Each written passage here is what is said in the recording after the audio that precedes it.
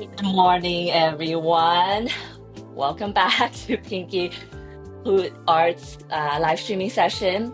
I just spilled coffee on me as I'm going to start, which is why I'm a little bit late. Not the only reason, but part of the contributing factor. I decided I'm just gonna leave it. Hopefully, you guys can see it. Oh, it's too. Hopefully, it's not too distracting for you guys. Let me know if it sounds good. Let me know anything I can improve here. But yeah, how's everybody doing? I am starting a new painting today. You can kind of see a little bit here. So I'm gonna just continue with that. I'm really excited because I think this might be my last exploration of this topic. I already have like two other ideas I want to jump to. So we'll see what I go live with next week. And as you can see, I have my last painting finished. I find this color palette I use very interesting and refreshing, and not something I usually do, but maybe something I will do more of going forward, maybe.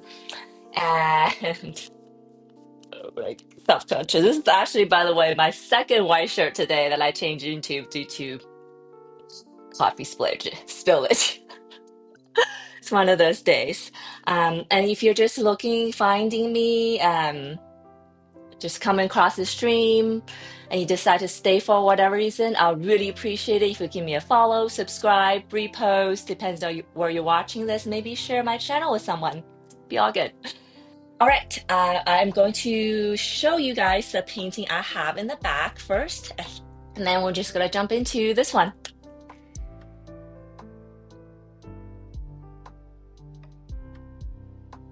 All right, I know it's Wednesday. I hope everyone is having an awesome week. Let's see. So this is my, okay, let's do this old painting first.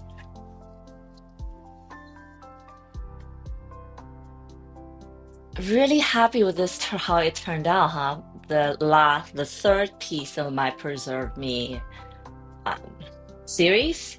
I love how all the orbits turned out in this one.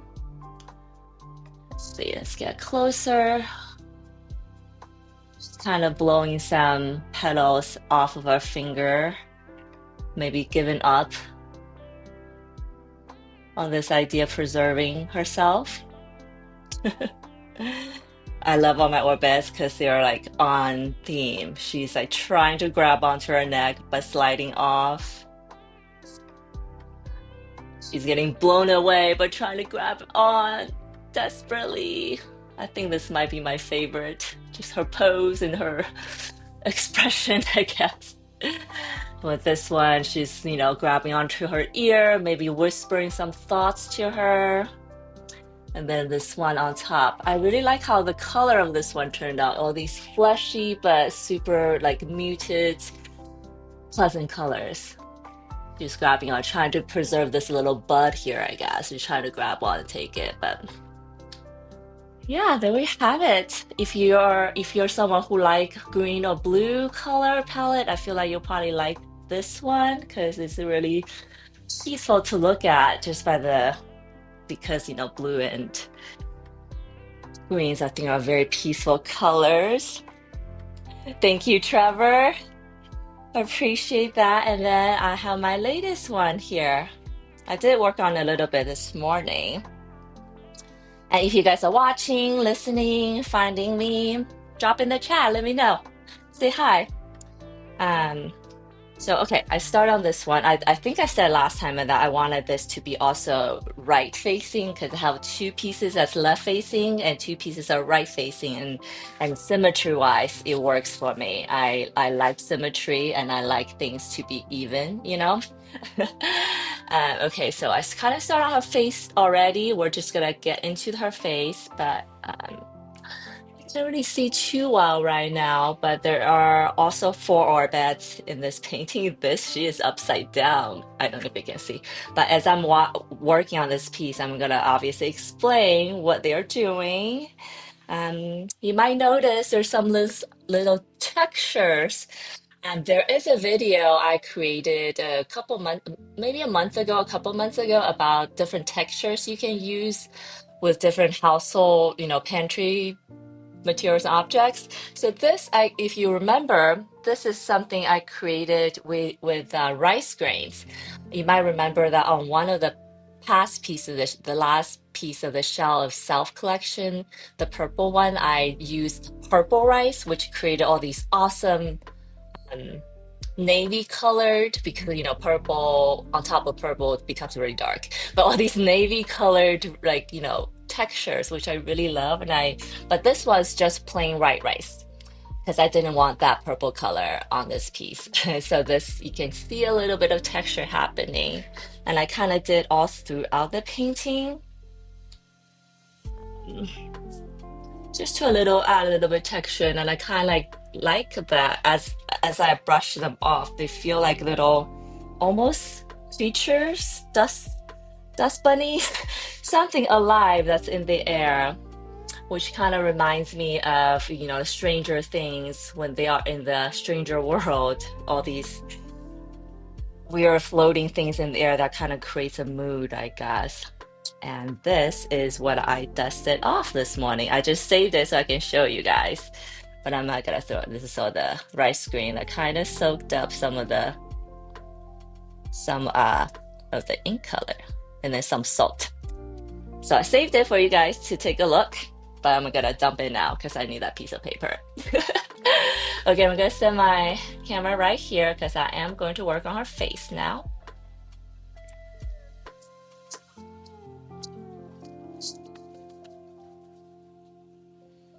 The new painting. I thank you, Trevor. I hope this ends up well. Um, I have come to realize I'm like want to drink my coffee, but I'm scared because apparently I have a leaky mouth today.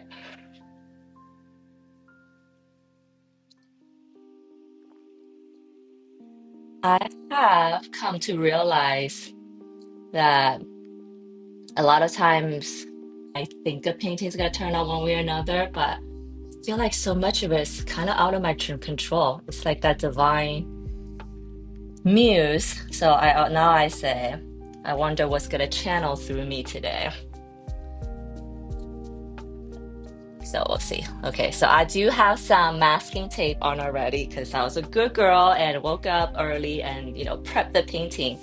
So, because last painting, I think you guys remember that I was so frazzled because I forgot to mask it. I started with a blank page with you guys, so a lot of prep work happened on camera, which is fine. Which I would love to share that with you guys, but I'm sure you don't want to see me like finish my homework last minute all the time. I'm sure. Okay, so let me rub off all the masking tape, glue it on the face area at least, because I think I'm ready to go into more details. Yeah. And the satisfying feeling of peeling it. Oh. So the next idea I want to start, it requires me to work on a big piece of paper. You say, why we want to do that? Because, I like to challenge myself. But then I realized that piece of paper is too big for my table and probably for my current painting area. So now I had to resolve the space issue in the next week or so. So we'll see. I'm excited though. I'm excited to figure it out.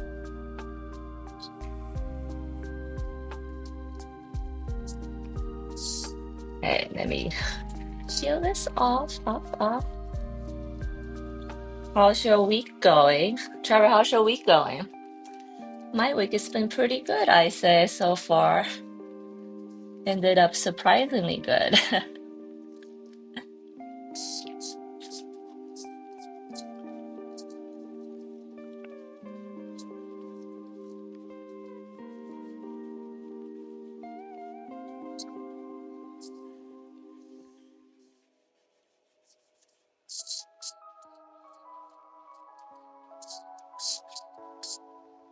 I wanted to be super, super thorough about removing it because I realized I really hate it when I paint the area and then realize there's just like a little bit of masking fluid left over that I didn't remove completely. Absolutely the worst because it disrupts my flow and it doesn't feel great when my brush goes over it. Love the effect. Thank you for the email. Oh yeah, it's Wednesday. That's right.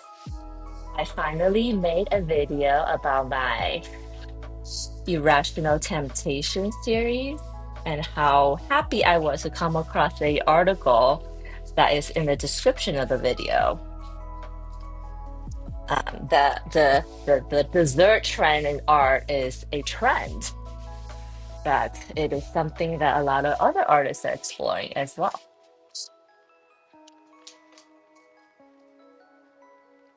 Oh, hi, Kitty. My cat is here. Sleeping.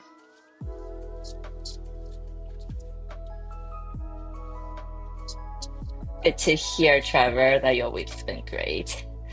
And I guess a little happy news. My art, I submitted my art to a open call, and it was picked and selected. So next weekend, my art will be showing at a arts festival in Philadelphia. It's called Roots to Fruits. Super quirky name. Oops. If anyone's watching and you're in the Philly area, or if you've heard of this festival, go check it out.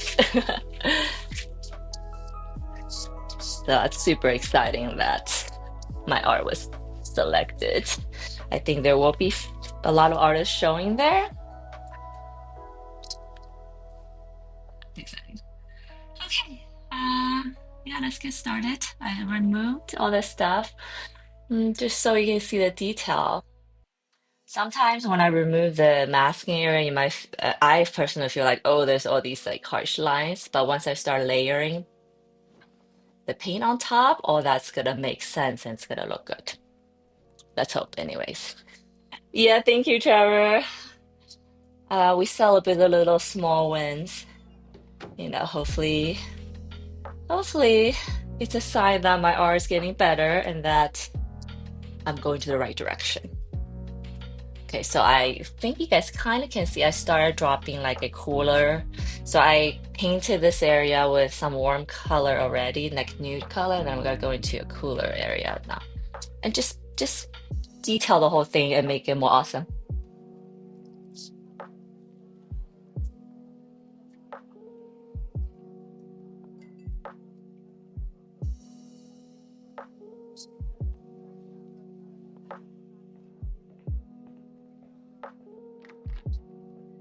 Did it earlier and kind of let my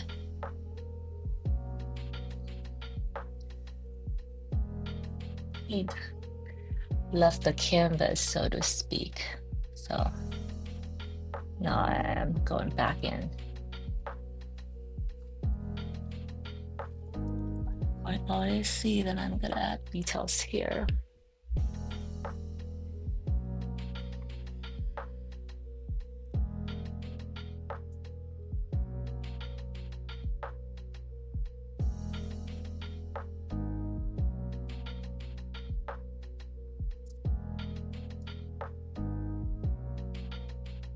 Of like a just clean brush, blender brush with my hand.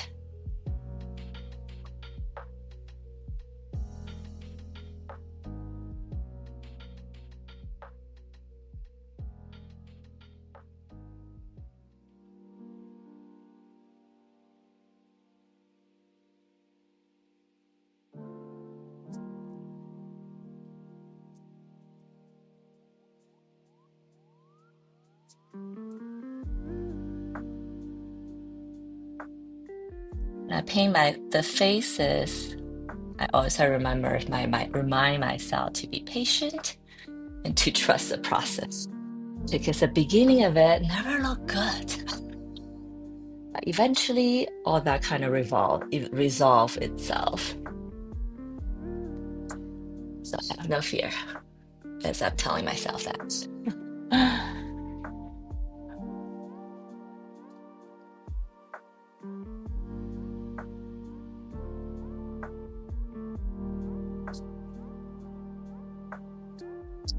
new color really gives that warm glow.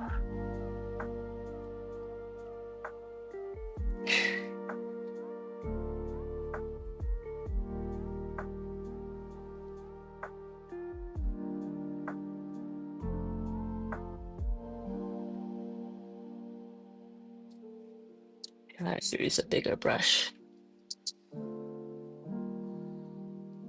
Smart.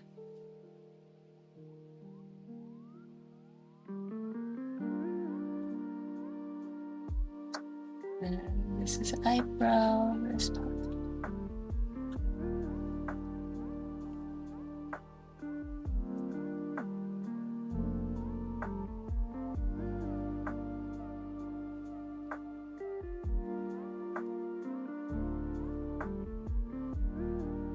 Love the face as always. Thank you, Trevor. I love doing my faces, that's for sure. Remember all those times? Oh, maybe you don't remember, but all those times I was so scared of doing faces. I feel like I finally overcome it.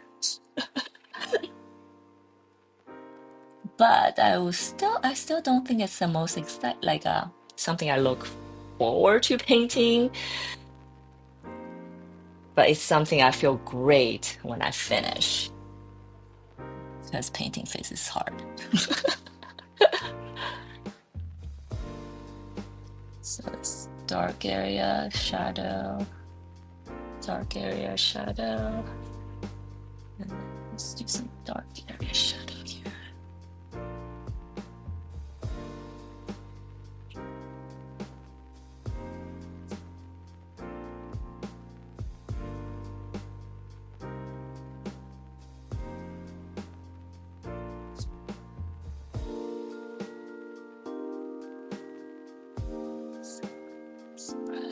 Nice.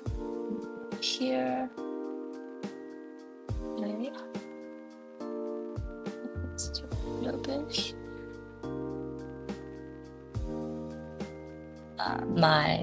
This area is very wet right now, so I'm doing a wet on wet kind of situation. So nothing is gonna have like sharp edges or anything like that as I paint it.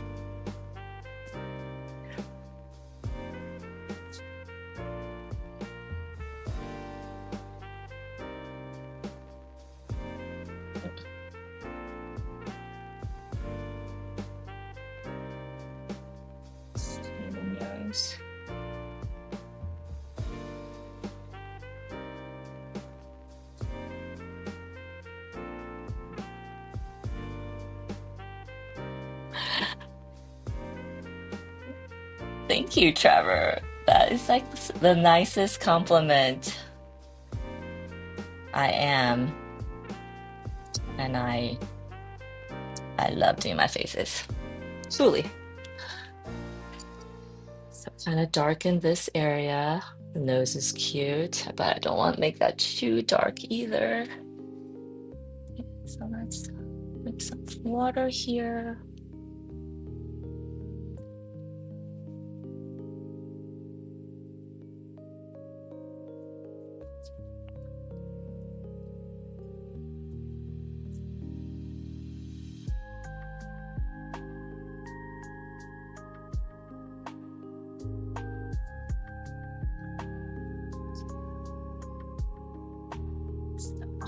Since the face is wet, it is.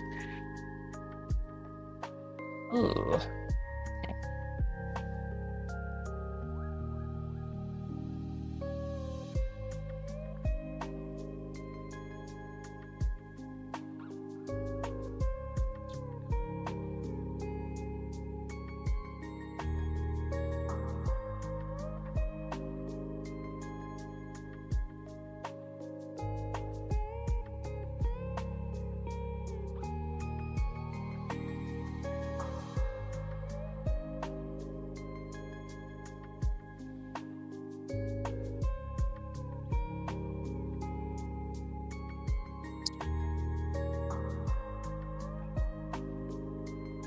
And if you guys have any questions about what I'm doing, why I'm doing what I'm doing, feel free to ask.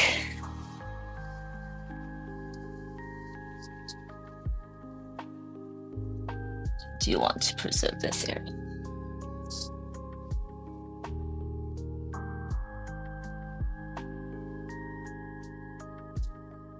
Cheekbones kind of right here somewhere.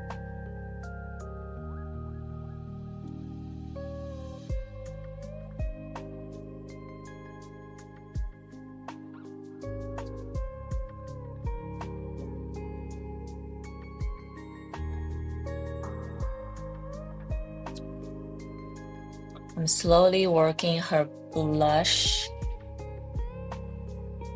around her face. I'm afraid I'll overpower by using too much red, but that actually has never happened. So I don't know why I'm worried. Just drop a little bit in the wet on wet, just a little bit. Well.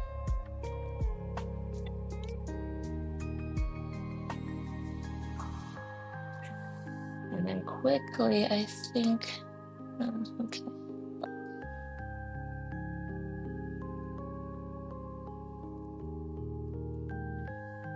I'm kind of staining my paper right now with just some very light color.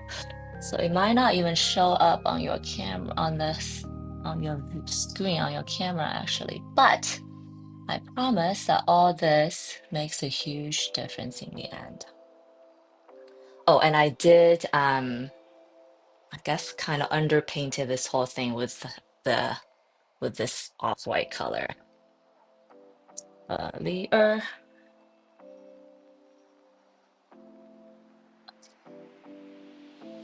See?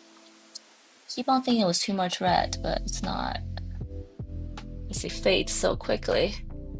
And it fades because it's getting diffused into the surrounding area.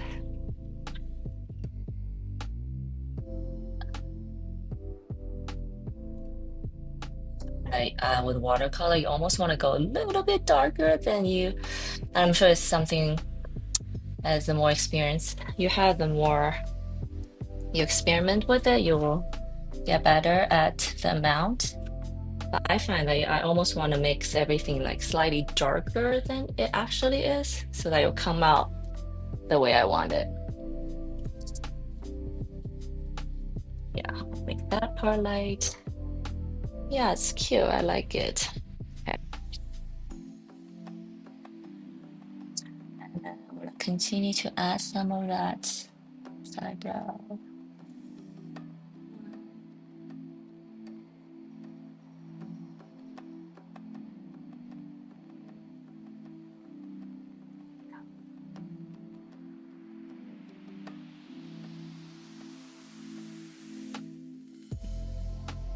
I'll leave this part white.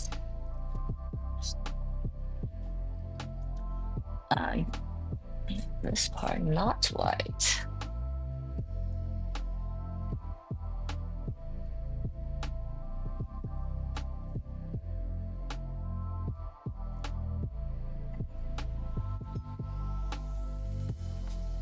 Pushing this around a little bit and see how they set up. Cool.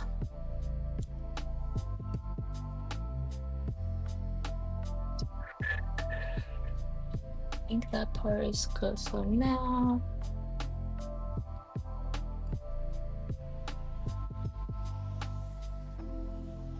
Make this part slightly darker to accentuate the shadow.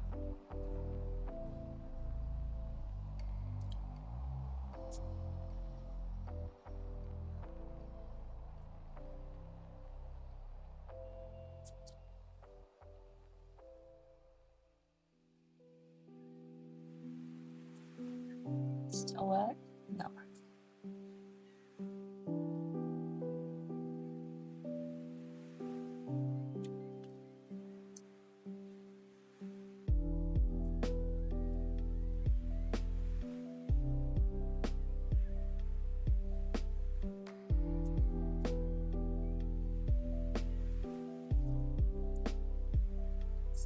here, a little bit darker here, a little bit darker here.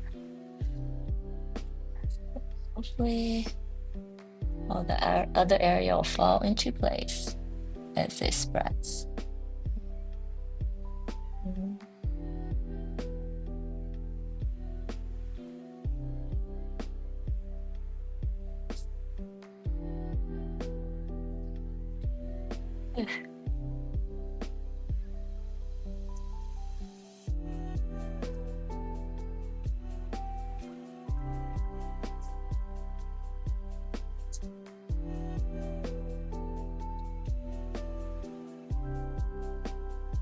I know once I put in the lips and the eyes, the whole thing is gonna pop and it'll take shape. So let's do it.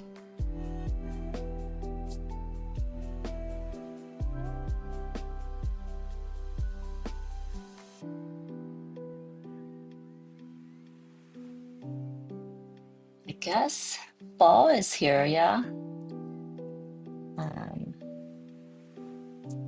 This week it got cool, finally.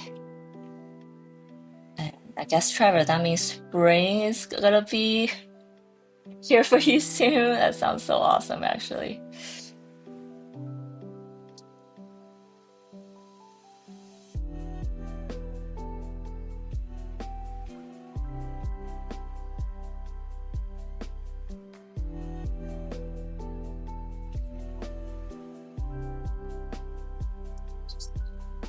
For now.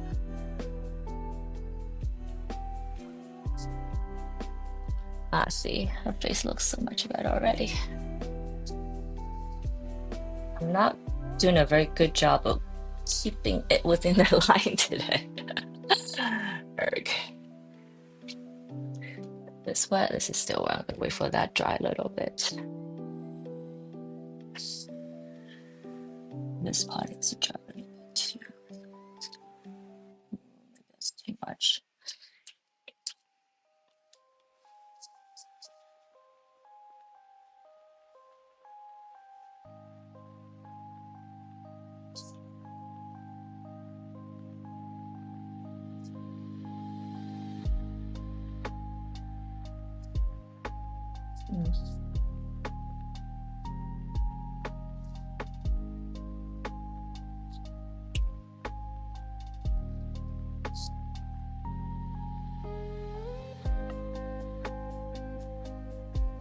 Too wet. I need to be patient and let that dry. Okay.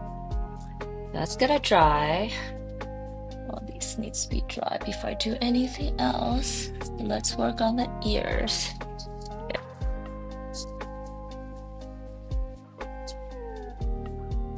Should I take that back?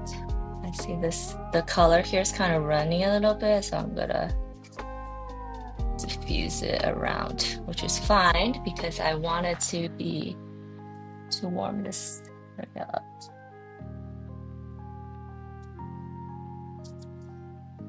So that's a little trick you can do. If water starts running outside of your line where you don't want to be, just add more water to it so the color doesn't take over.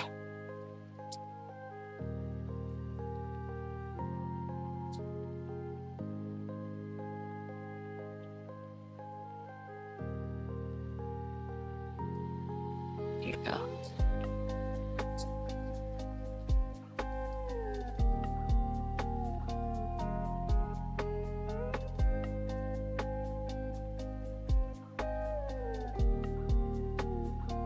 I can't seem to keep this area dark. Just going to drop this like just around the edge. Not blend. Let's see what happens there. Days are getting warmer, and that's awesome. I know. We look forward to things getting warmer, but we're not when they're getting colder, although I am pretty excited about the beginning of ski season. So that's something I'm definitely looking forward to.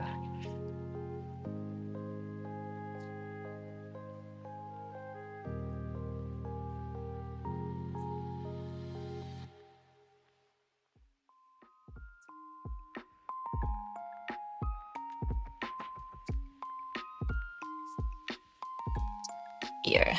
I think ear's like something I always paint last because I don't know anybody like loves ears.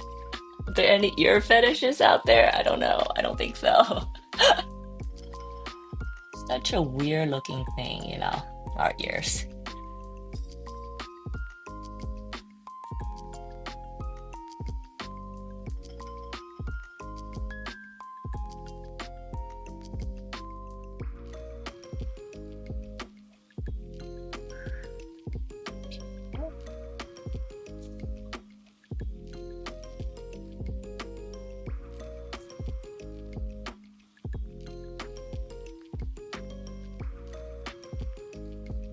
I'm using a little bit of cool red to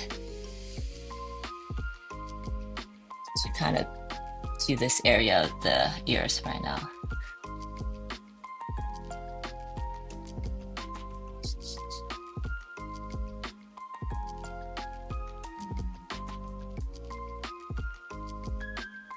So it goes into your ear.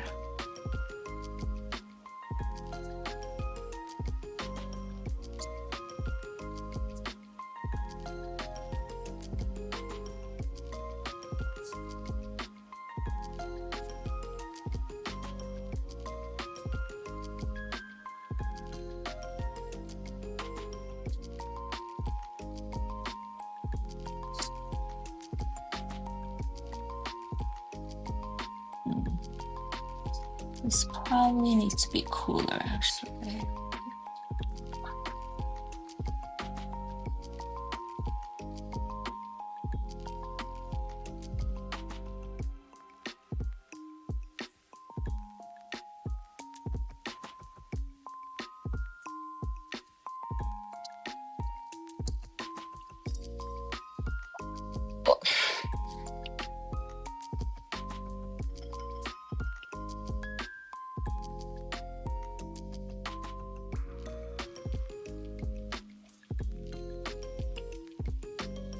See how we're doing here. Okay.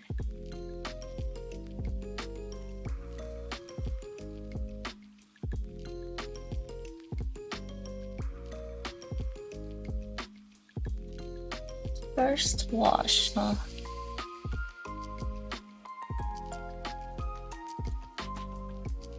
So we have it. This is the base wash.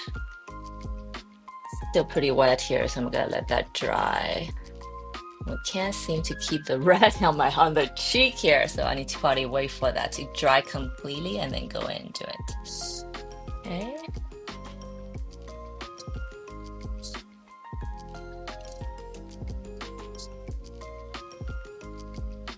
Let's see if we can do a little bit of more detail on the lips. And then I think I'm gonna move on to her hands and the body and then go back to the other areas. Right. Actually, this like slightly damp but not quite wet is probably like the ideal texture you want to achieve.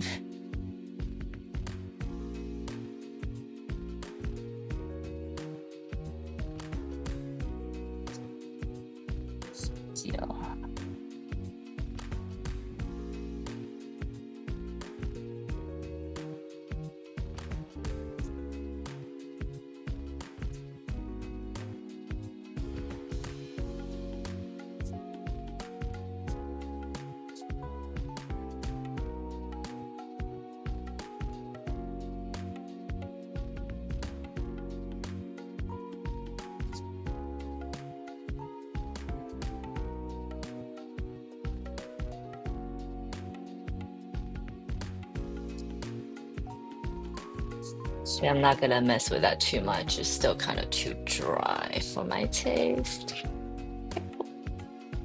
Well, let's move on to the lower part then. Okay.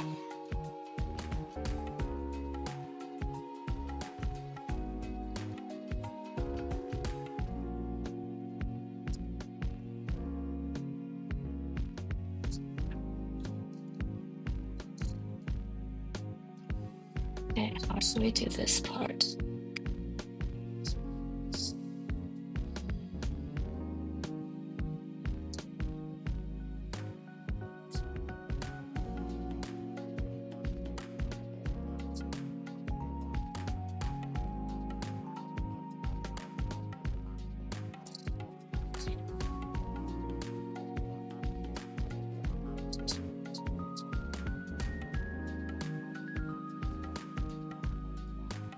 Okay, I'm laughing because I want to do something super dark, but then I had to stop myself because we're not there yet.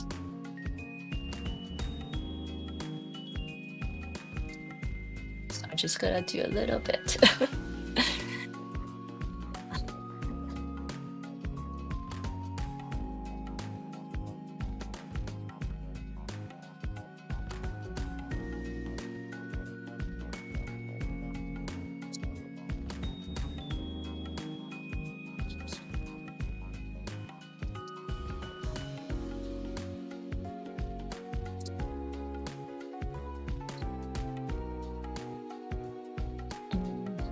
I want this to be way more blue. It's kind of coming out green again.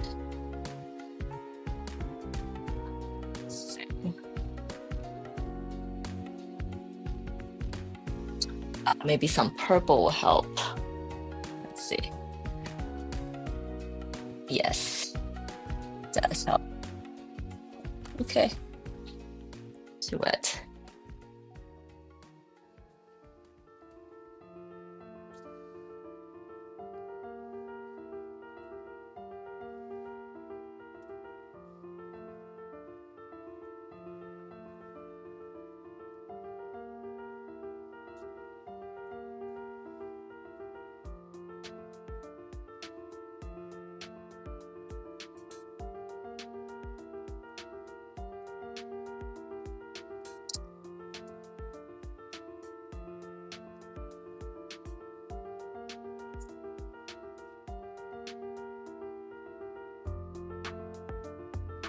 Stain the neck. This part darker. Okay.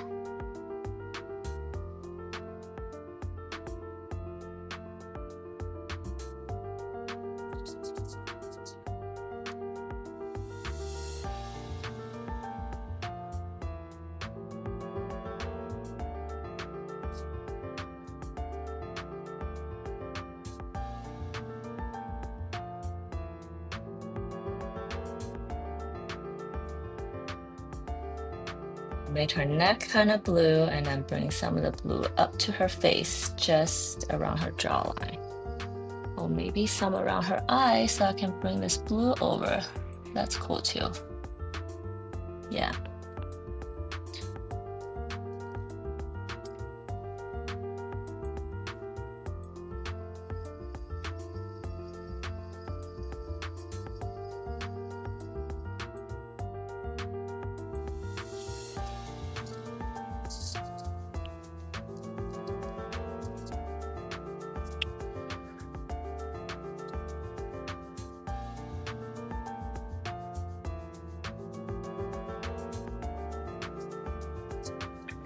Oh, that's kind of cool.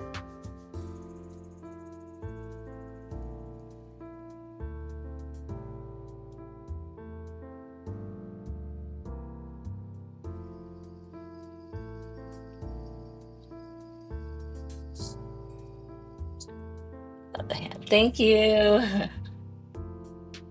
Yeah, I like this hand. I also did draw a little bit more than I usually do, I guess. I think I'm just gonna color her body in quickly. Uh,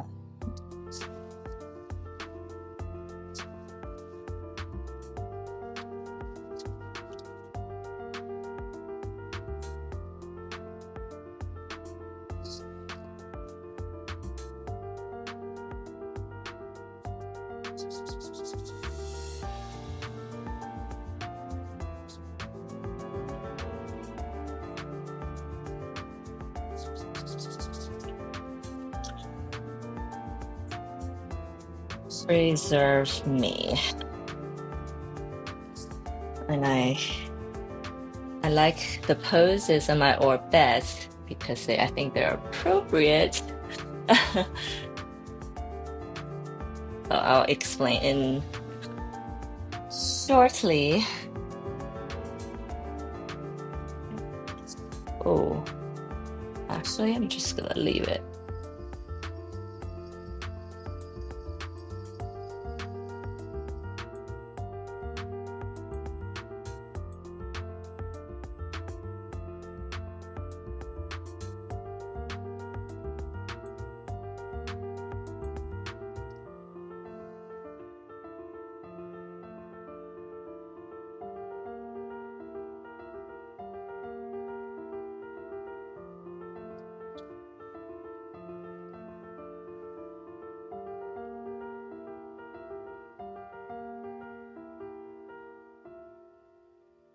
I'm blocking her body in.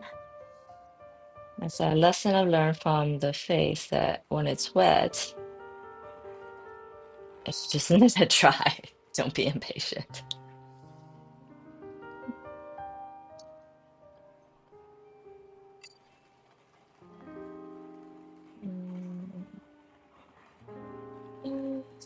Is that the color I want? Maybe not.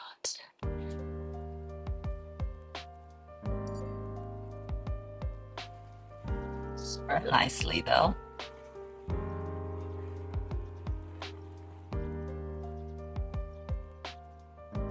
Much warmer. It's like the warm blue color. Ah, okay.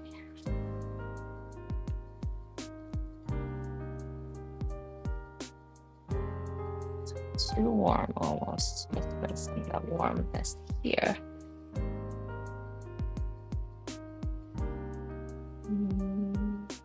And maybe here.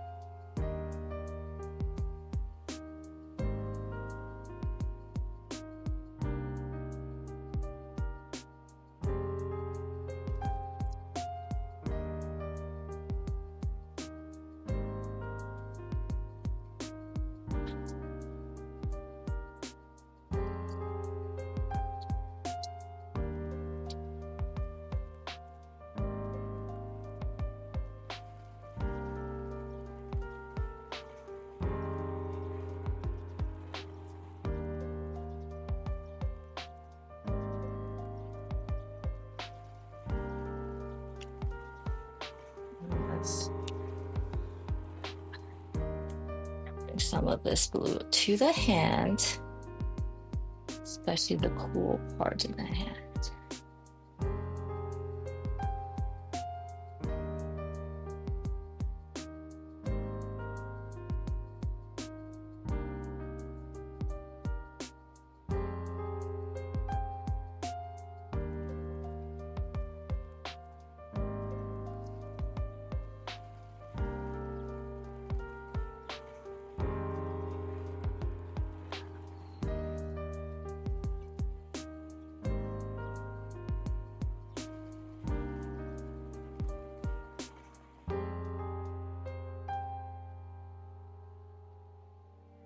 The shadow part of the finger, just gonna block that in.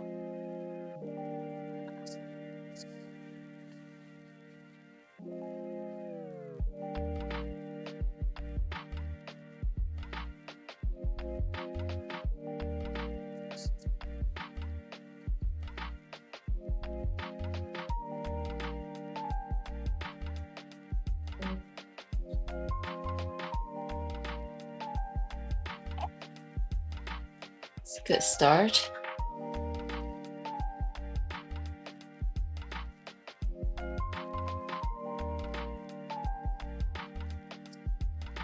I like it.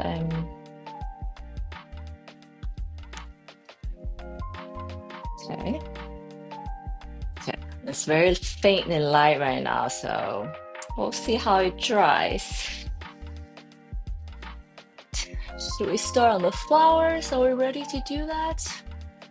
Let's see.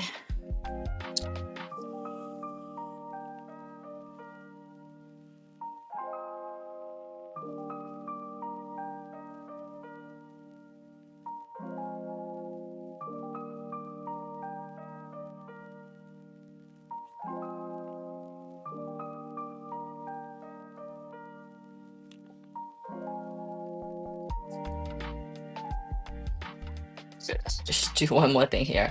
I have some super dark ink paint here. That's blue. I'm just gonna dot it around the kind of the armpit area. Just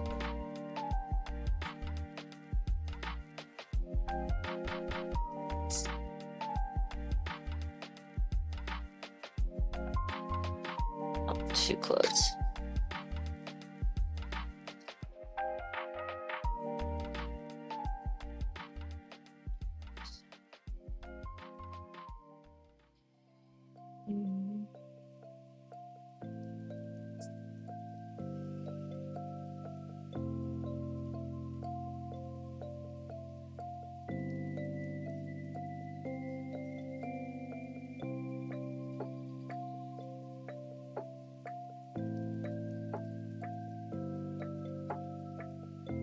I think all that's gonna spread and dry nicely, actually, judging how today is going.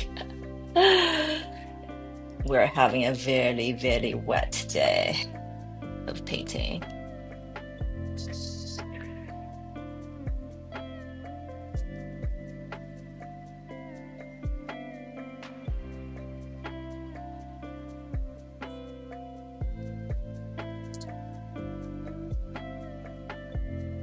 It's progressing well. Yeah, thank you, Trevor. I think so.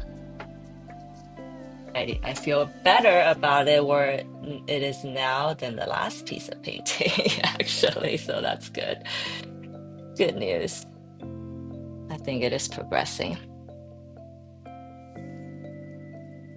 Let's just hope it keeps going that way.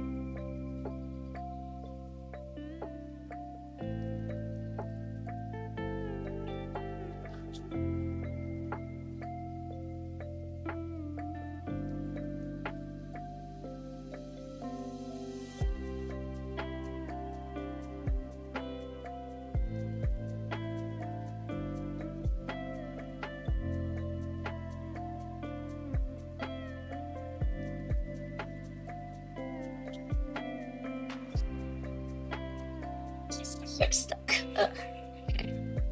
Yeah.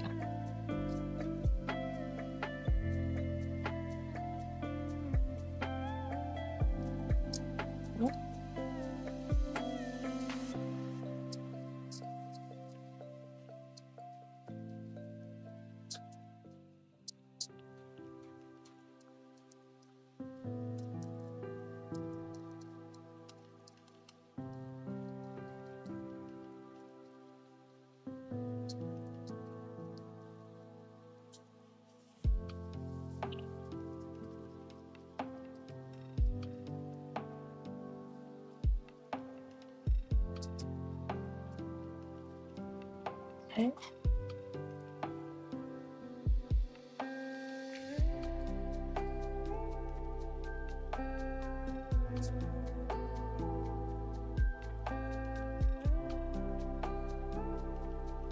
Okay.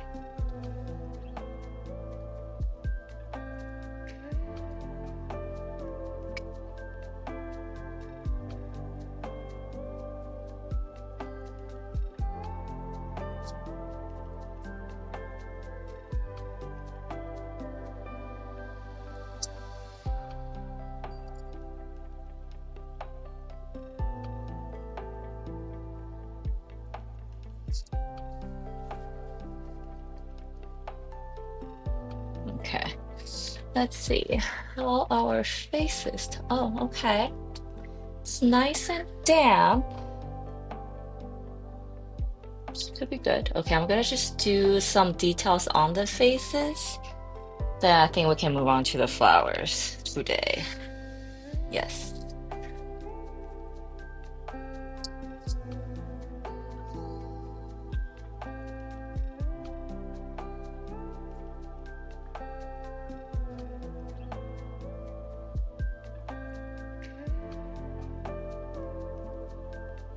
All right.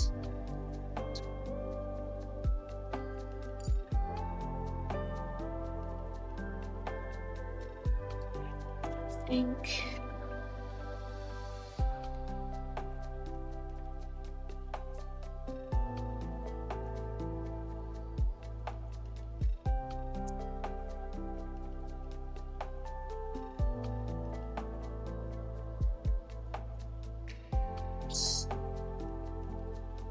I don't want to make it like a red nose, so I add a little bit of brown to it. And now I'm doing a, I guess this is be considered wet on dry, maybe?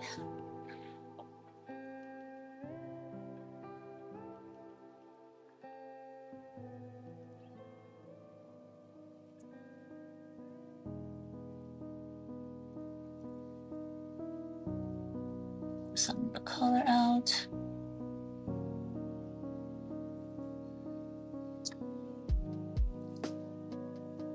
Here.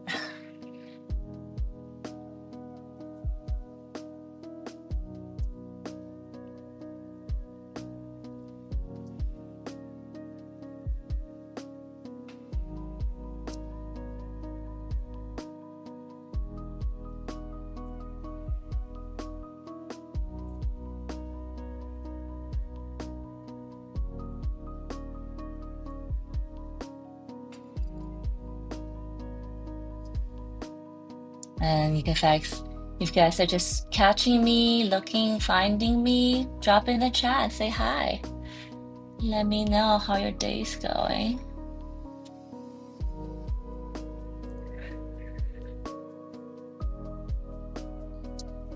Here.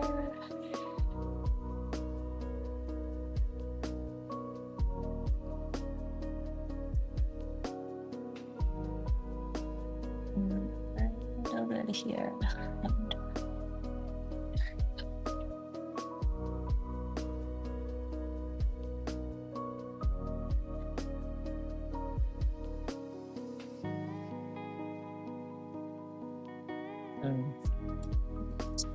Brown in now.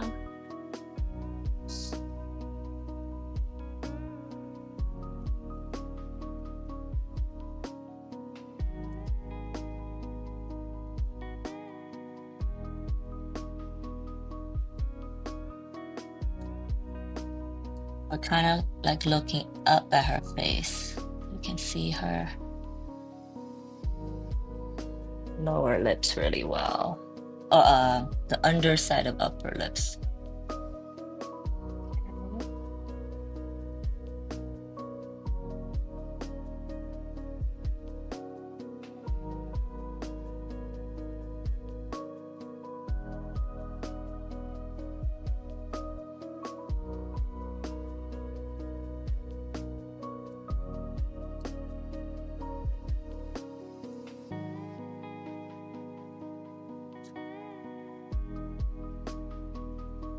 Under here.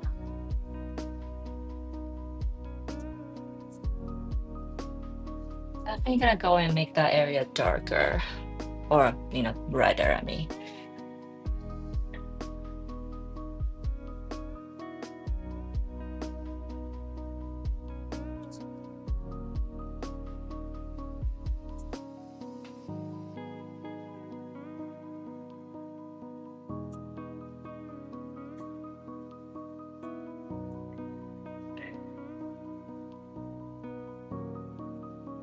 Let's do the tiny nostril here.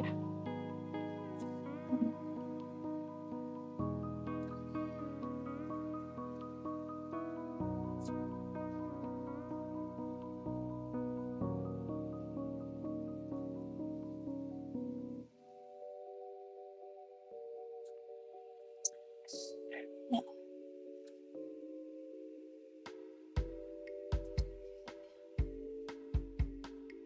I think I kind of can start to see the more details, more definitions now. Which is exactly where we should be right now. I gotta do this like there's this thing. We're gonna add colors like 5 times and it's still not dark enough. I hope that's time. It's part redder.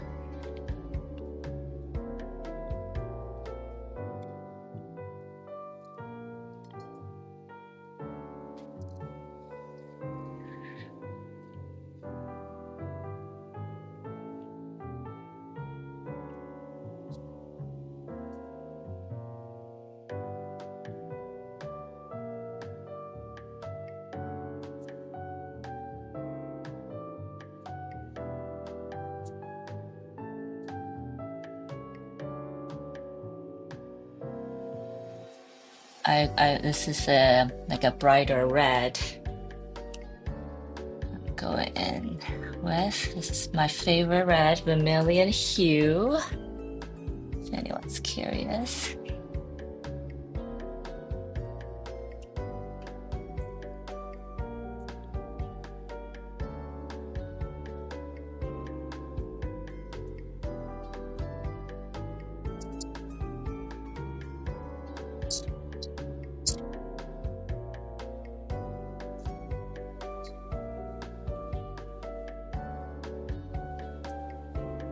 I don't know why this keeps on coming out of this.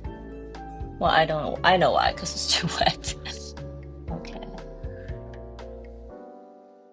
Hopefully.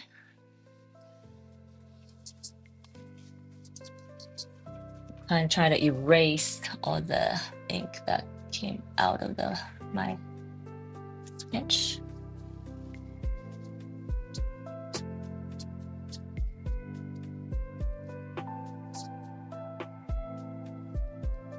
And the worst case is how to go around it with a little bit of white gouache later to kind of clean that edge up, which is not a huge deal, but that.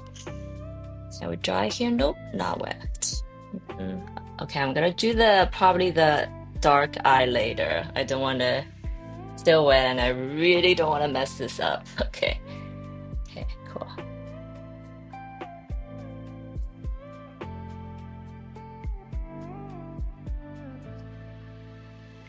So yeah, I think the face is starting to taking shape. Her body is taking shape. Body's taking shape, and then her hand will take shape, but not yet, maybe. Is it? Okay, you know what? I am going to paint the hand right now. It almost seems unfair that the face is so much more detailed right now than the hand.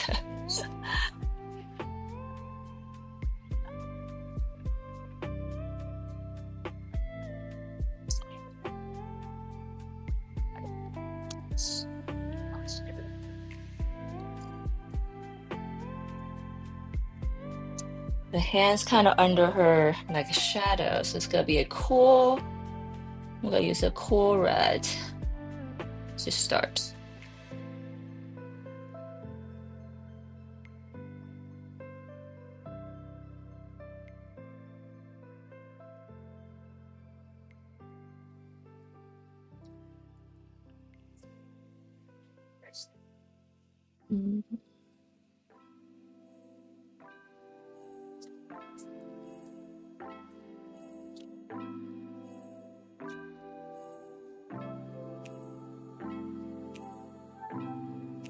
No, too much water.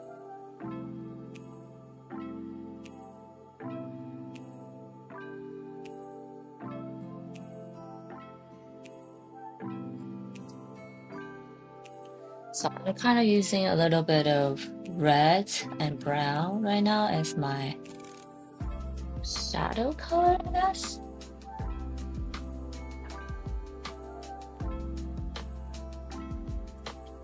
I already see that I'm starting to go back with some cool brown.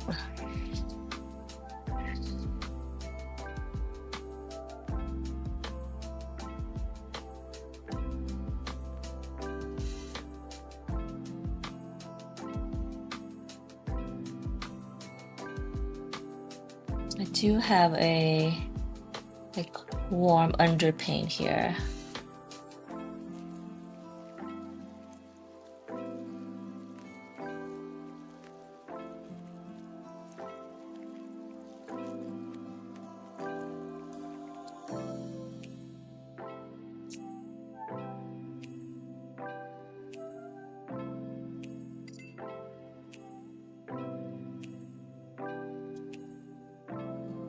There you go.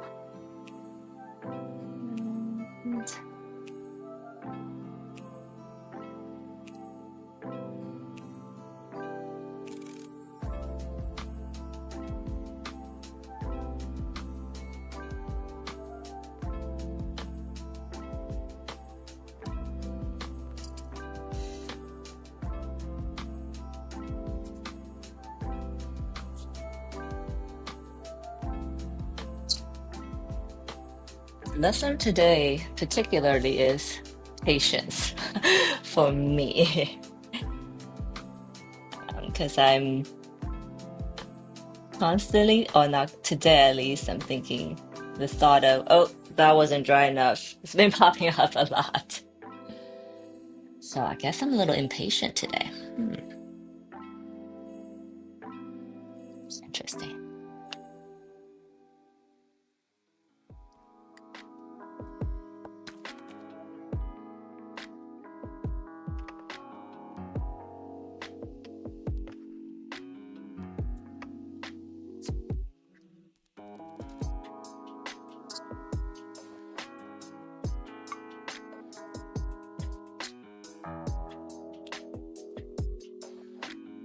Going to give it a blast of the nude color here.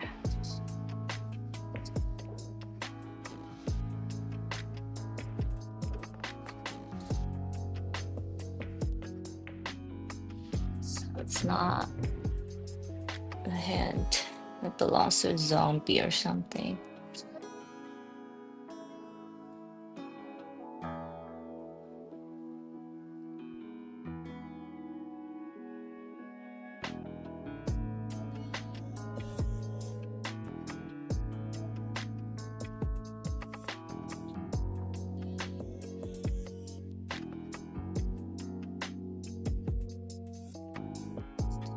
And see. I mean, I definitely know there's tons of area I need to make darker, but not bad for first wash. Yeah, I like her face now. I like her face, especially through the screen. Cool. Okay, I think we're ready for the flowers. My goal today. Oh, hi, Omar. How are you? Thanks for stopping by. I am working on my new painting, and I'm just kind of got done with the first wash of the woman's body and face. My goal today is cover all my flowers at least one wash so that the whole thing is kind of covered and then ready for the details, etc. So where do I start? Okay.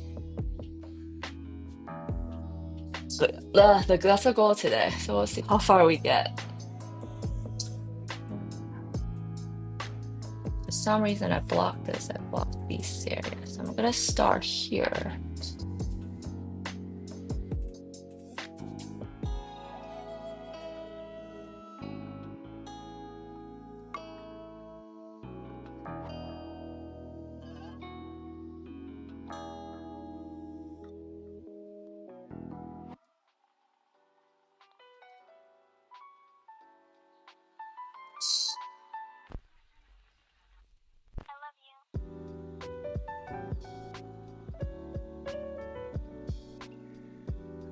Okay.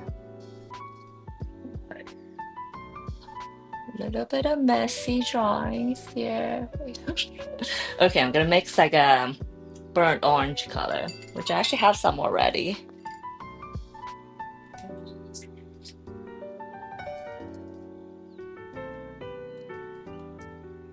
Is the right size brush? Yeah.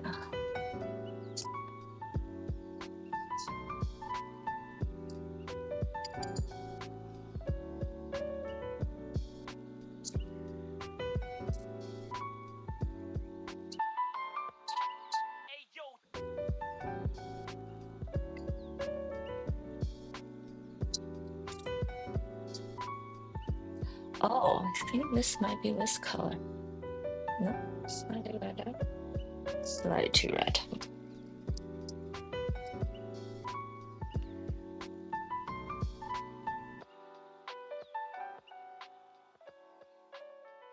We'll do a nice friendly wash, let's call it.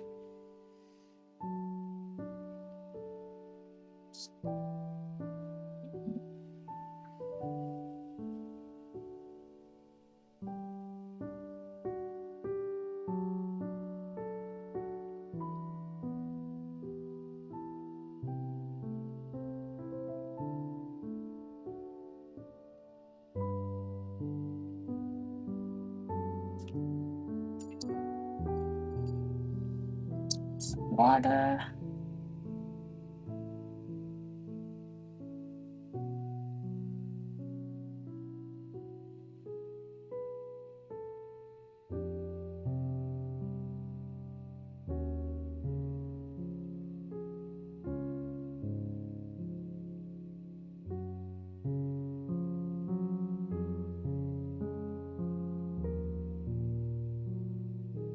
These are all very small petals. So instead of painting, like I'm kind of painting them as a whole right now.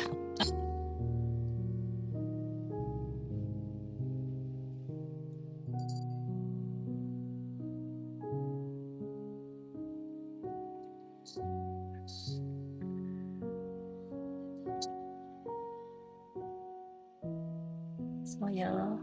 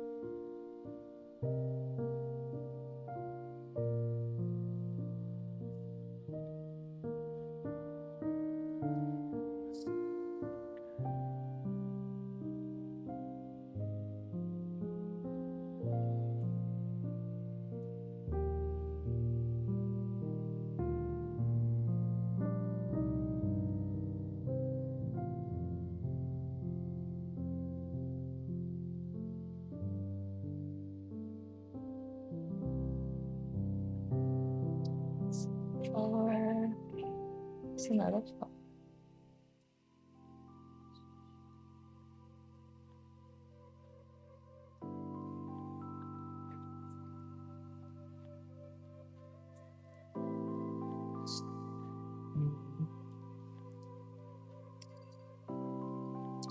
Let's try this actually. Let's try. Let's try.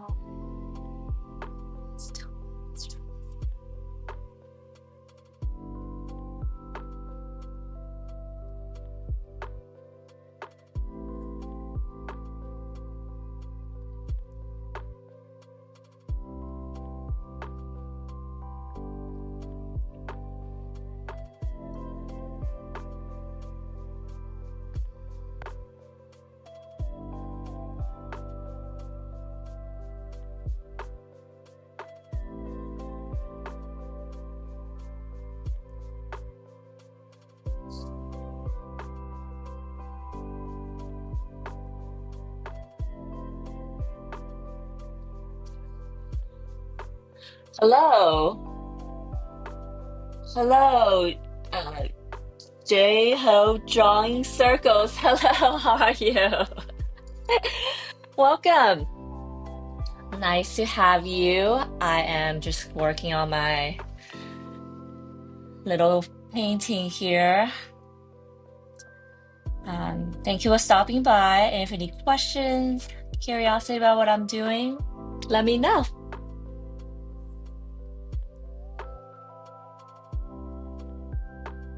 Oh, nice. Oh my God, somebody do see them.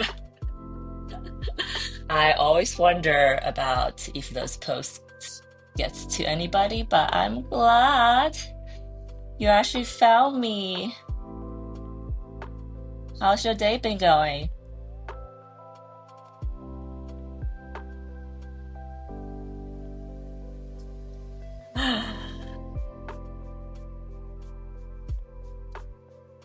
I feel like you are catching me at a time where I'm kind of struggling through this painting.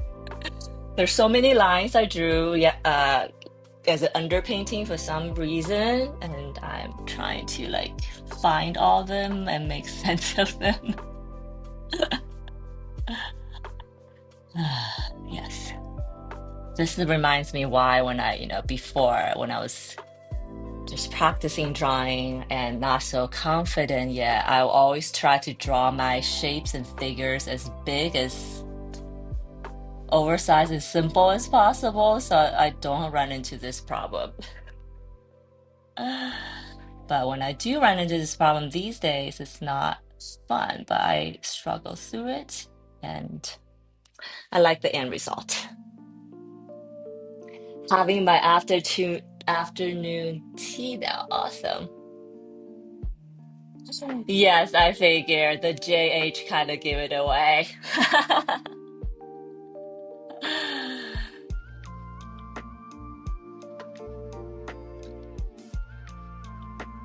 Afternoon tea sounds awesome. What kind of tea are you drinking?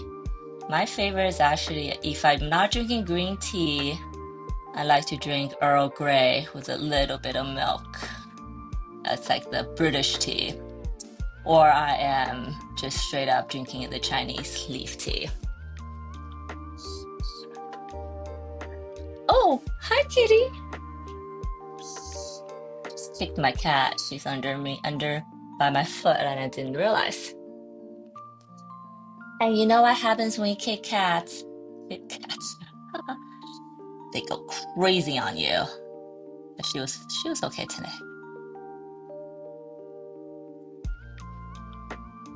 Okay, I see how this flower is coming out so much better because I give it a little bit more thought.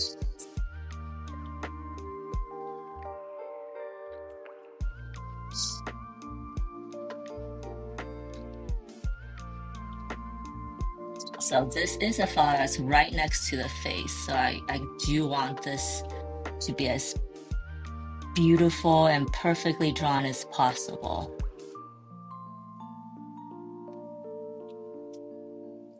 Hong Kong style milk tea. Nice. That sounds delicious. I do love myself a Hong Kong style milk tea. It's and to anybody who have never had it, Hong Kong style milk tea, and JH, if he can correct me if I'm wrong, but it's just Lipton tea bag tea most of the time, and they put this delicious cream that's not quite milk, not quite half fat. Oh, maybe it's like a condensed milk or evaporated milk. And it's just the most delicious thing ever.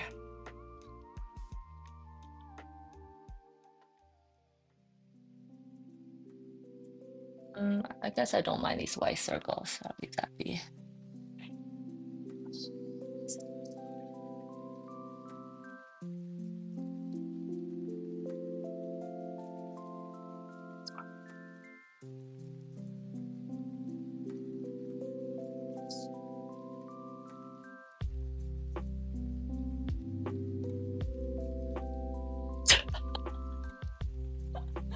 I'm guessing you meant your cat over my bed. Oh, that's interesting. Your cat's like watching you from the corner of her eye or his or her eyes.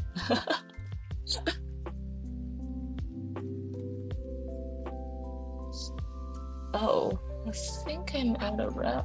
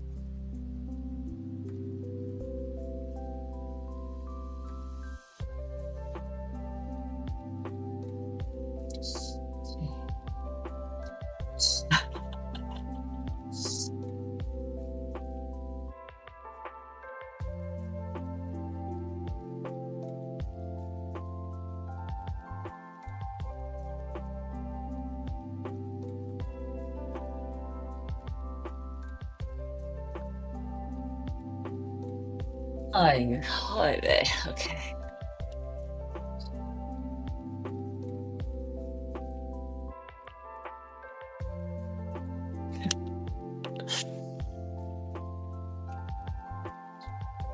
I like having my cat in my studio actually. She usually just sleeps by my foot when I'm painting. And then yes, when she wants food, she does this thing. She'll like find the closest piece of furniture that's made out of wood, the one that you don't want her to scratch, and then she'll just jump up and does this like stretch thing and like that's when she tells me very very clearly that she wants food. We're trying to train her to stop doing that though. If you don't mind, what kind of rig you have using for your traditional art stream? Because I usually work on digital, but I want to get back to traditional. My iPhone kind of blah. Great question. So it is, yes, it's so much easier to stream digitally because you can just have the screen captured on. So with my live stream now, so I have my like this main view you're seeing. I have my Sony camera. It's not an expensive one. It's like the cheapest one, the ZV something. I can't see the model number. But so I have a Sony camera that's pointed at my art, and I am just using the mic on the camera right now, believe it or not. And then I have my second camera, which is just my phone pointing at my face. If you're just starting, that's probably not necessary. But I think it's nice that people can see me draw as I paint. Because it feels you can see my struggle sometimes and my hesitation and all that. And if I'm pausing, if nothing's happening on the screen, you can kind of see what I'm doing. And I'm using OBS. I am using OBS as my software. What else? I think that's it. So OBS on my computer with 2 cameras, and that's it. Not too complicated, my setup, I don't think. So if you're already doing streaming, you probably have all the software stuff set up, then you probably just need like a Sony camera. Let me know if that's sufficient answer. You might have follow-up questions, which I don't mind answering at all either. Okay. So I am currently in the phase of trying to make sense of this all, make sense of all of that.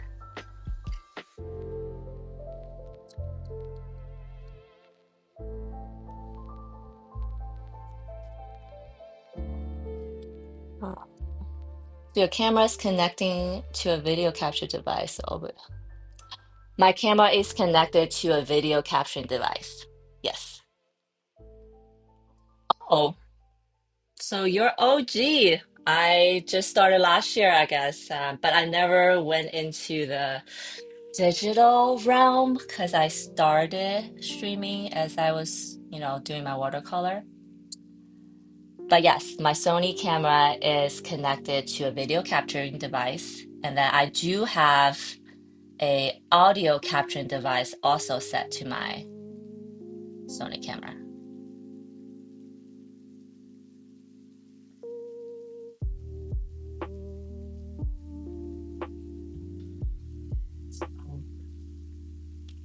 Dropping some pinkish, light pinkish color in this area. Do you stream on Twitch? I'm guessing if you're doing it since 2028, you must be on Twitch.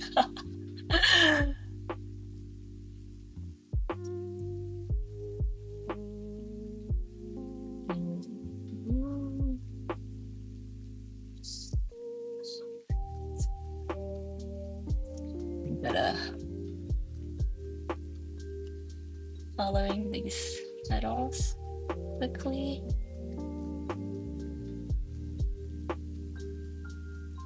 I'm gonna drop in different colors along the way. You switched to YouTube last year. Oh, that's awesome. Because I'm not on Twitch and that makes me feel bad. Any particular reason? Everybody's been telling me to start on Twitch. I'm like, I just can't handle one more platform. I just can't handle this. But yeah, any particular reason? I guess besides the obvious reason of monetizing, any other particular reasons?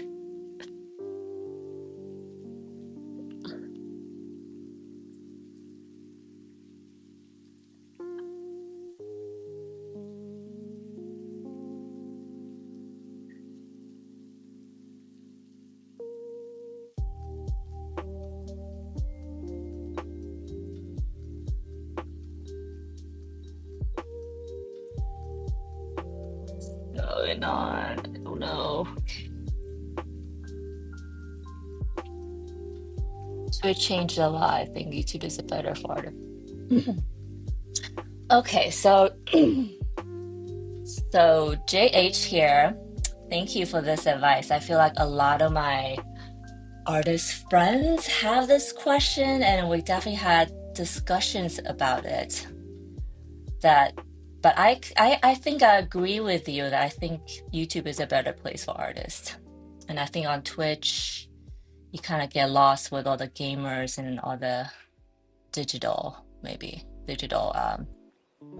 streaming stuff. Oh, but you are doing digital art, so that totally makes sense why you are on Twitch.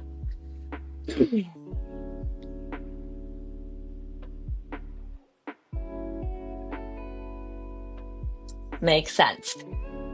Yeah, okay. So Twitch is more for hanging out, meeting friends, grow your followers, and then YouTube is less of that because I think it's not so much about, social, but I certainly have found people that do socialize. And this is also why that I experimented with TikTok, but haven't quite like gone all in with TikTok because of what you just said exactly. I don't know if I want to dedicate all my time to grow.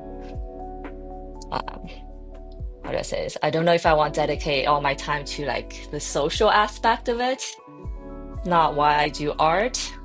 I hope this doesn't offend anybody.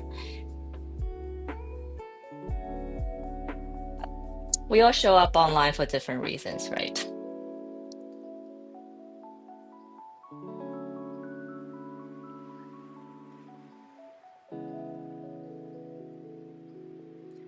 Thank you, JH. I think this is like very helpful information for myself and anyone who's listening. And thank you so much for sharing.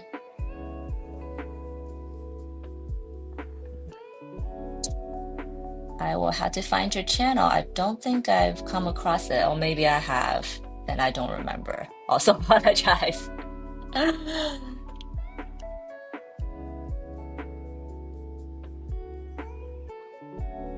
But I started my channel last year, or started working on it last year, but opened the handle a few years back actually, but didn't start working on it until recently. Okay, I think this area is starting to take some shape. Cool, yay.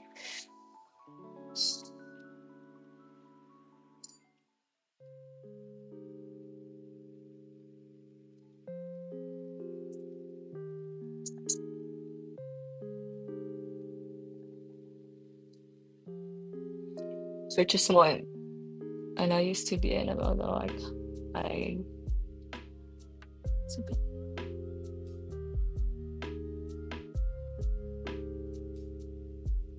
is that where you're currently located in Hong Kong?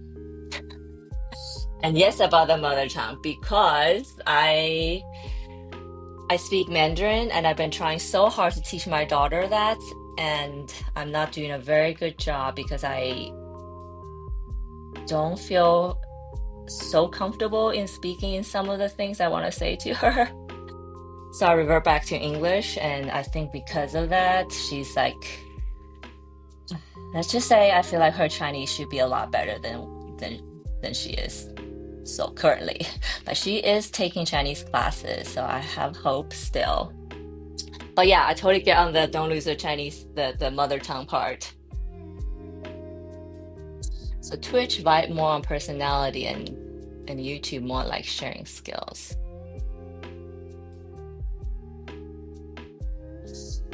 Hmm.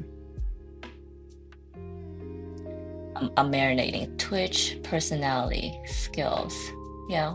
I would say maybe TikTok similar to Twitch then. TikTok's probably more similar to Twitch than to YouTube.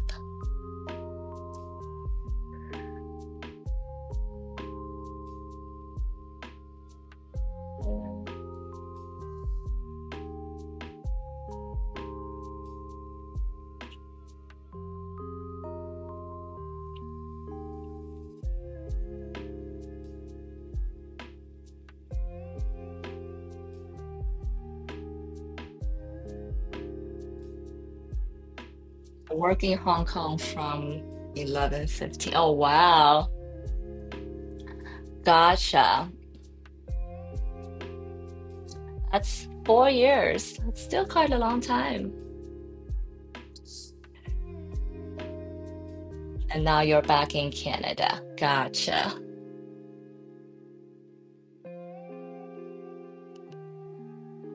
Thanks for sharing that.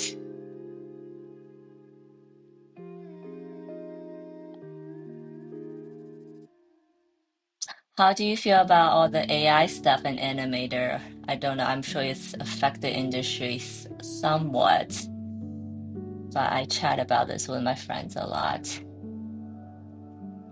especially when the business is not good. So I got a little pink flower going.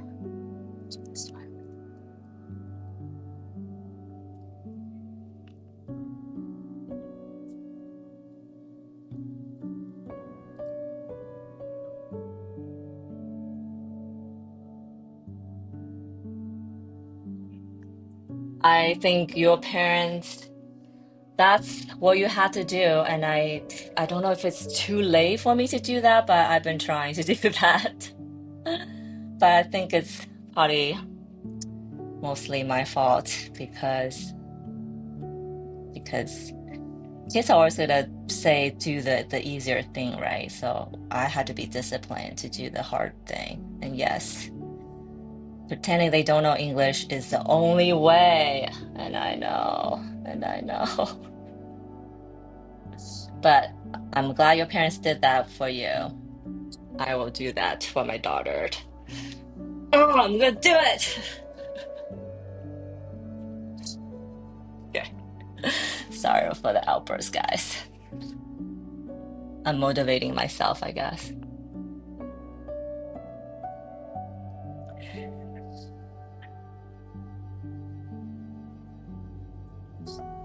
Okay. I think I like struggle through the really confusing part of this painting. Phew.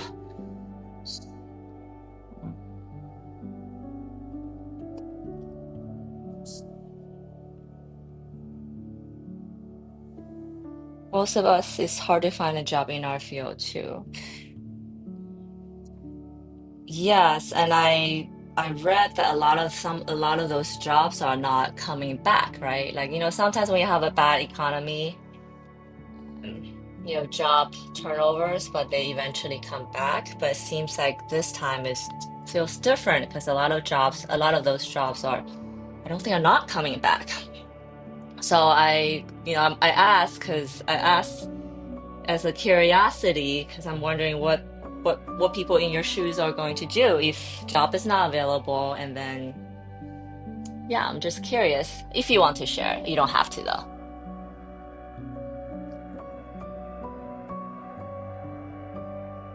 It's not about the AI. AI is also a good tool. It's more on the norms how they use the AI. I think I agree with that, and I think it comes down to how good someone can use the AI. I think these days you just gotta be better at what you do. for the because there's so much more competition out there, I guess, from other people, from AI, from workforces from overseas, all contributing to this. So you just gotta get really, really good at what you do.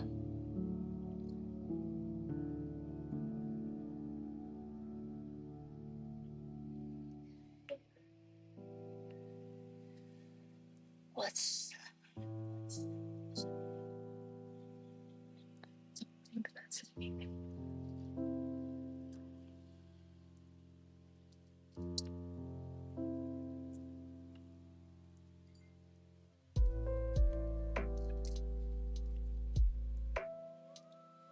I'm just painting all the flowers that's in this burnt orange color first, and then change another color. If you're wondering why I'm moving the way I'm moving on this canvas. One petal here.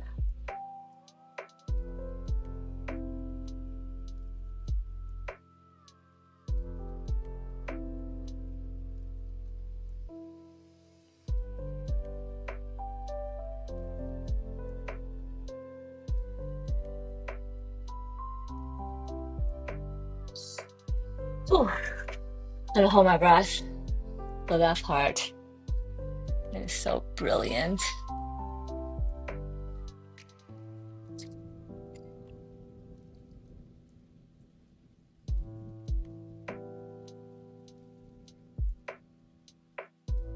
I do have a patch of masking tape here, fluid here. I'm gonna peel off once this petal dries. Because I think it's time.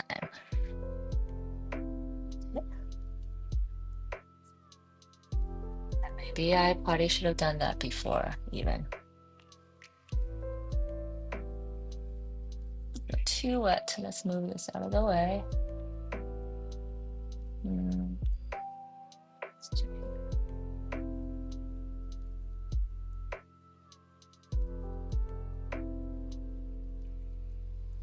See, I watched a video about pigeons. They also have the same.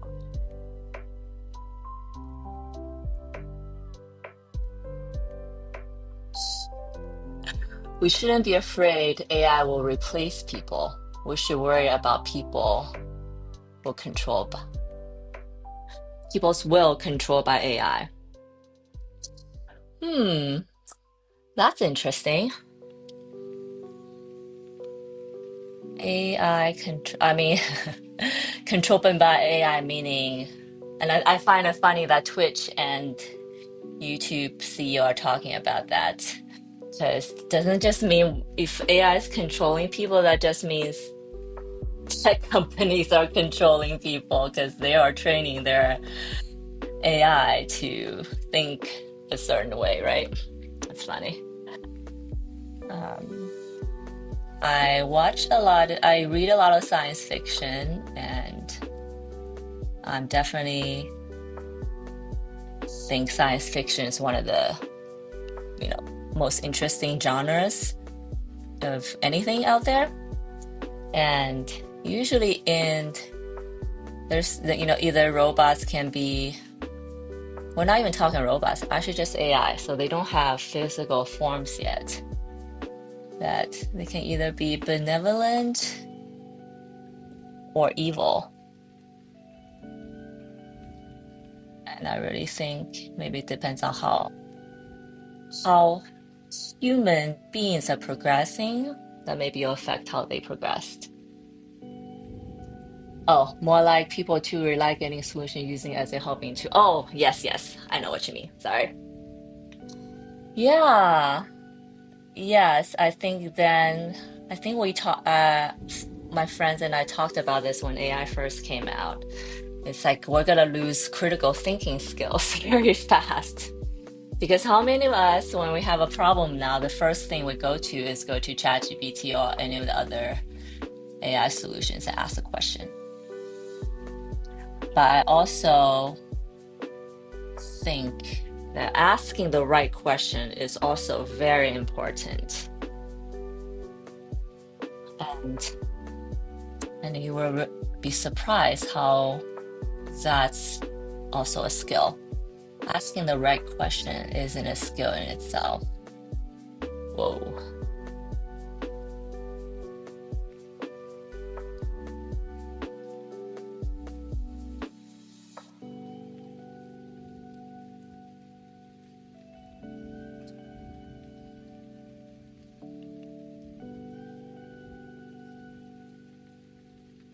And I guess, if you think about, I'm just reading The Foundation, the science fiction. That's why this is on my mind. Um, because I still think that economic forces is probably the most accurate and reliable indicator. And I would think that companies and government probably don't want jobs to be replaced by AI because that means people have no job. That also means they have no money. Then our entire economy shrinks. And I don't think anybody wants that, including those people who created the AI, right?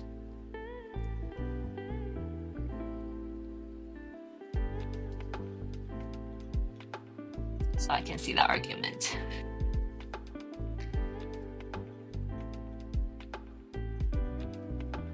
Yeah, it's definitely the debate of a generation. I don't think last time when internet came out it was this existential to humanity. But AI seems to be very existential. Probably because humanity, this is opinions only, is at a weird place right now with everything that's going on.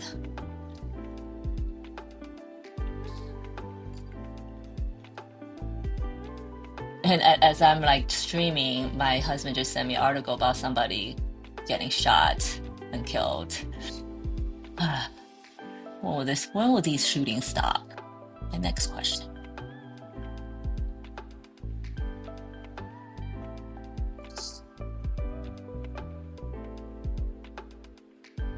I use ChatGPT to study direction. I'm self-studying philosophy because I'm not a person like to be restricted by academic systems and graded person. I'm also having that mental issue of exam.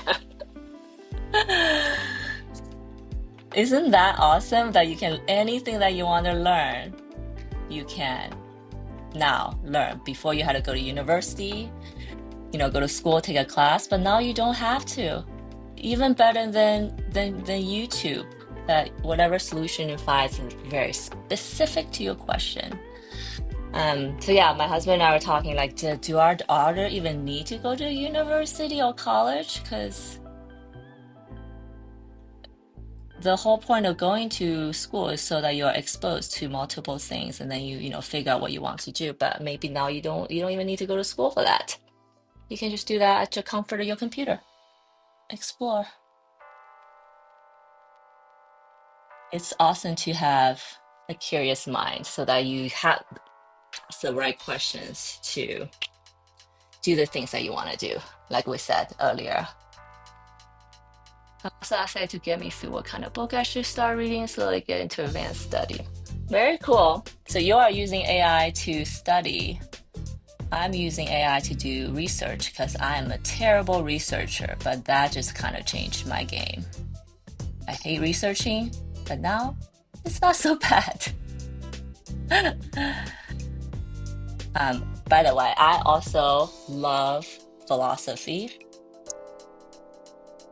And philosophy is a study of thought. And if you are just new to my art, I should say, if you've been here before, seen my art before, you know that my art is very much about thoughts and how that changes our lives and affects our way of living. So philosophy is kind of a big part of my whole art and what I'm exploring, I guess.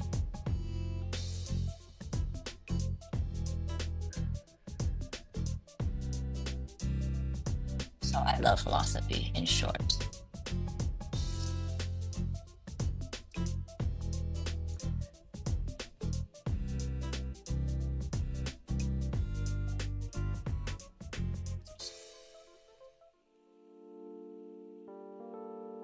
Thank you.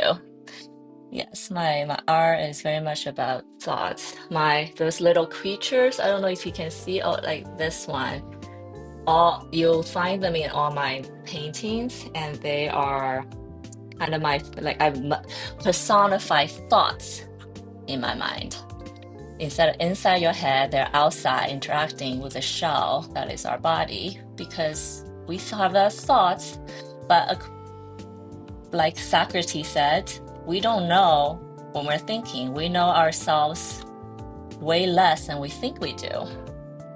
Just peeled off a chunk of masking fluid. I think I'm gonna peel that off on the whole thing actually. Let me put down my brushes. So what was that? So most of the time we actually don't know why we feel a certain way or thinking a certain way. It's not so easy for human beings. Like making my comics, it's under self-reflection philosophy, spiritual philosophy. Yes, yes. Self-reflection, awesome. Spiritual, awesome. All of that. I think perhaps our society is not talking enough about philosophy and spirituality and too much about making money. And that's why we are in a moral decay kind of a world right now. So it's awesome that more of us are getting interested in philosophy and the idea of, I don't know, the idea of meaning of life, not what is life, not even the purpose of life, even though I think that's important for individuals, but the meaning of life, why we exist. Oh.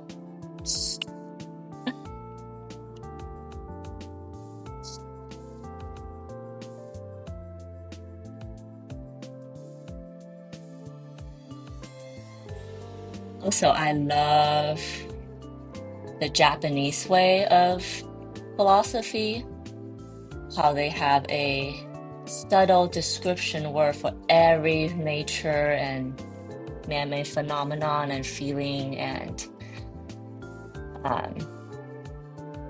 situation. And it's just the way they describe it, just so beautiful. So if you combine the Greek thought with some Japanese tradition, then ooh, that could be a very interesting art idea. Okay, I'm marinating. See, I need to write this down real quick.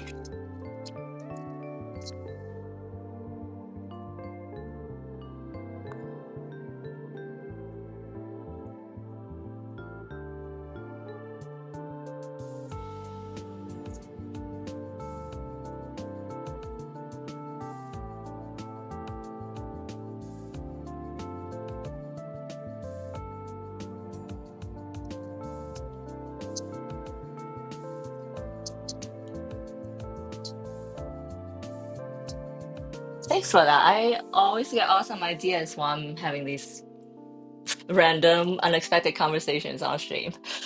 No time, that's right. I had a thought, I had a pause. It felt significant, so I had to write it down. And everybody, write your thoughts down. It's so important as an artist to write these things down. Because you might think you remember later, but you won't. And this has happened to me many times.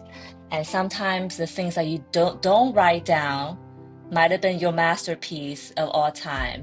But then, and if you don't write it down, you will never know. So write it down.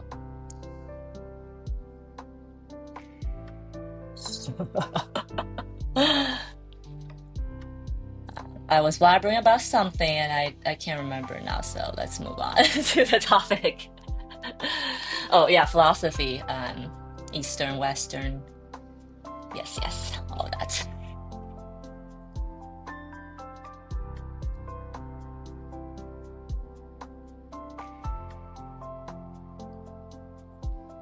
I guess for a creative person especially, I feel like the philosophy, whatever you're doing, you'll finally always end up on philosophy. And I think and it makes sense, right? Because different artists, exploring something. 9 times out of 10 it has something to do with the way we think, the way we experience.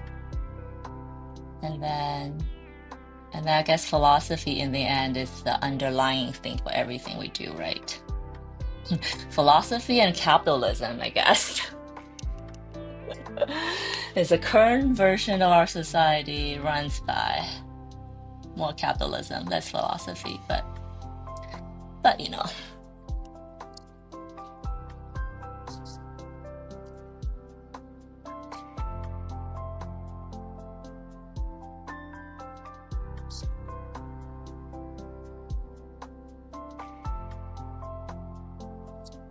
I peeled off all the masking tape, and then I went over the white area with a little bit of orange cream color.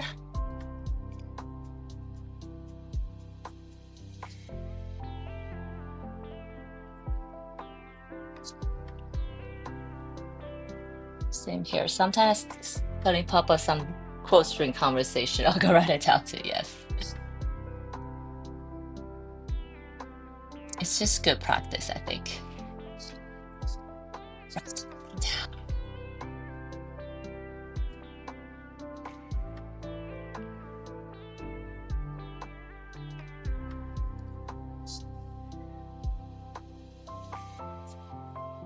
Okay, without overworking this, I think I'm gonna leave this first wash of this area be like this. I think it looks great, actually.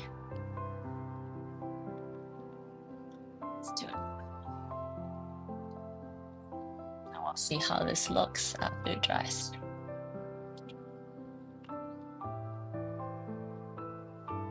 Yeah.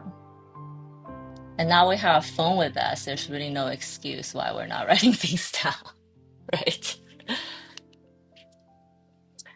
Although I prefer to write it down in my sketchbook or something handwritten. But when in a jam, computer notes is perfectly fine.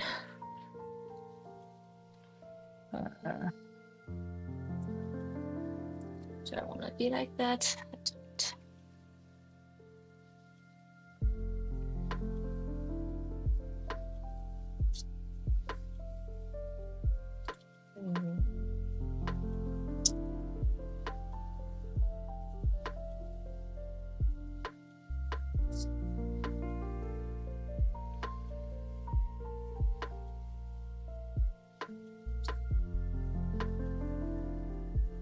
I feel like I'm overworking it now. I need to stop. So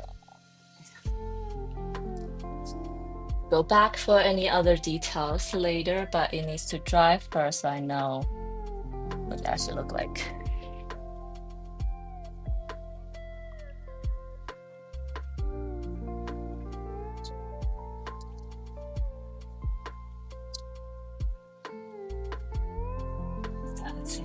So this flower is here. It jumps over here.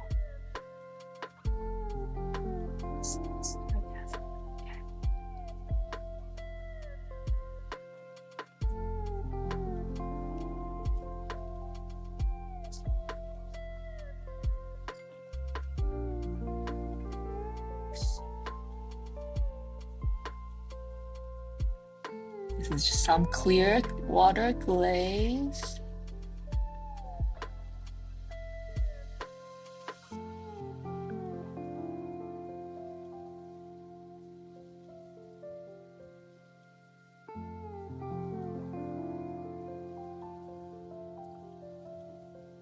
Sounds good. Have a good dinner.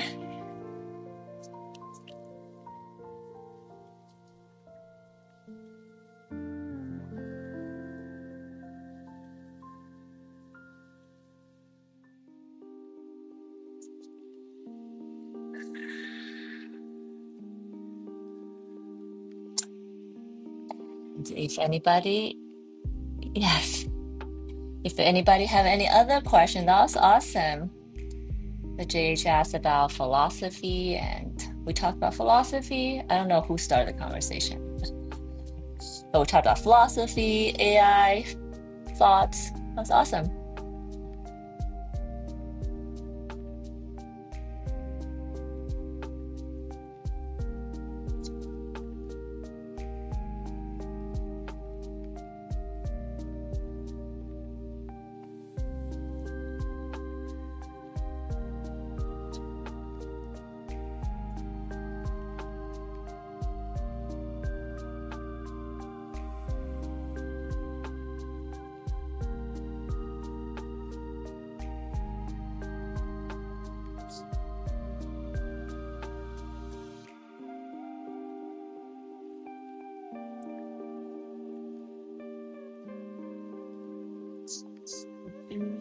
Okay.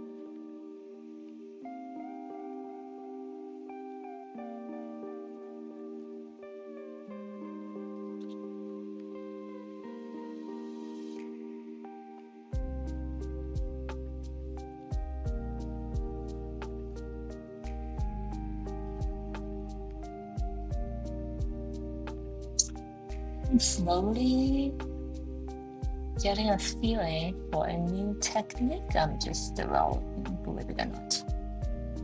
You see what's happening here? Where the edge is super dark, it's more pigmented, but kind of spreads, but not completely blended. Really like that look.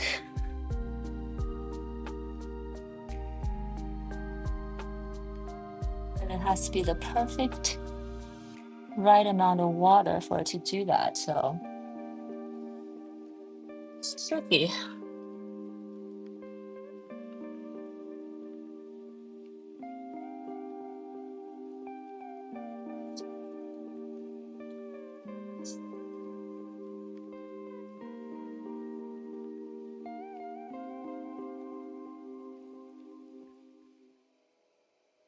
Mm.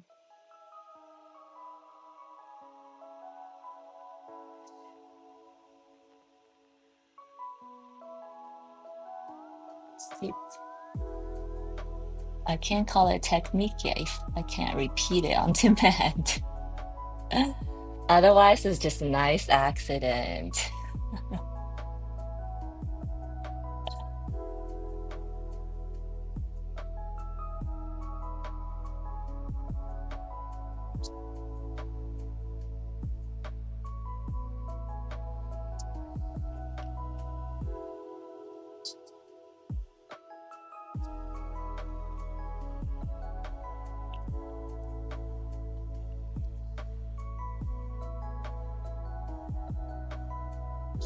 It's darker here. Yes, love it. Right, Trevor? That's so cool. Yeah, I'm trying to do more of it. But in a colorful way. I think it will look really good.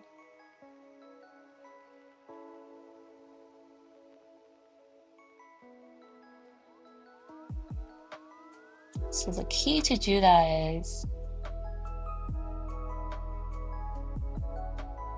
pigment has to be dark enough or contrast dark enough for the base.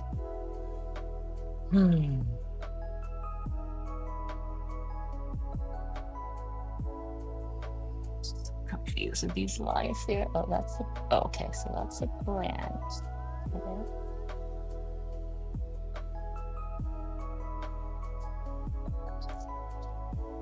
Okay. Okay. Okay.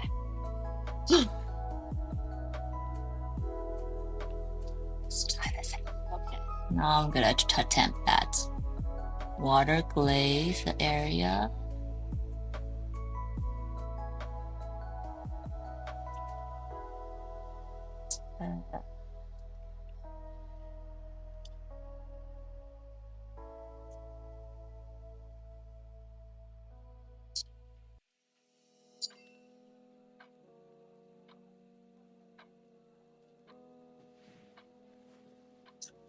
A bit of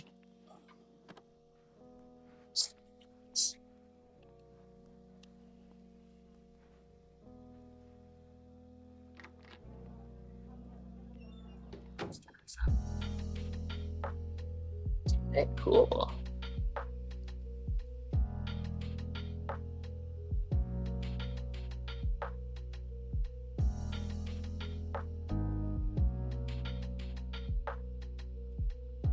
I'm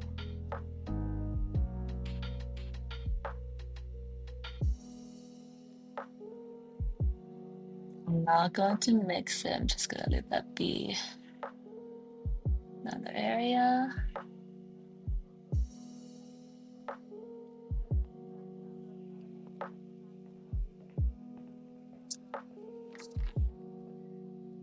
Maybe more yellow.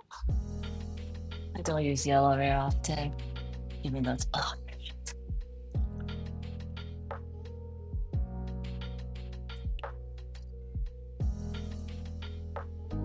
even though yellow is actually my favorite color. I think I shared this before. Might be a quiz later. You might not think it, but yellow is my favorite color.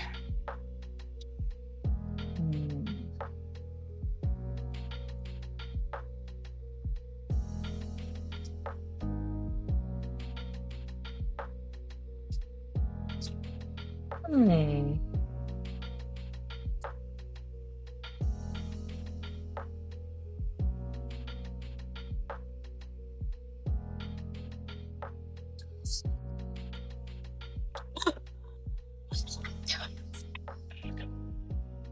We'll do that.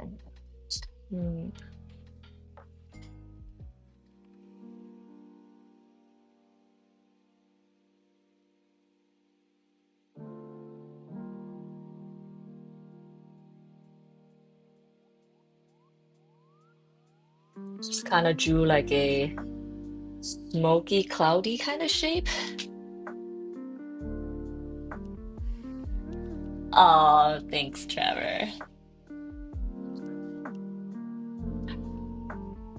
Okay. Oh, you guys see? So there's a little bit of sheen. That's the wet area. I'm just going to drop some ink in here.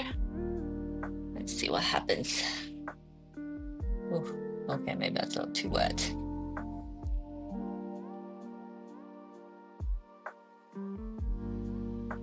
I'm freestyling right now. I drew that blob of color. Now I'm letting kind of my brush drop in color as I feel.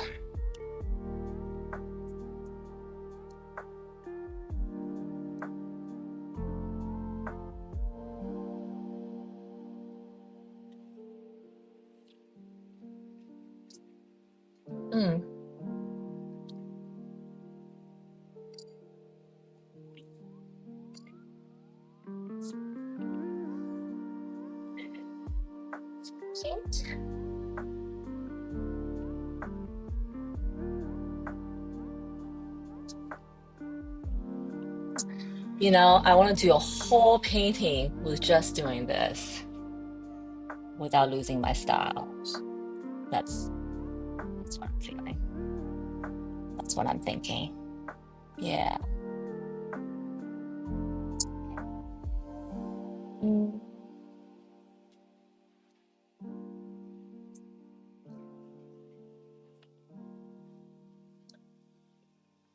It's very wet here, so I'm gonna spread out the shape more. I hope I'm not making a terrible decision here.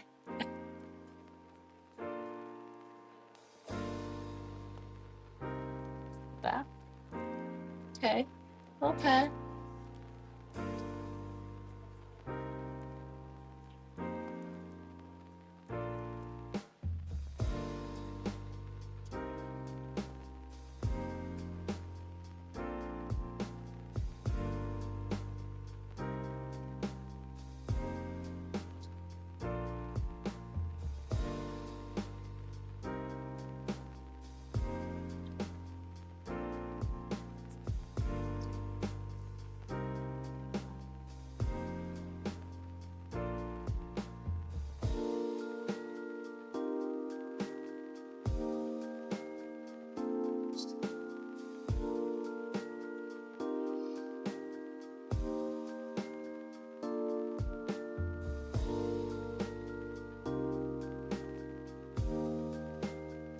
Don't know if you guys saw me, some accidental water drops here.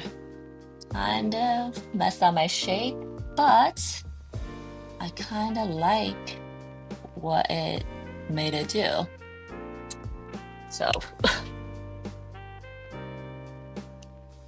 I guess we'll call it even.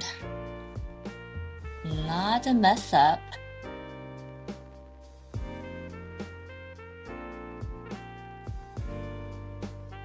Mm, yeah, I'm gonna go back to this one. Okay, so there's this one, which I like. Definitely needs a second coat, I can already see, but not bad. And then this one is still kind of moving and changing, so we'll let that settle and see where we end up. Okay. Where else? It should be this color.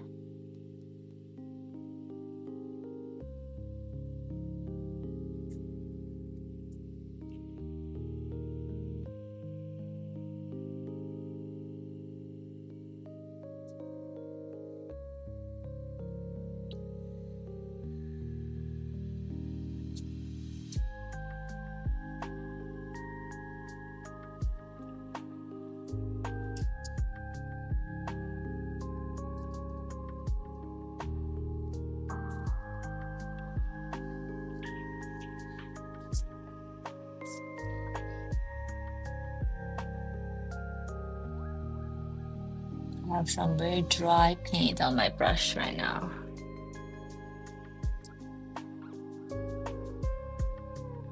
Which is kind of, if your paint is drier than the water next to it, sometimes it pulls the water over, which is what I want. But going over to the wetter side is not what I want. See, I did it again. I should have waited. Oh.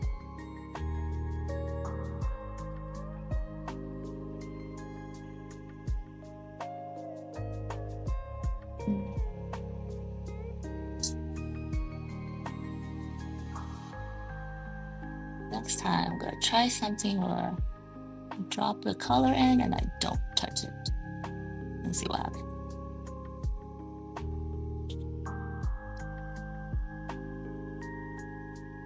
Okay.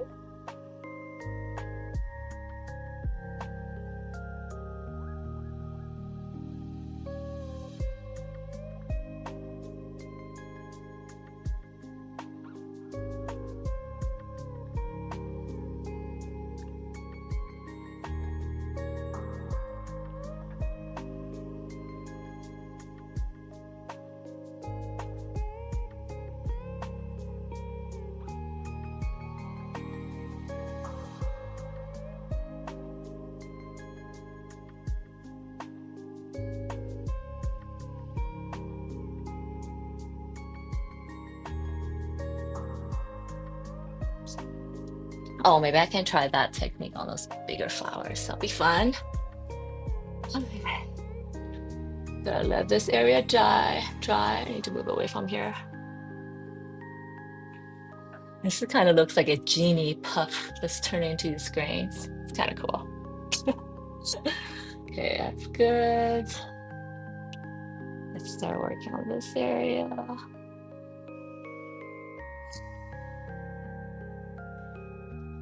I think I kind of want to have that color going through my painting. Yeah, I think it's good. Okay. Yeah. So my camera right here. Oh, thank you, Trevor. I do like how the paint is spreading on my flowers today. And I feel like my last painting, the flowers were much more controlled. I think I did a lot of wet on dry instead of dry on wet.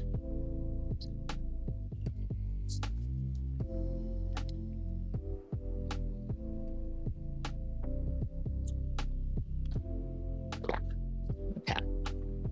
So I kind of like what I did, where I did the water driplets, oh shit, driplets first, and then I did the color drops. I like that. See if we can recreate that.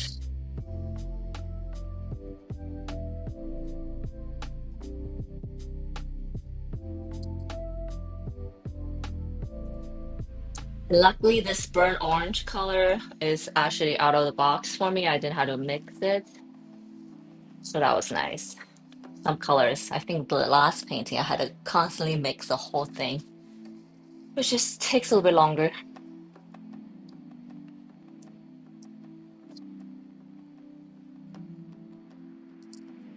Okay, let's see.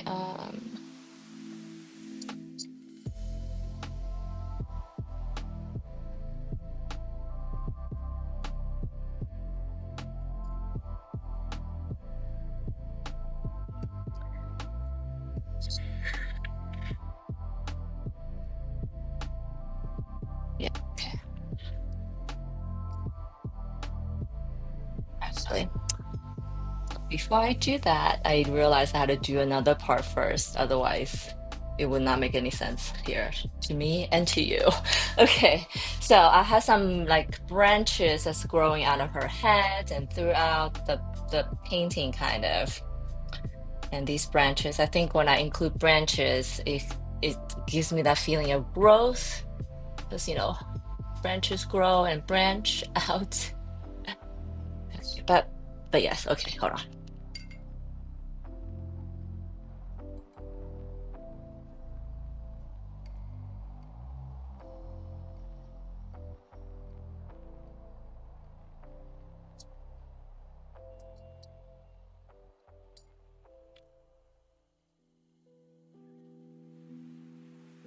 Hello, Dan. How are you?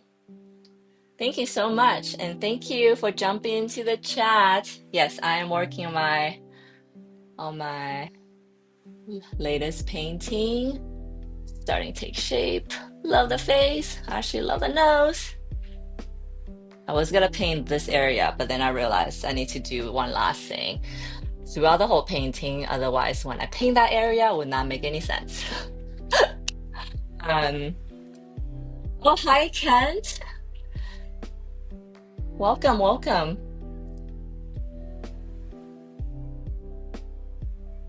It's like it must be playtime now for everyone.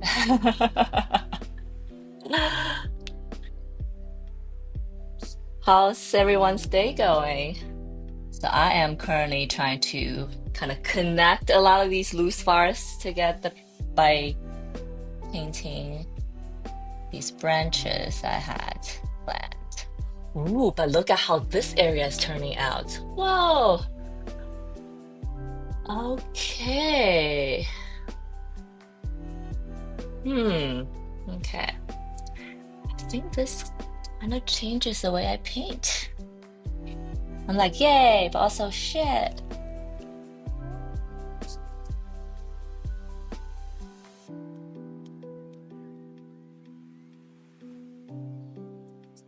So this idea came from I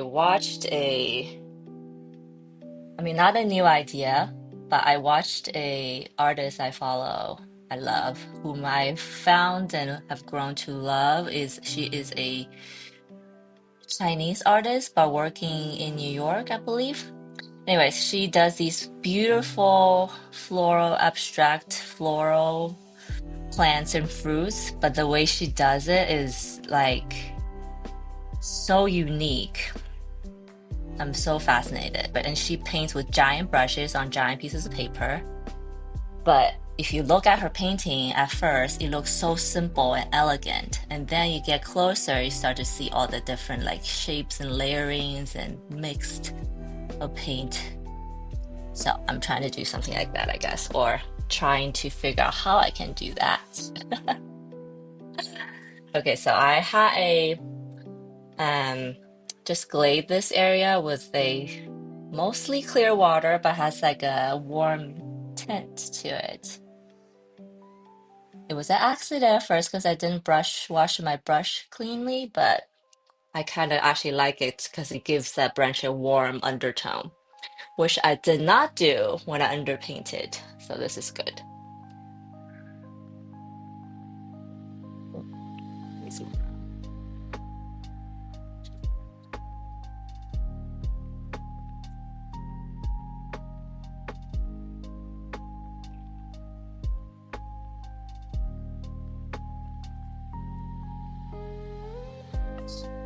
There we go.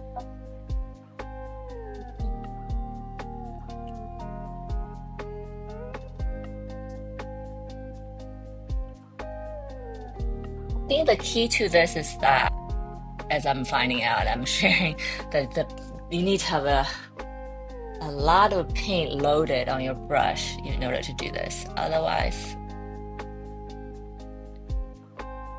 it's not good, as I just tried. So the light's coming from like this way, kind of. Okay.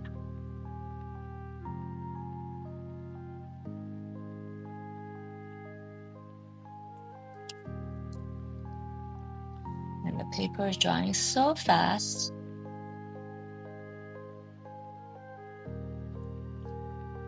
I really need a wet surface for this effect to take place. Okay, I guess today I'm just gonna be practicing this effect. I have a feeling that's how it's shaping up.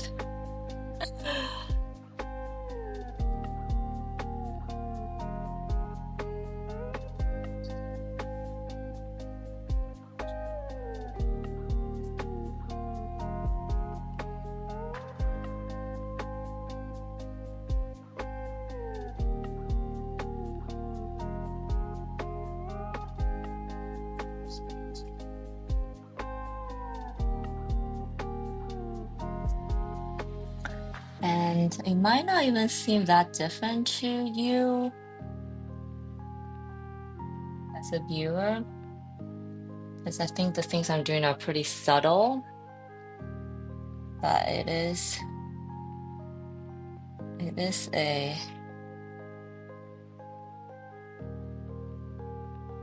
technique I'm trying to perfect.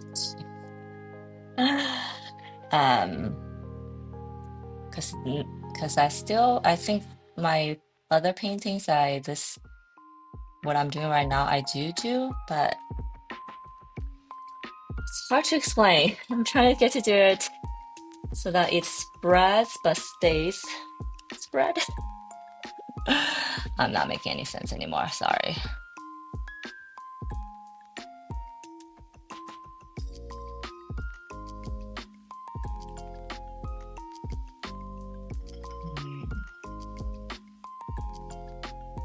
I think not overworking it is gonna be crucial.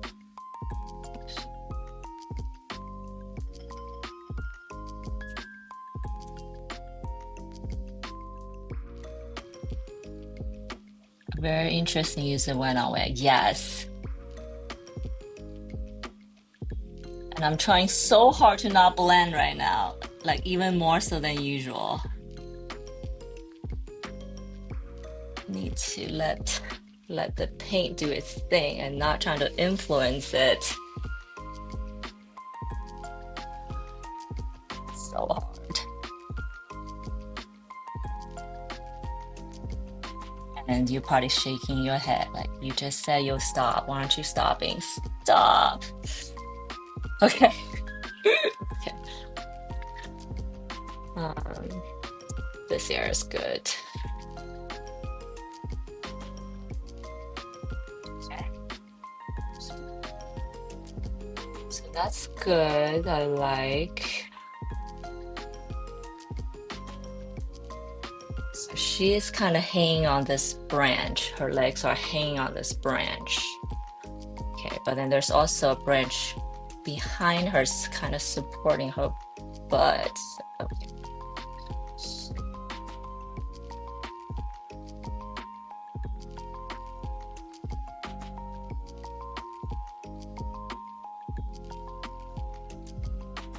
Let's try it again. Let's practice again. I'm gonna wet this branch with some water, just plain old water.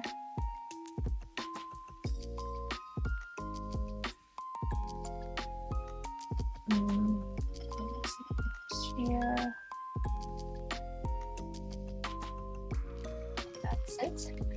Maybe let's do little one here.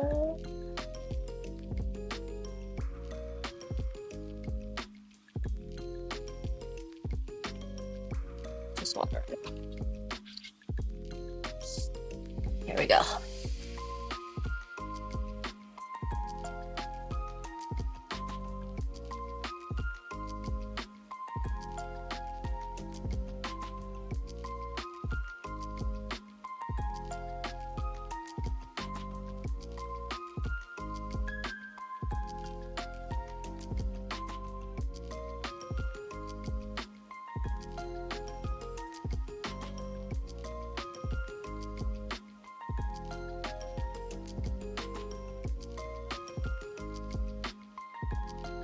What I don't want to happen is I drop so much paint that they all just blend together eventually. It kind of defeats the purpose.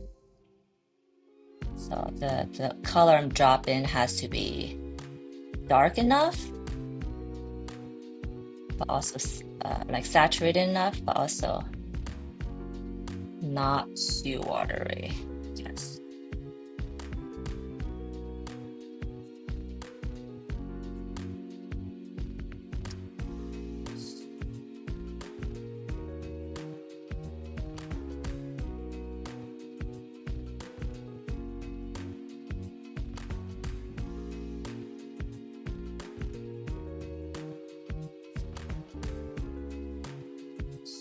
Okay.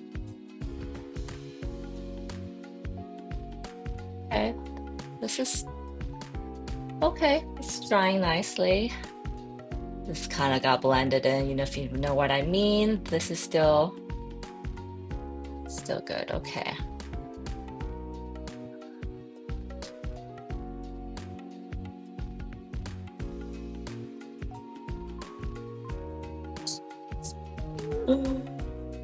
My lines today are just so out of whack. Oh my God. What am I payday? Sometimes my lines are very organized. I know exactly what's up. But today is not one of those days. I think not that it's an excuse, but I think because I did it in a rush.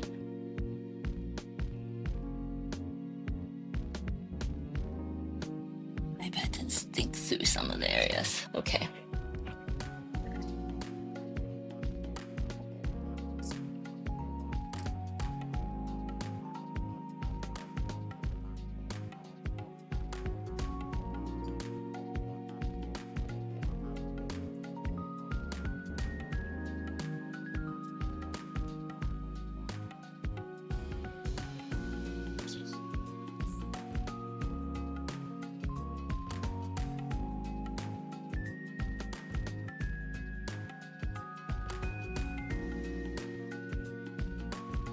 Pretty fun to do. But yes, I have enough ink in the brush, I think.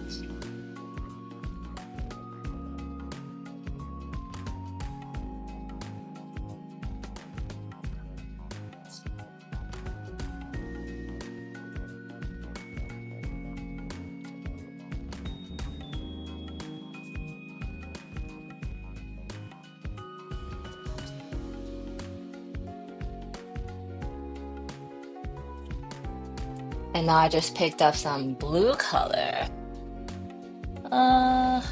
Too blue, maybe.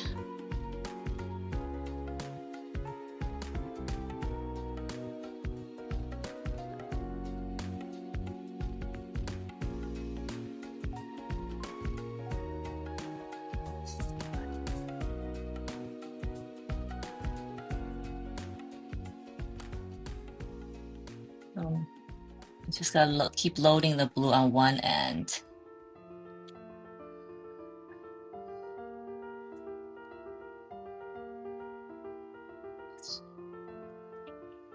Cool.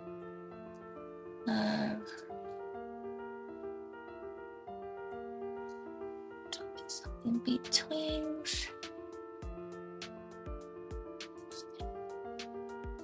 You see the texture on top? It's really cool. So we'll let that dry. Do not touch it anymore.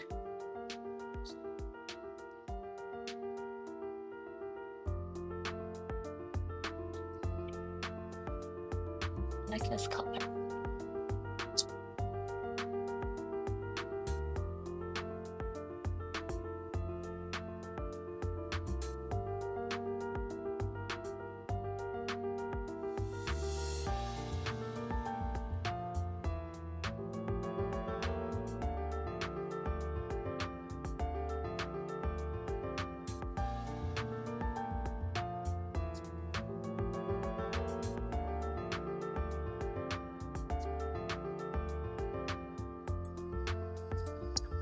Yes, this is my favorite part, maybe.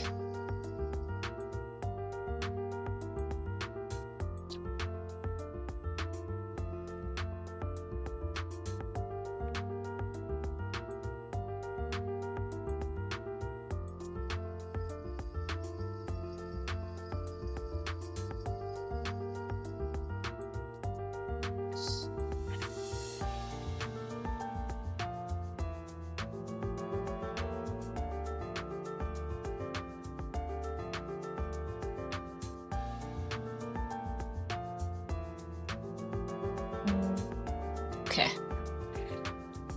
Very cool. Okay. Now move on to this. Okay, I'm on a roll. I think I'm getting it.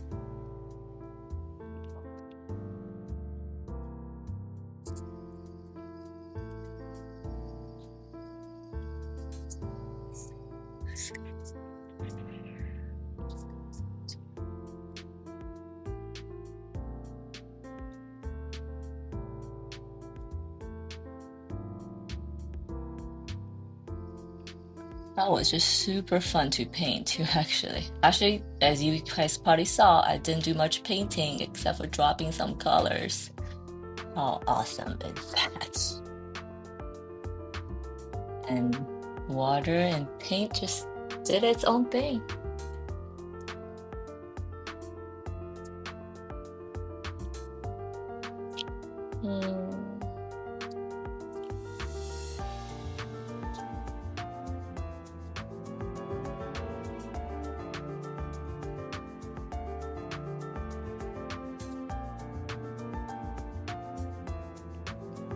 I think like the key was to have enough. I think I mentioned this, but just a good measure so you remember. So enough paint in your brush to do this. Oops.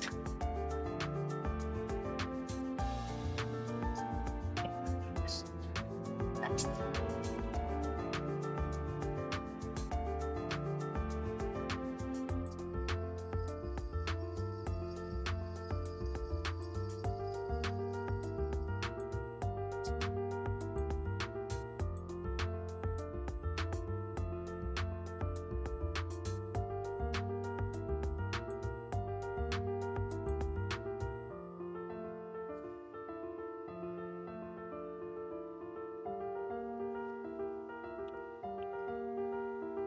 Never dry. Oh, not what I meant to do, but fine. Too late.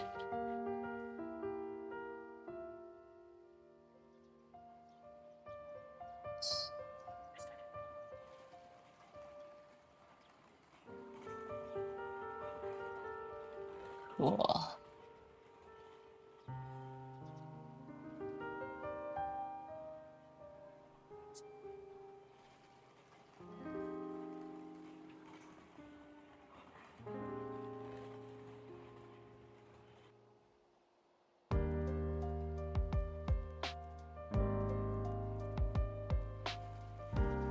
Drop some of that over here more so that it pushes.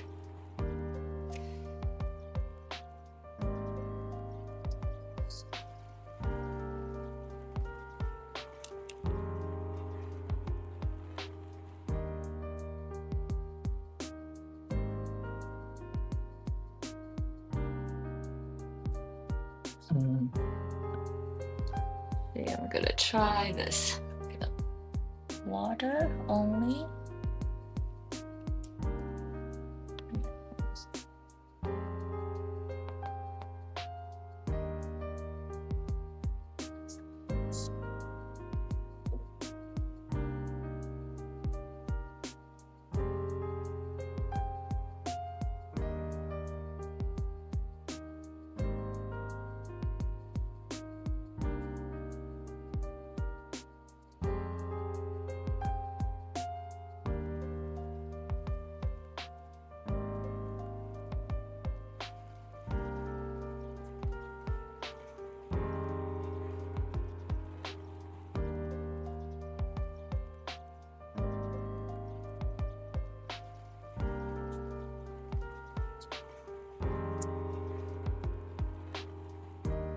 Very cool.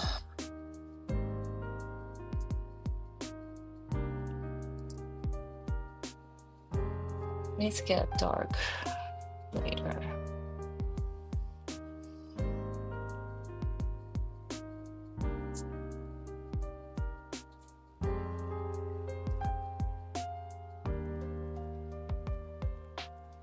So this orbit is,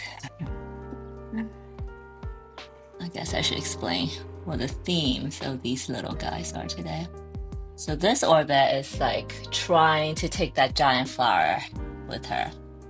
And you know, the theme is to preserve me. I'm exploring our humanity's obsession with preserving our youth, our beauty.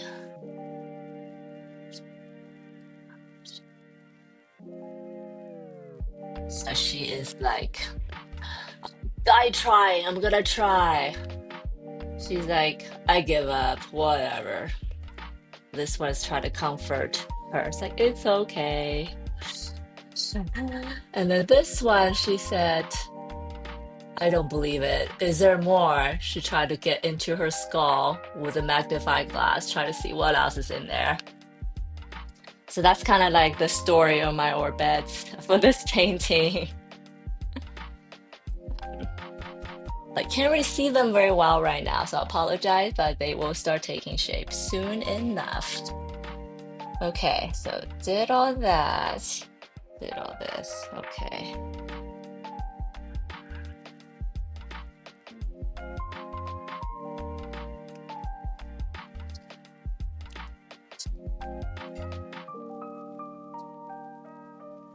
Thank you. I do have a good time with painting my orbits.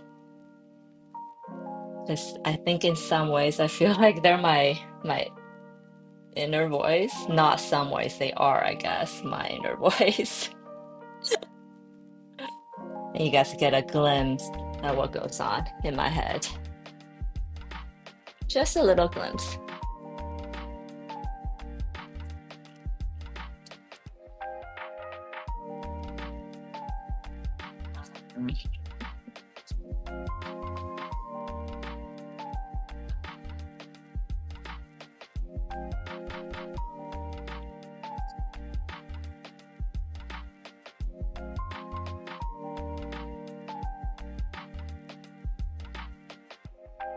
Spread. Do enough dabbing. Load the ink in here. And see what happens. Cool. I also like this effect because it kind of reminds me, it's kind of smoky. Had a little smoke feel to it, which I like.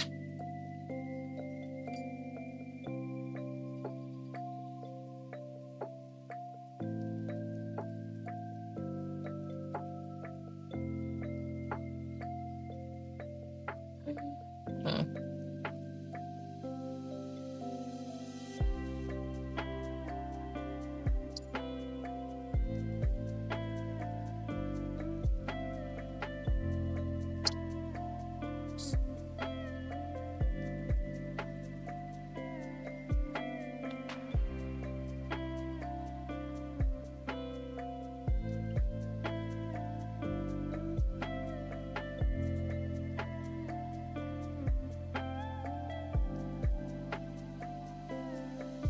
These little branches, I'm gonna just draw my usual way right now.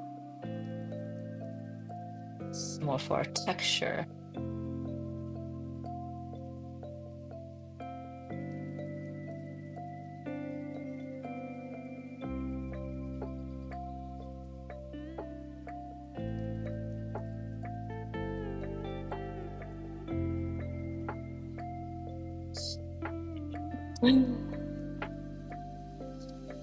Not sure how much it's necessary, but okay. Just moving on to this area is where I was hoping that it will give it some more organization, but we're not quite there yet.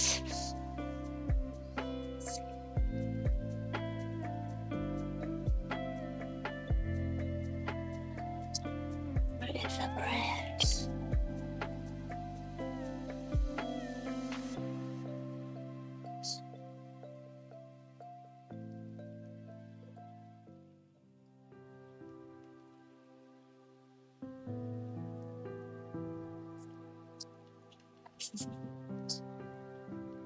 The line's not making a lot of sense. That's why I'm like, what is going on? But okay. When in doubt, let's start with the biggest shape, I guess.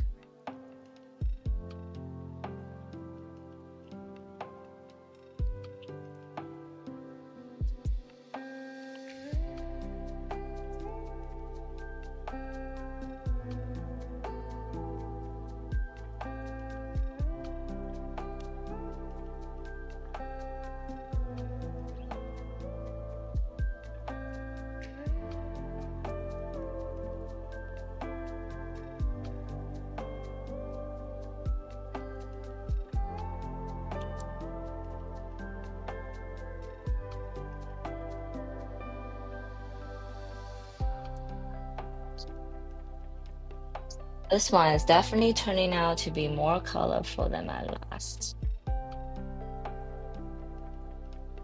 Not sure if it's good or bad yet. Either way, we'll make it awesome in the end. Okay.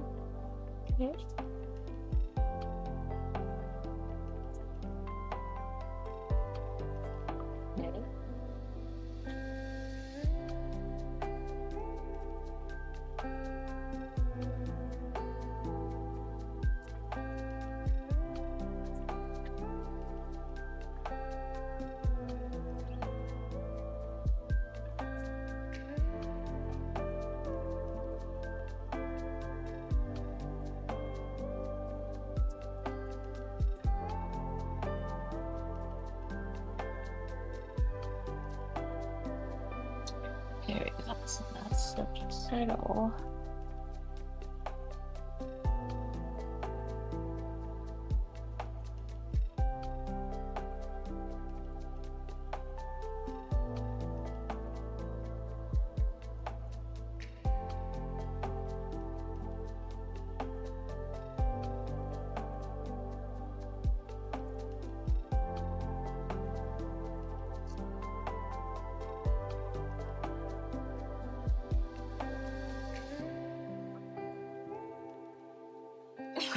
Everyone settle down. Graphic is here.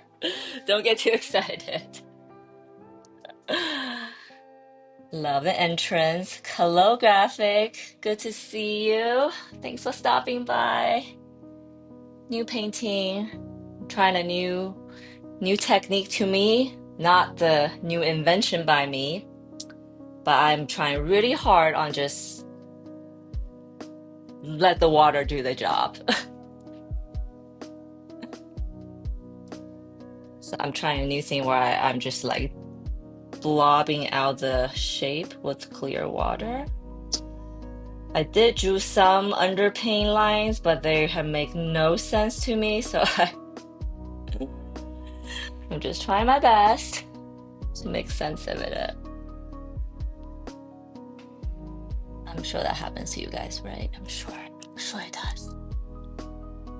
I was asleep. Oh, no problem. I'm glad you caught up on sleeping. Is your night adventure still as adventurous as ever and most exciting as ever?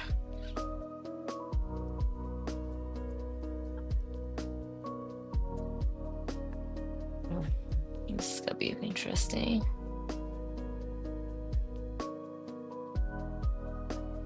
Sleeping.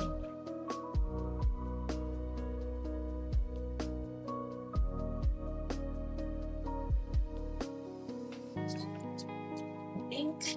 Let it do its thing. Not ink, paint.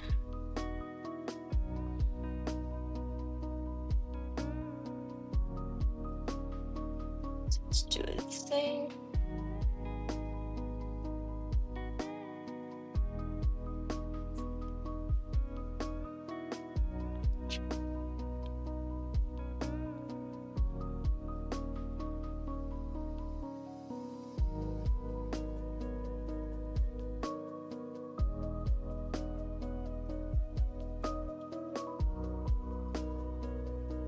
That was dead and boring. Oh.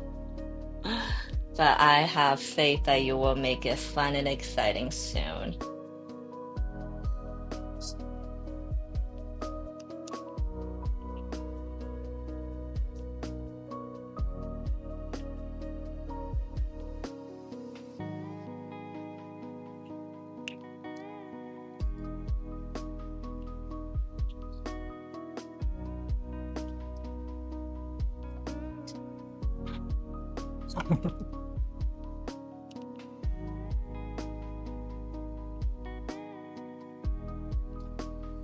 Well, I hope it gets more fun soon, if that's possible.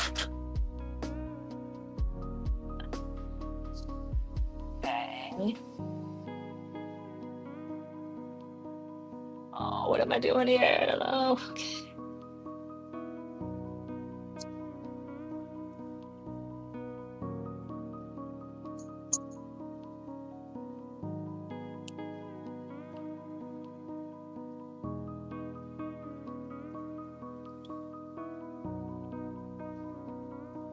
How's the house having the vampire schedule? Some people love it, but I think it's not too good for your body. But how are you faring? If you're a night owl, maybe you appreciate it. I don't know.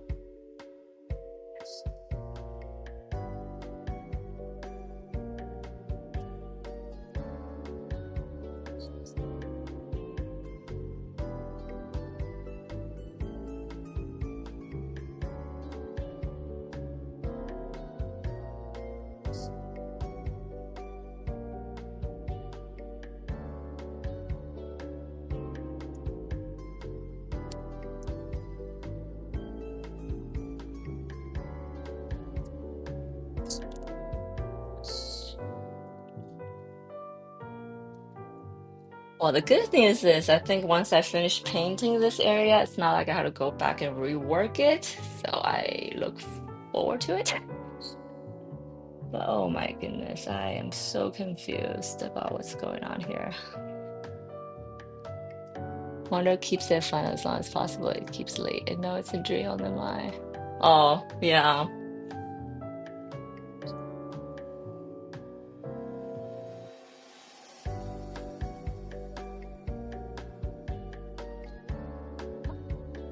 I hope they pay you a whole lot of money for it because night shift is no joke.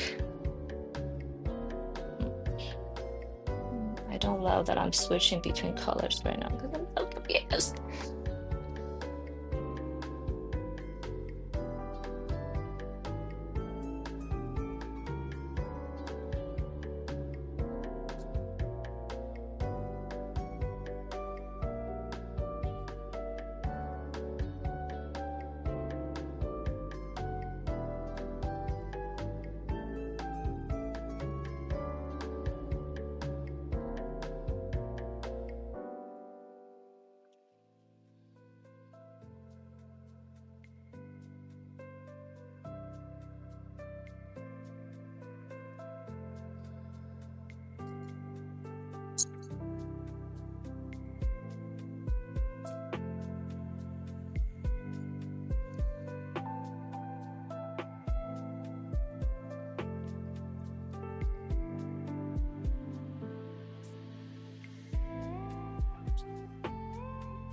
Wait, what am I doing? What's this?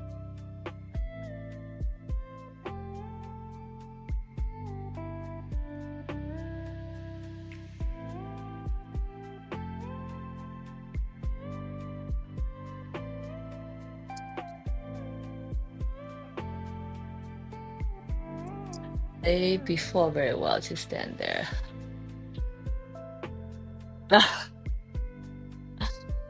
Well, that's good. That's good to hear.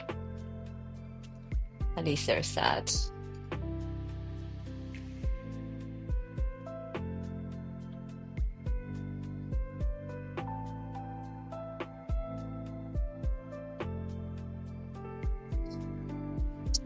I'm like half freehanding right now. I mentioned there's a little bit of planning happen, but not too much.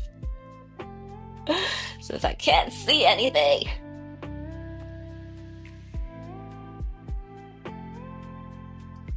Also, I just remember that I think when I stretch my paper, like put all the water on top, a lot of the graphite got washed away because I was pushing on the water pretty hard. So that could be a reason why too. This area got so faint.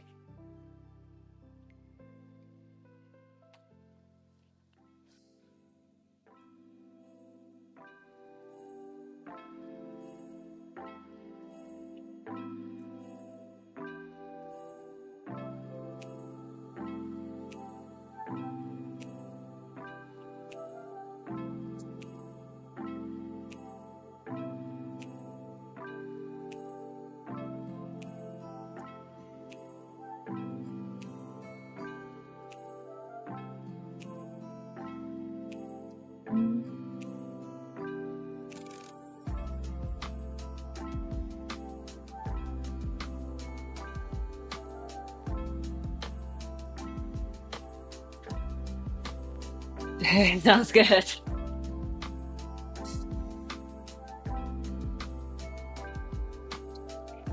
He of graphic official lives the life of someone in Asia. That's his schedule. It's breakfast time in Asia. Okay. Cool.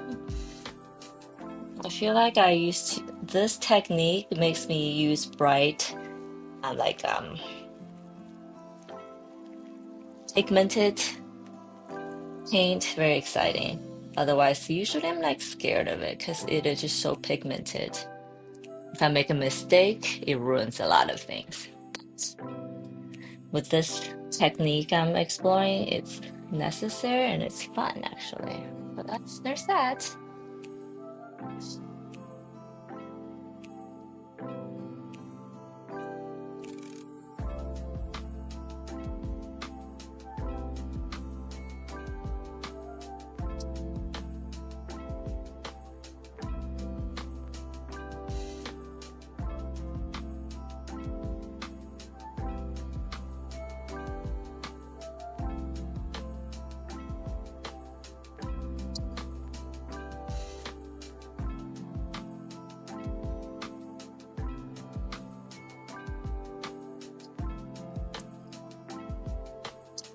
I don't know if painting on the hands the best idea right now because it is undone. But, oh well. Guess I'll find out soon.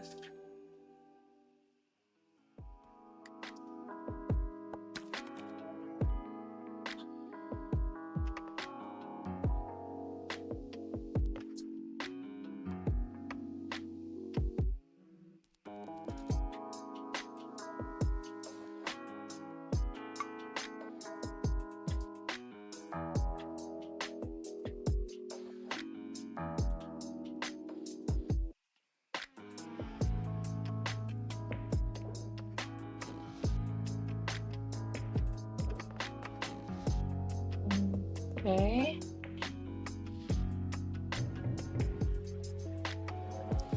I think next time I'm just gonna do it without the underpainting, so I don't have to like deal with this. Am I doing it right or not?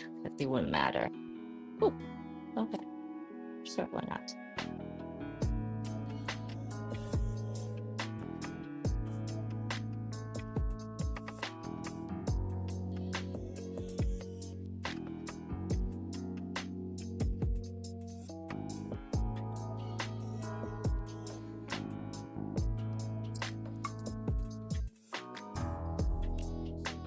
It's almost starting to look abstract, like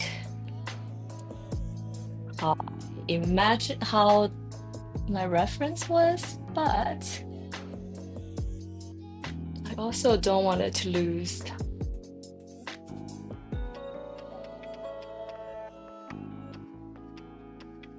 Not to lose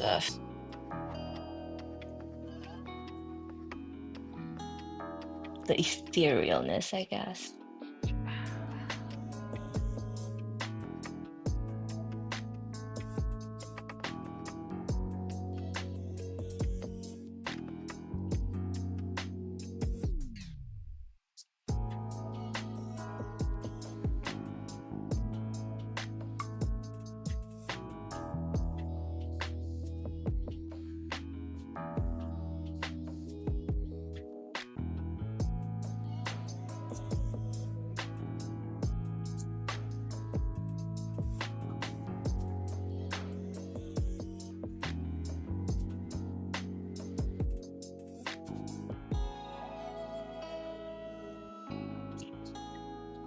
Okay, I'm gonna take a break from this area. I don't know if I'm making a mess, but I love how some of the shape is starting to happen. Here, here, here, even here.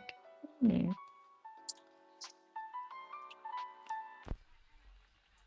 And I think it's still changing and morphing. So this is probably not gonna look like what it looks like when it dries, which is the exciting part. Okay. I was gonna, I don't know if it's has an effect yet, so I'm gonna continue to work on it.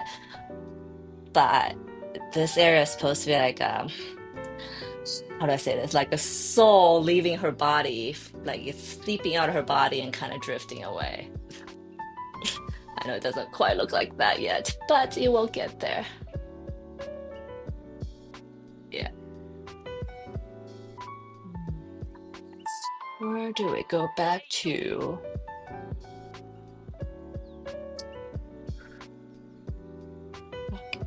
I'm gonna start painting some of the cooler colors maybe, but before I do that, I'm going to paint this area. And these girls are very much covered by masking fluid. Let's remove that.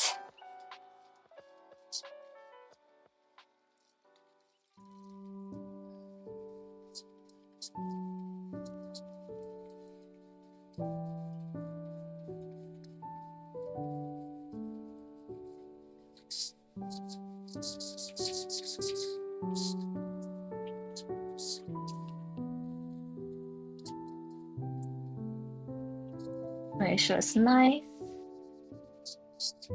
nicely removed, completely removed.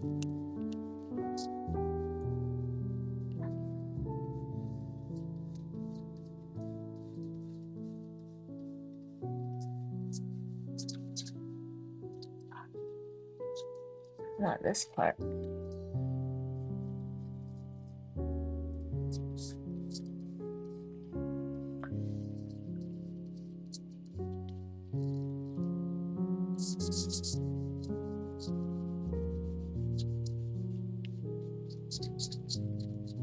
You should only do this with masking fluid when you know the paper is completely dry.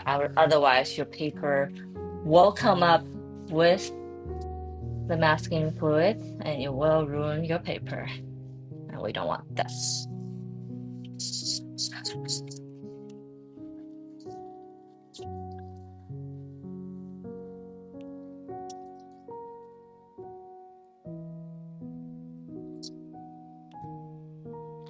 So these flowers are kind of sitting on top. I think I want to keep them light for the most part. Okay.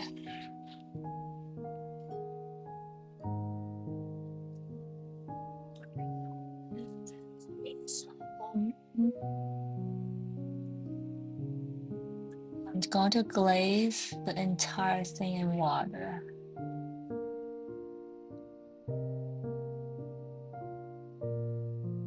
Be very careful about the edges. I just removed the masking fluid to preserve these nice edges.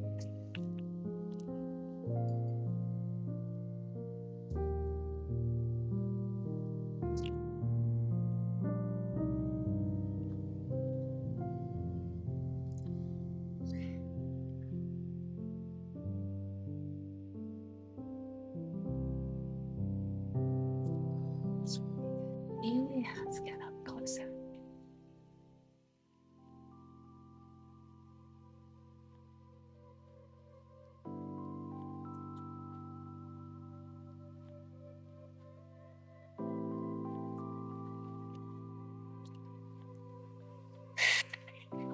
Hello, Vanessa. Sorry, hello, Vanessa. Oh my gosh. Hello, Vanessa. How are you today? Sorry about butchering your name. I'm good. How are you today? Thanks for stopping by. I am working on a new painting today and kind of currently practicing a new technique. And yes, thank you, Trevor. This is kind of what I don't want to overpaint these flowers, so I just wet it, glaze the whole thing, proper term glazing, and then just drop in this light orange peachy color around the edges. And then I'm gonna let the rest do its thing. Like let the water do its thing. I'm not gonna do anything to it until it dries and see how it goes.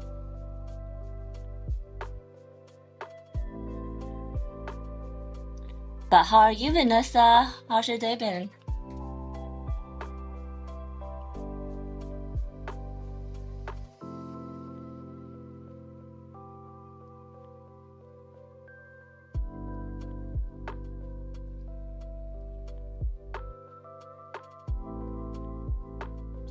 Okay, I'm just gonna throw that in there.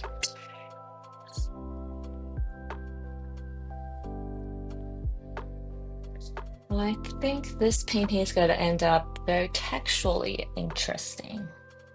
I think. Because I think my last.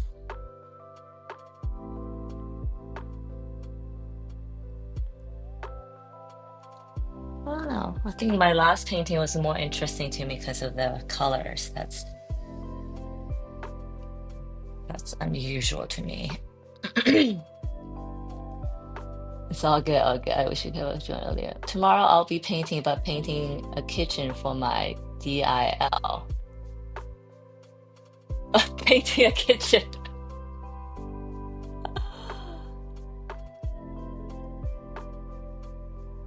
Oh no. Okay, well, first, painting a kitchen is still painting, right? I think I do enjoy painting walls even actually, but it never comes out like perfect as the painters do it. So you're attempting something that's awesome. And I'm so sorry to hear about your dog. I'm so sorry to hear about that. Oh, I hope he's okay.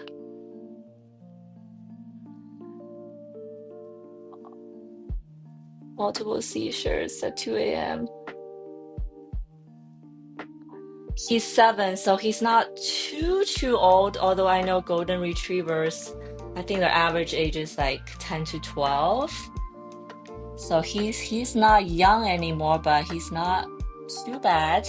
So I hope he will come home at some point. Okay, let's all send our prayers to Vanessa and hope that her little golden retriever come home soon.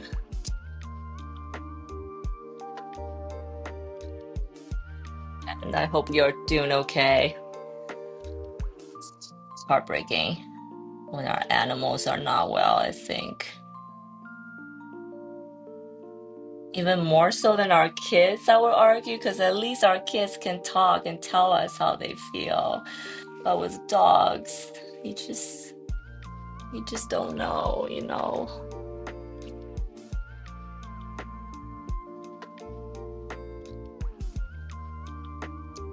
Yes, my daughter-in-law. I've been painting walls for over 46 years. Oh, okay, so you're a professional. You got this. I'm thinking about my painting job. It's like our streaking areas. Nice. And I'm glad to hear that he just needs to find the meds for. He will find the meds. It might take a couple tries, but that's good to hear. Oh, I think I have a little Chihuahua. So the Chihuahuas tend to last a little bit longer. But he is, 14. He's 14. And it's such a shame that our pets don't live as long as we do by nature.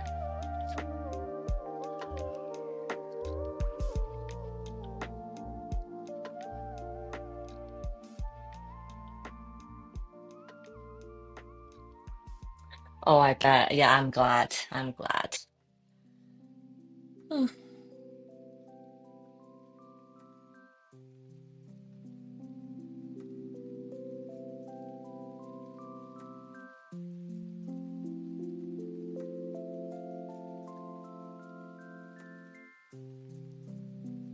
And are you painting the kitchen walls for your daughter-in-law? I guess as a kind gesture. See, moms are the awesome things. When we're kids, we don't appreciate our moms, but or maybe some kids do, but at least from my experience, it's just like you don't even know how awesome your mom is.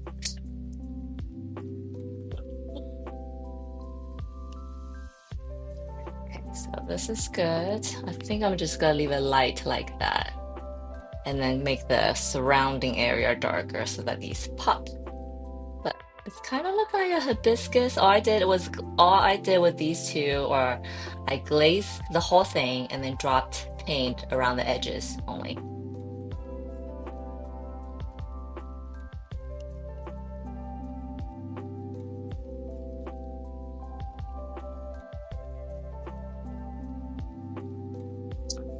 And this one.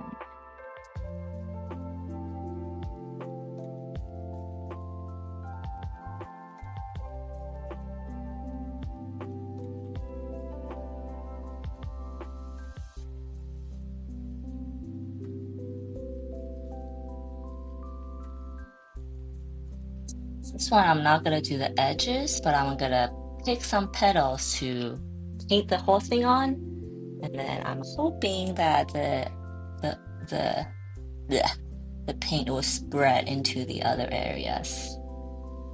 Natural.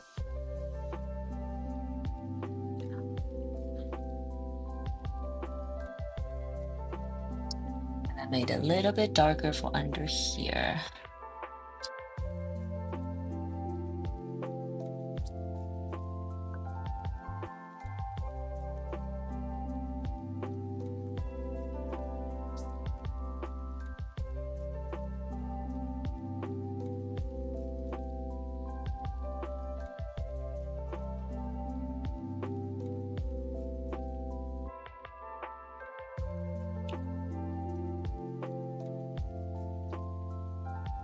Get ready. I'm about to do something dramatic.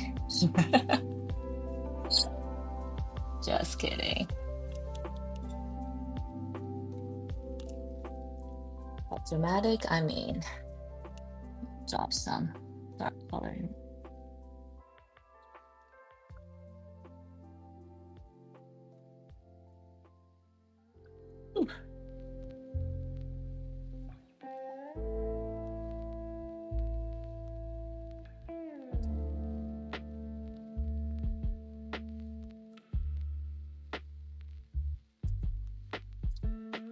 Cool.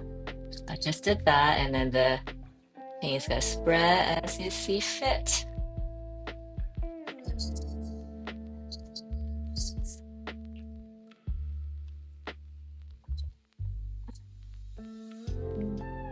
So this little guy here looks like I already painted earlier, so I'm just gonna wet glaze the thing, and I think I do want to drop in here.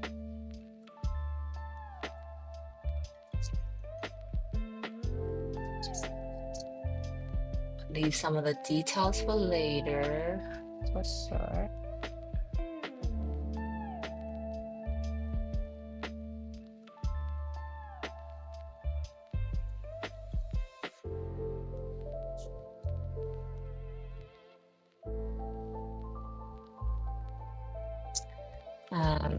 What I'm doing right now is just kind of finding all the areas I don't have paint on and fill in as much as I can, as fast as I can. So then we can start refining and, detailing and add details. But I can't do that if there's still white areas uncovered.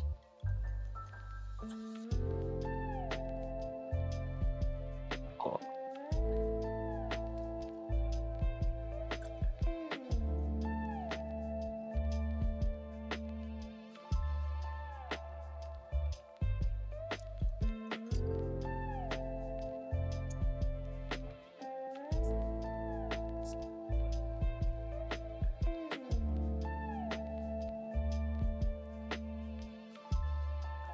Is this straight?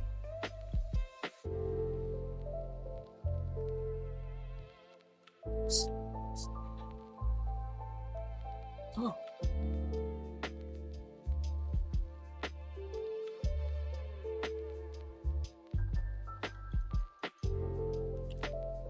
Just had an awesome idea. Okay. Bear with me. Oh, that's way too blue. Shoot.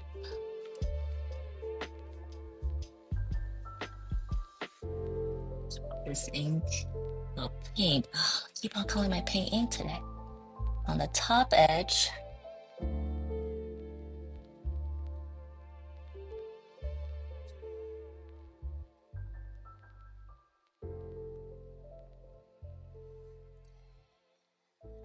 Here.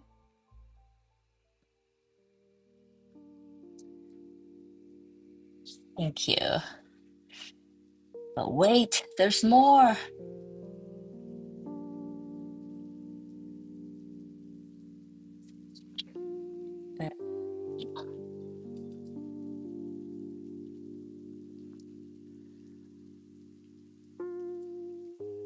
So like looking at the paintings, blues, oranges, and greens.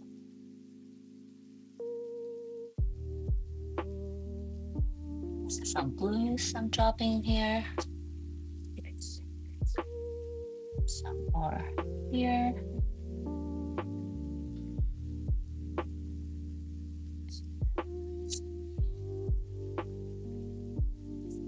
Here.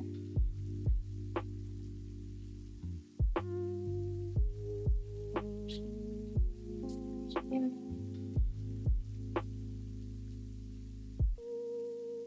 Oh, no worries. No worries. You never had to apologize for living your life. But welcome back.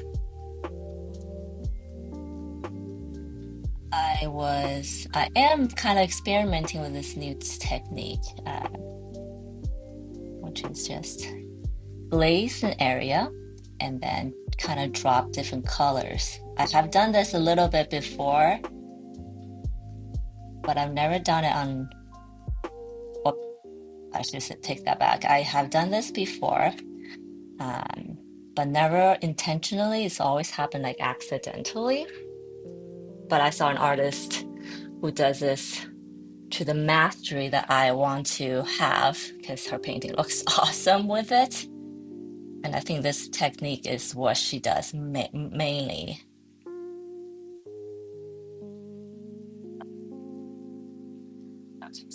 Okay. Oh, I'm sorry, this is off, way off.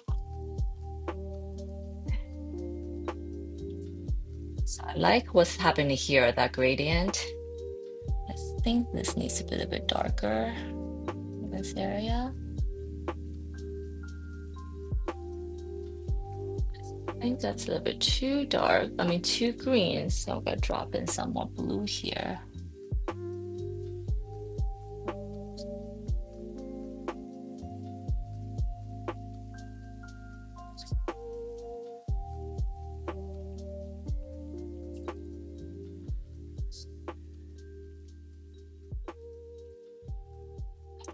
Then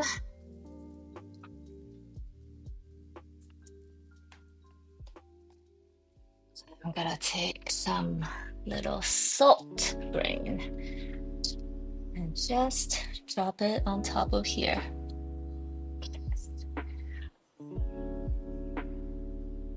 See that instant texture it's making? Okay, I probably spent way too much time on that little area.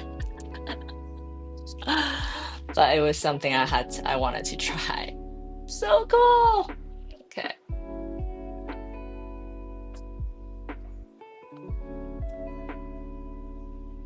Next, I've stalled long enough. Let's get to this giant flower here. So I'm sure you can't see it right now, but this is actually a little flower right here. Ooh.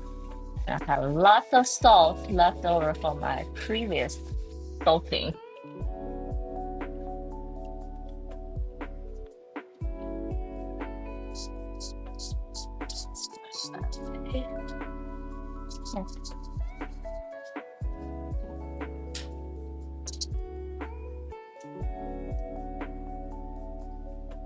Going to glaze this whole thing.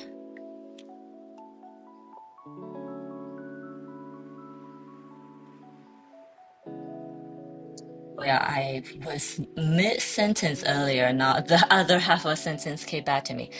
I am trying a new technique, yes, but I want to be very careful about incorporating them gradually because I don't want this painting to look completely different from my other three because then they won't sit together, right?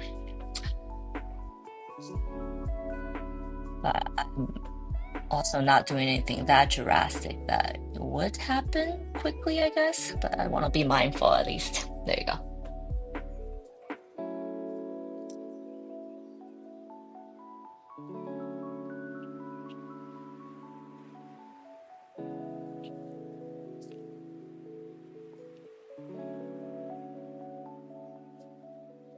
So this petal is very wet.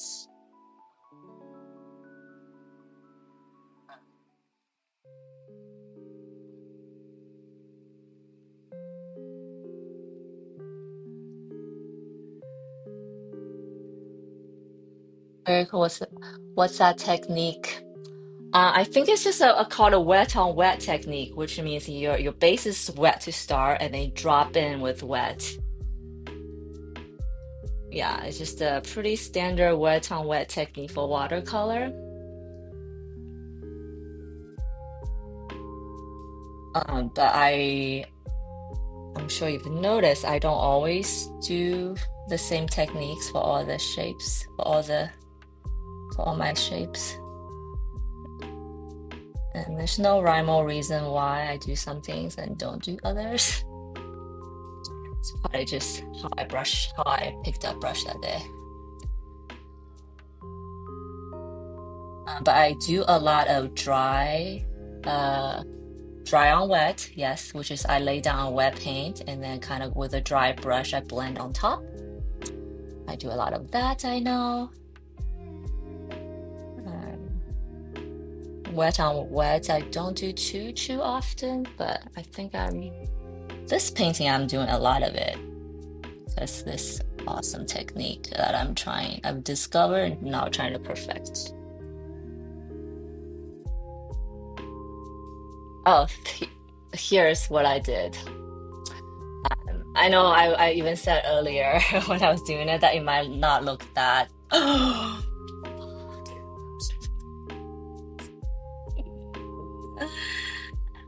Okay, so this happens. Wrong brush, wrong color, and it just happens to be a very intense color that I can't really just erase. That's okay, we'll go with it.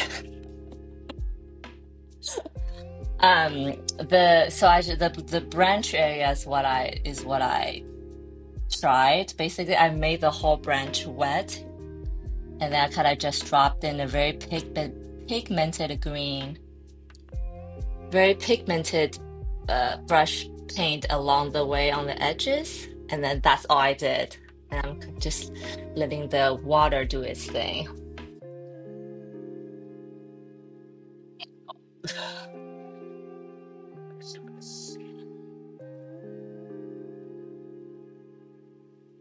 Oh, that actually turned out pretty cute.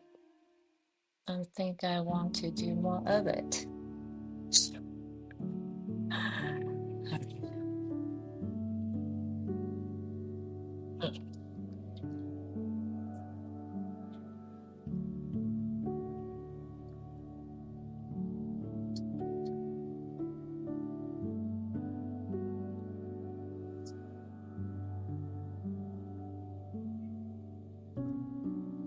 Oh, thank you. I know I like the effect. I think I need to get more like loose with it. And I mentioned before, I'm trying really hard not to overblend sometimes, and this is like taking that to the extreme. Just you literally cannot blend.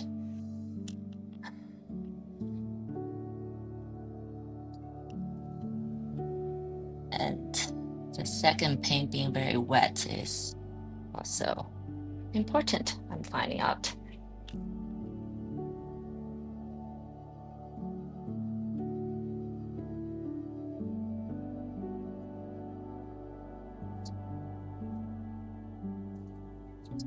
This I'm just gonna let it do that, even though I'm resisting every ounce of my will to not like go in and blend it right now.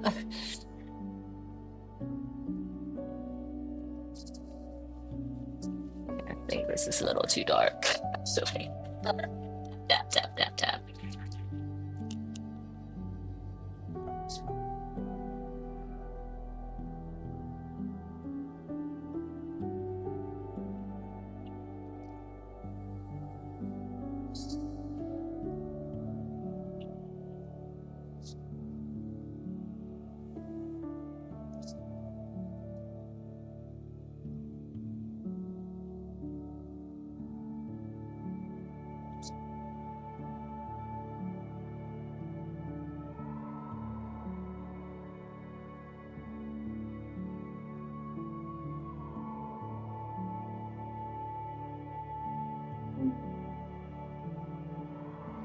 Is this what I want to do? I'm not sure.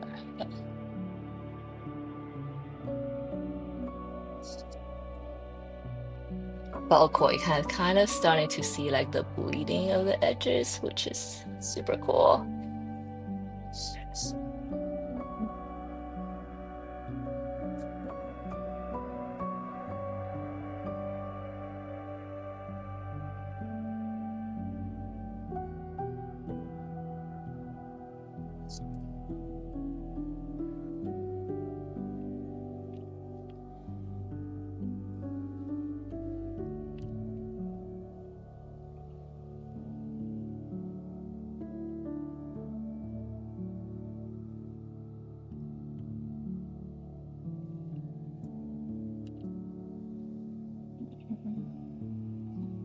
This on top of that green.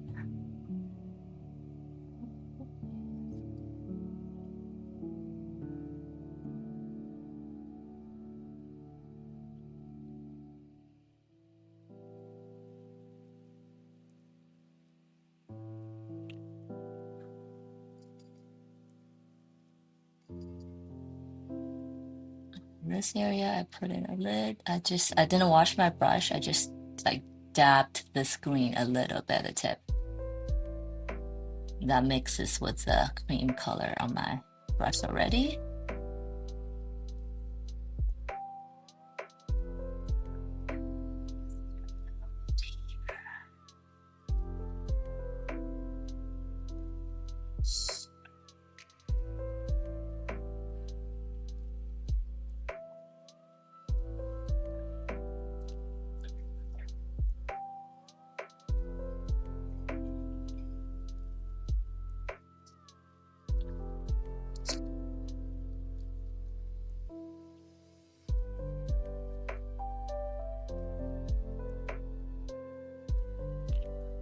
I need to wash my palette. I haven't washed my palette for the past like 6 paintings. It's getting a little crazy. I'm about to wash it after this time. Okay, so I have some gray on my brush now because I'm gonna make this area gray.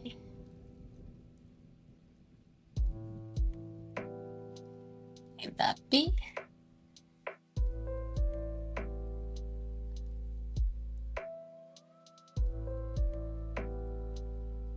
This be.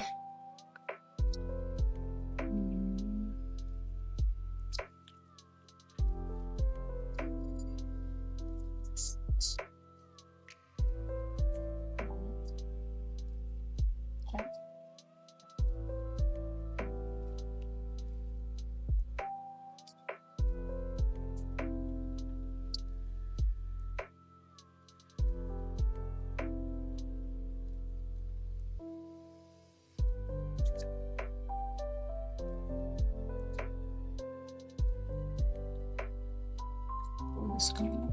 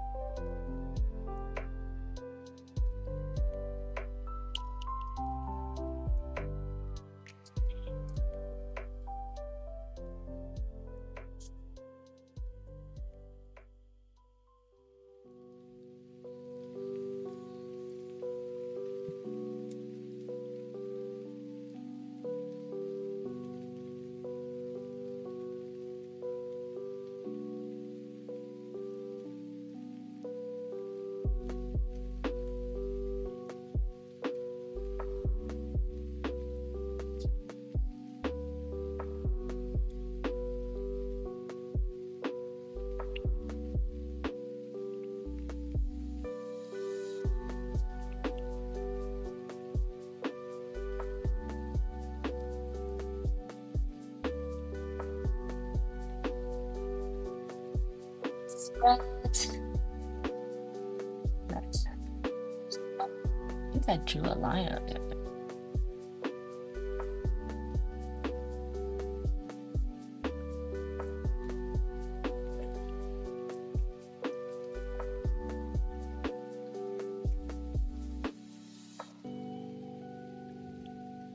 Don't want this to be a yellow flower either. Have some more like the reddish tone on here. Okay. Get some of that here.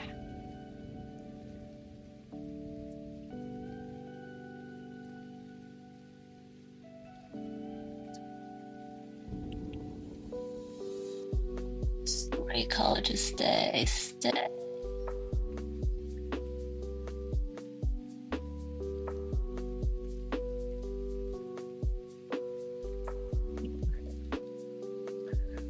I'll go back at details. I think I'm just gonna leave that one white. I actually like that. That's a highlight. We'll see how I feel tomorrow though. Okay, so the center needs to be painted. Okay. Now let's move on. So even though just one flower that has like 6 different colors in it, which is cool, huh? Okay, now I'm gonna move over to this one over here. Kind of in the same vein, same idea. How did I paint that? Okay. I'm going to glaze.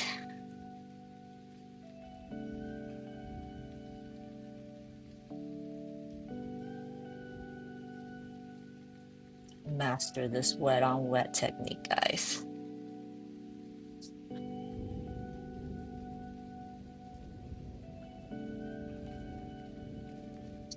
Yeah, I don't think I'm quite there yet, but some things are starting to look nice. Okay.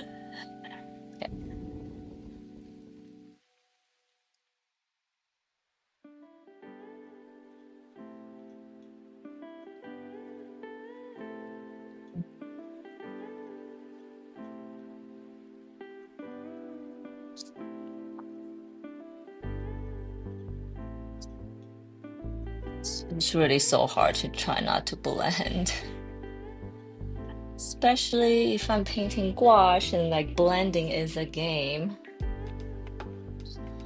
Good thing I'm not painting gouache today, otherwise I'll be so confused.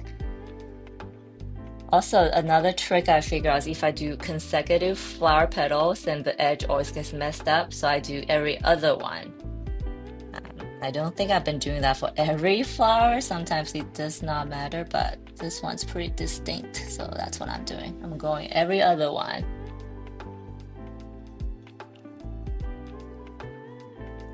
First, this, you guys even see it. Okay, that's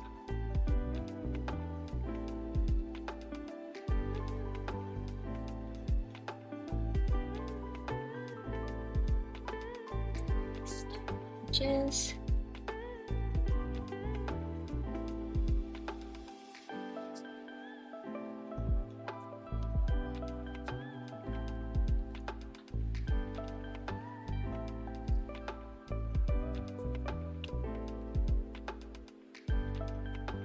Too wet. Too wet.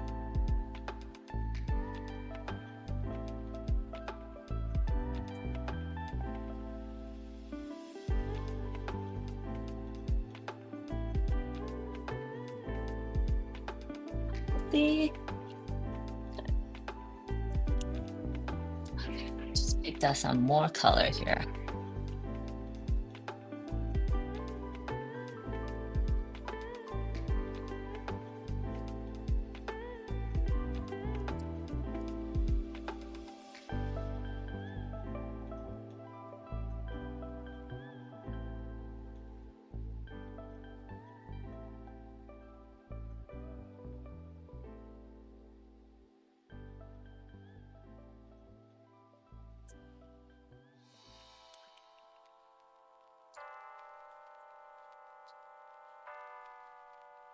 Base going here with this cream color.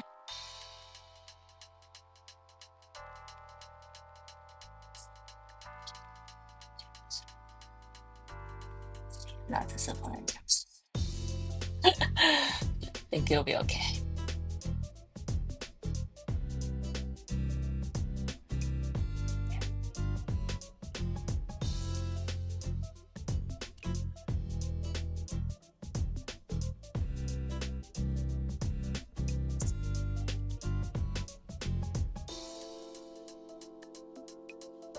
This really awesome out of the box gray color. And that's what this is. Let's see on the camera. Let's get closer.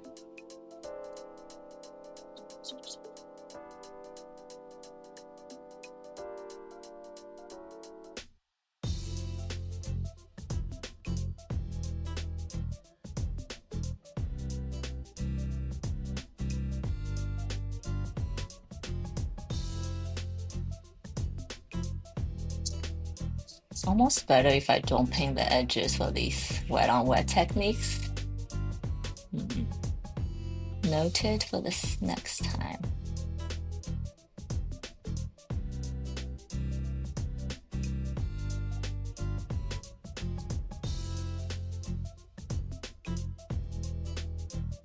I'm just layering really light colors on these wet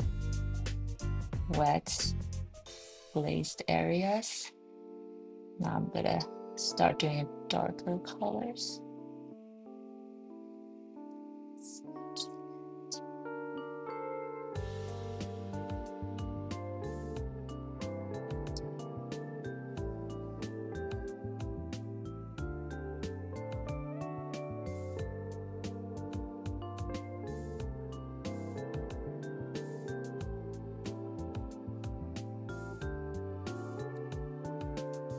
Leave that alone.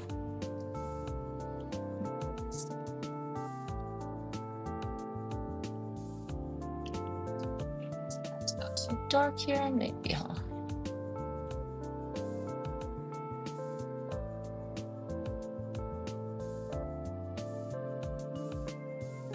Blend.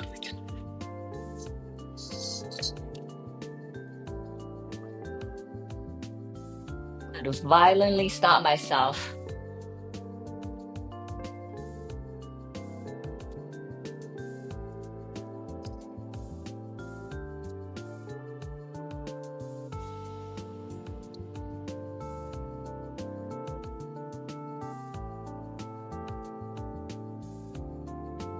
So cool red.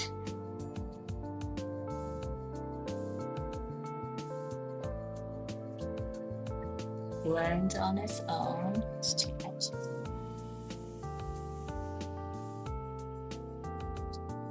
Oh.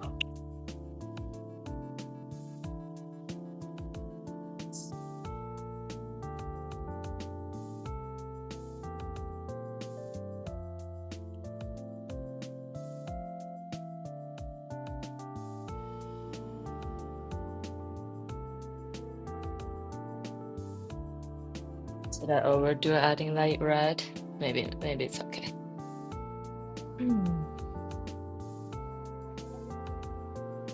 Thank you. I'm so glad. That didn't look terrible. Please tell me if it looks terrible though, okay guys? Bring some of that red here to balance.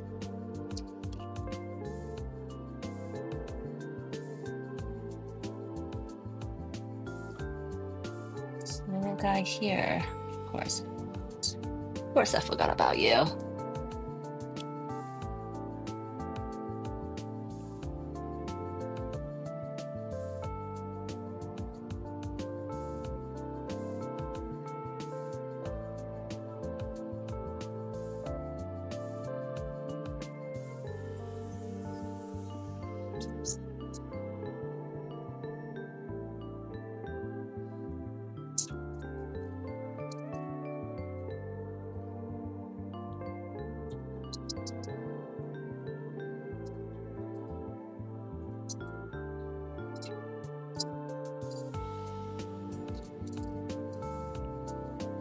Okay, so this far, very faint.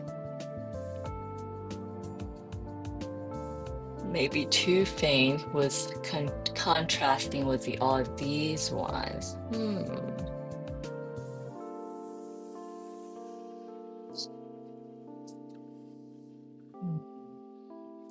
Did draw these areas? Okay, let's try our wet on wet technique on this corner too. It's good practice. Have big shapes that are not too detailed. Yeah, soft. I know this wet on wet technique actually gives a really soft. Oh, look what's happening here. Oh, it's so cool. This texture I love. It kind of almost reminds me of an iris flower, actually. That they naturally do that in their petals. Awesome. Okay, so you guys can kind of see some lines I got here. Let's do something crazy. Yeah.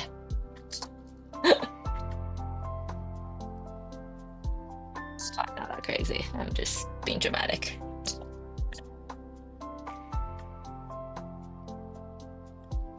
Large shape. So wet on wet again is I just wet this area with a lot of water. Being really careful about clean edges.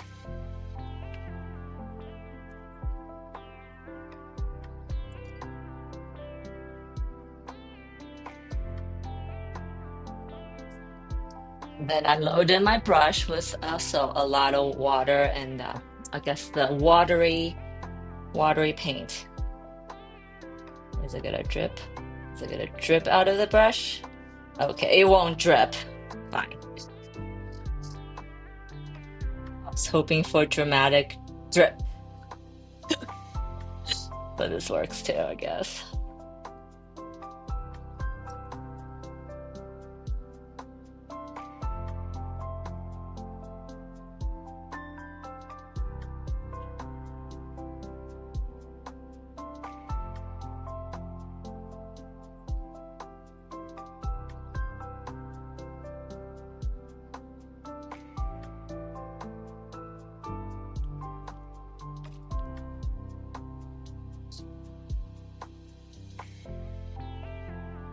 Let's do this area since I've got paint on my brush already. They will get refined as we go.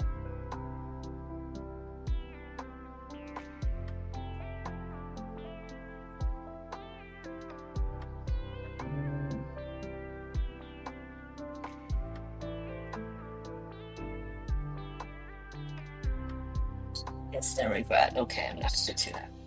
Oh, but that's just cool.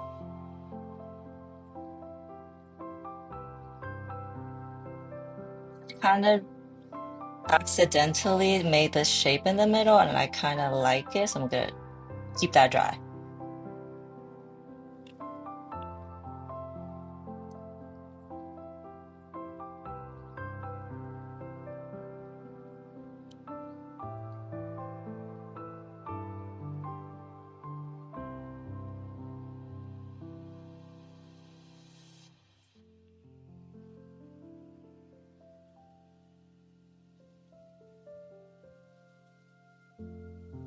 This is some more like grassy green I just picked up. I'm gonna drop it in some areas, hoping that will give it a two-tone kind of coloring.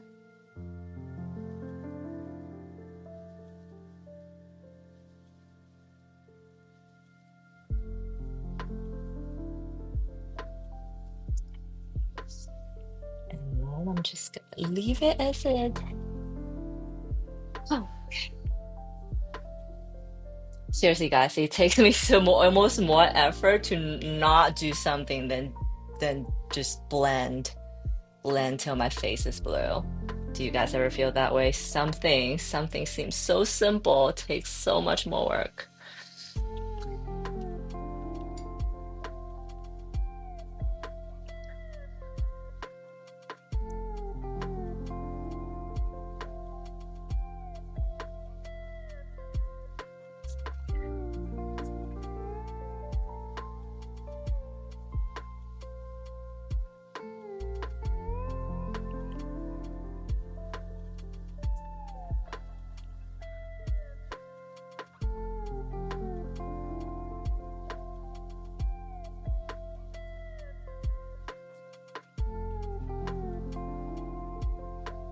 Mm. Let's get closer so you guys can see better.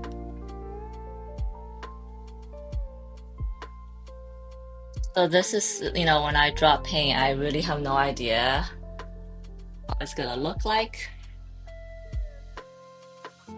So it's not in no not can't really prepare for this step, I guess.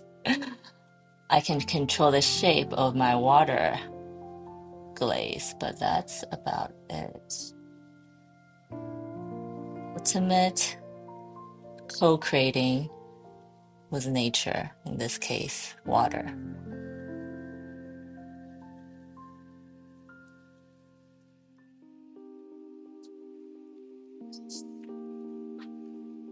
Imagine if I did a whole painting of just these shapes. Not that I'm changing my art style, because I'm not doing that after spending all these years finding it, but it'd be cool, I think. This is a small area, so I'm just gonna do it quickly. Oh wait, did I even want to do it in this color?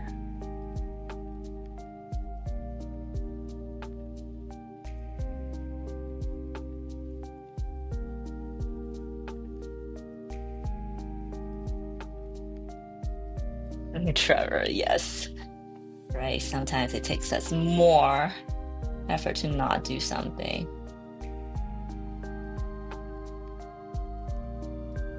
Oh, well, the irony of life. I'm gonna keep paint all these shapes at once because they're gonna be the same colors.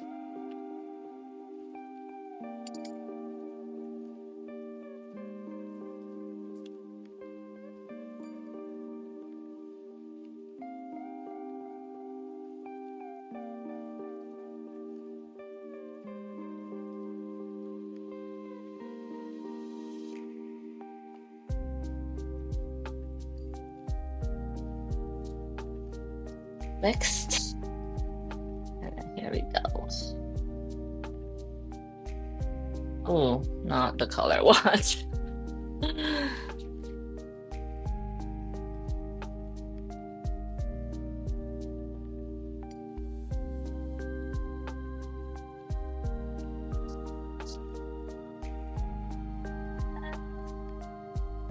So today, I've been almost exclusively using this palette. I don't usually use this palette. I have my standard like colors mixed, but today for some reason I haven't because all the colors I want to do are perfectly fine out of that box.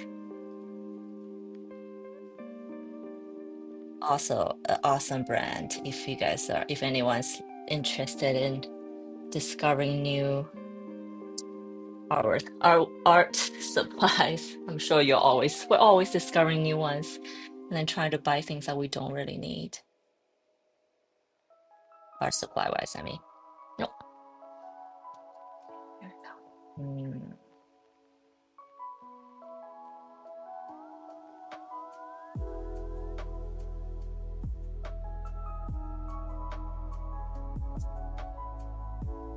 This dries so fast.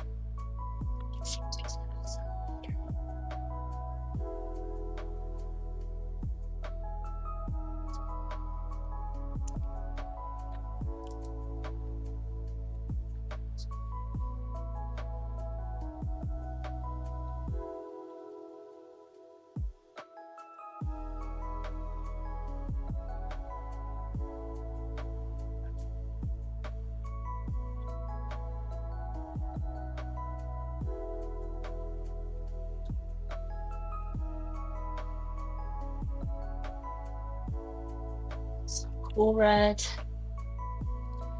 for the ends.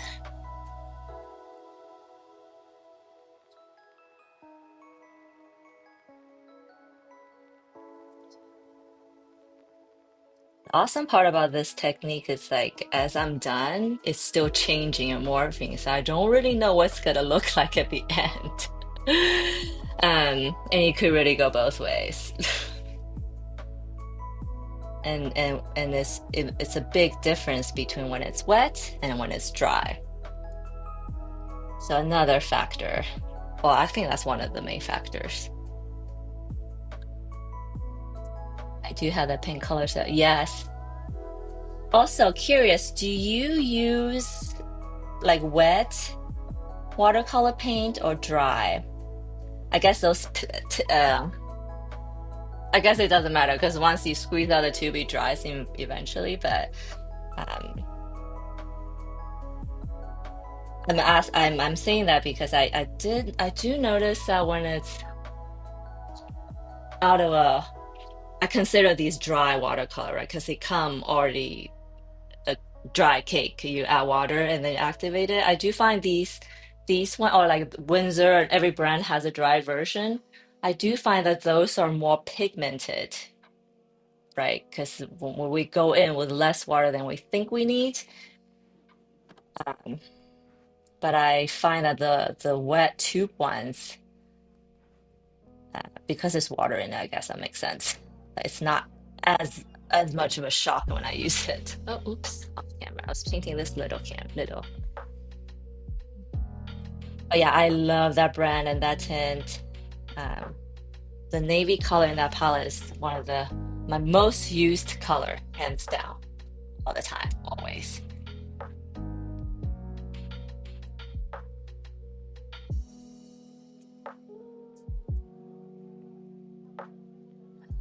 Some textures.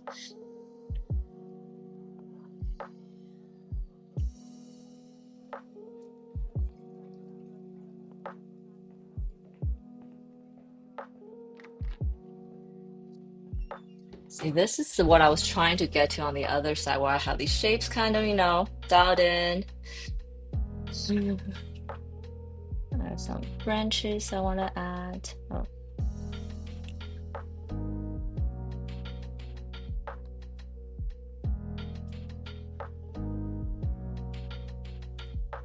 I do with them. Yeah.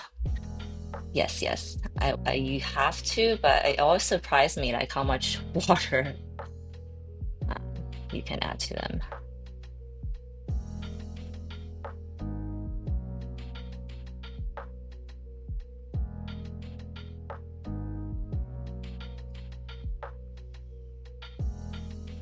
Do this. Should I do it? Go into the wet area? You see all that pulling happening. So what I could do right now is go in and then drag that out. Yeah, let's do that. But then will that pull too much color out of this? Maybe.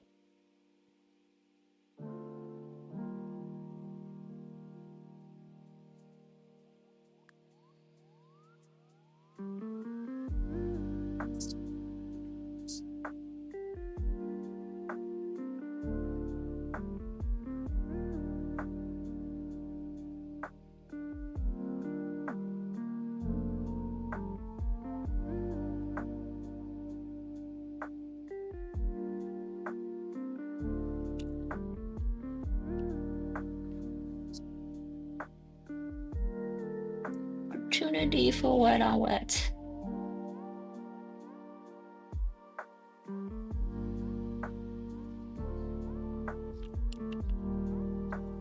The size opportunity also.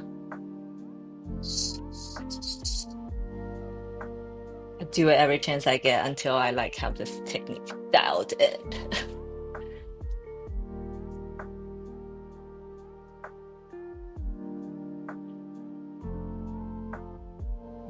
These branches I draw are I want to say they're very similar to like Chinese watercolor painting, but I guess when you draw a branch, how many different ways can you draw? It's like calligraphy branches, like they'll do it like this. Straight there.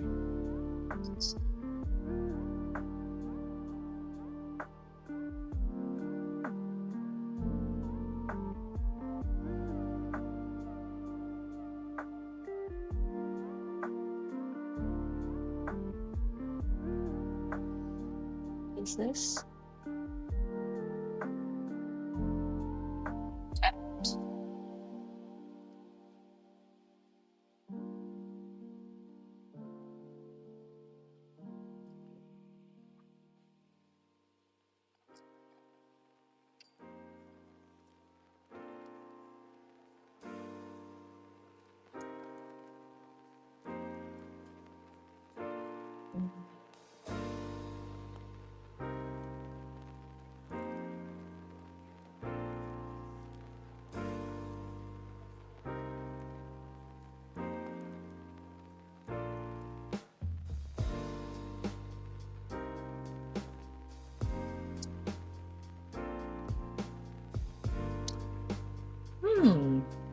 Kind of different feeling, huh?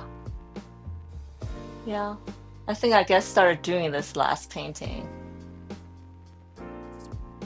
but definitely did a lot more of it this time.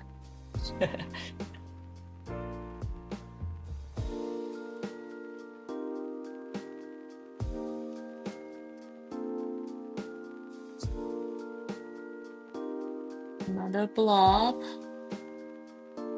Okay, I think after this, I'm gonna go move up to the one, two, like three more small areas to fill in, and I think I might call it a day.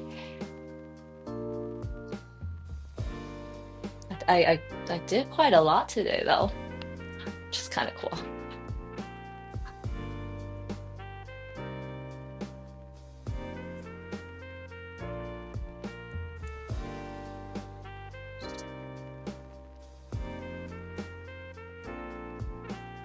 Oh, double color.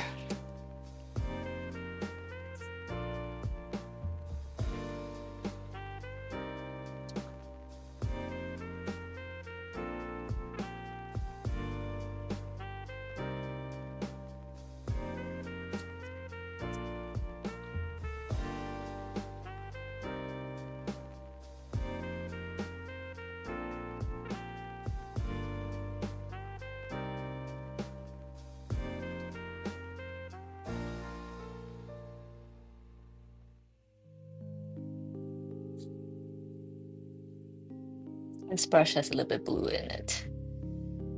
Yeah.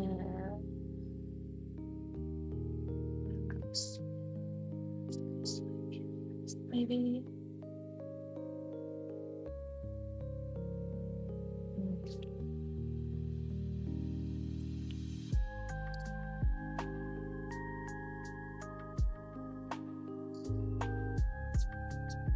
Pull some of this pink colors.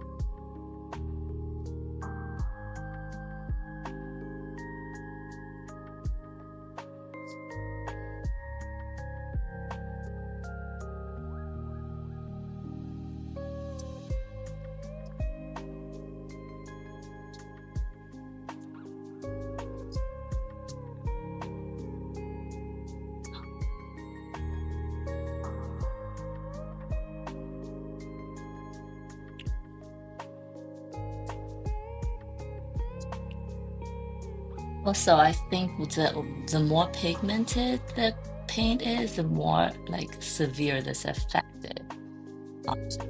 is, for obvious reasons.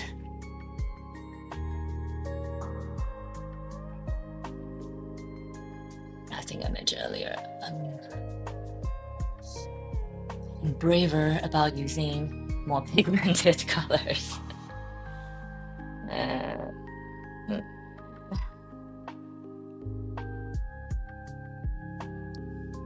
so it's spot on here.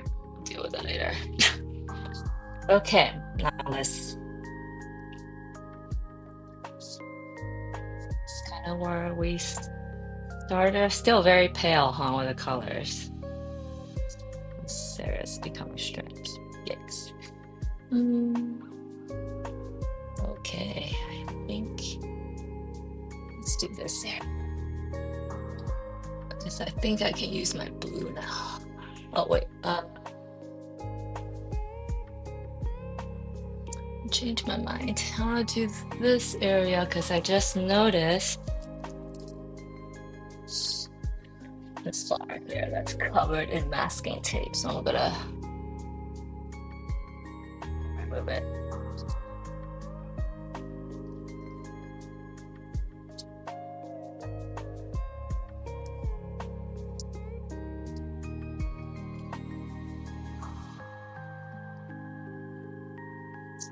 And before I remove all of it, I want to do the dark areas. Love this blue.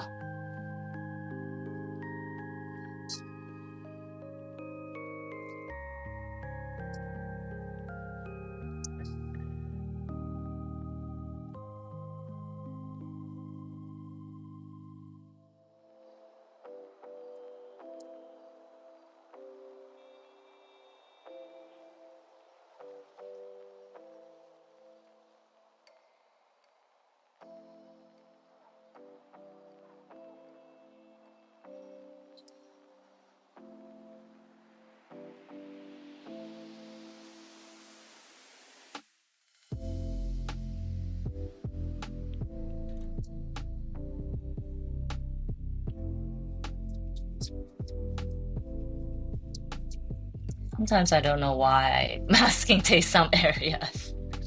But it's better safe than sorry, I guess.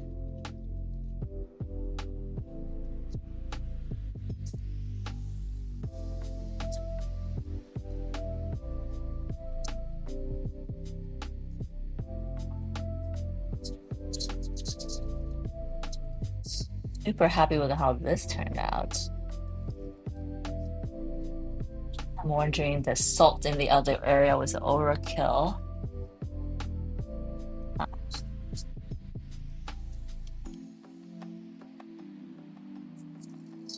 Thank you.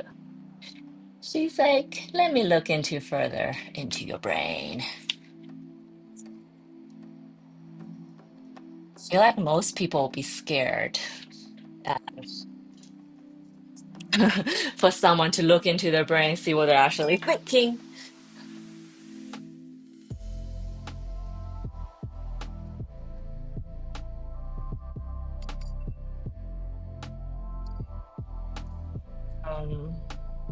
Um, I have a little bit of a this warm undertone. I'm gonna paint this. Oh, it's too much. Add some water. I'm gonna paint this yellow undertone first, just on the center.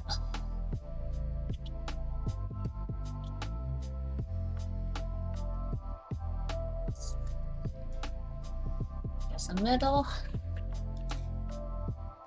And then we're gonna go in on the edges with blue.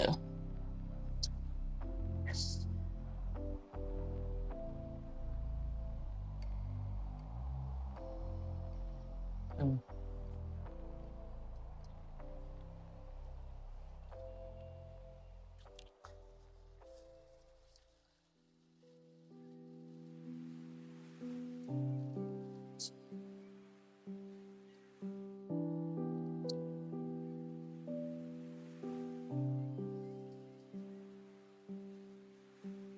I like how it made it kind of greenish. So I dabbed away some of the yellow.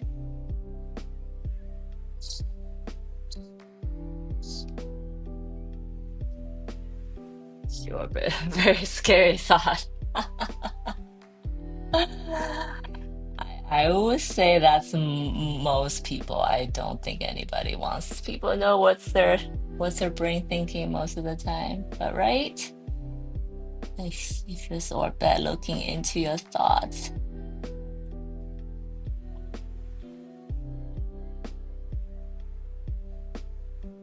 So she's a brave one, this orbit here. All the other ones are, taking the easy way out. She's like, I'm gonna go in and check out what's happening.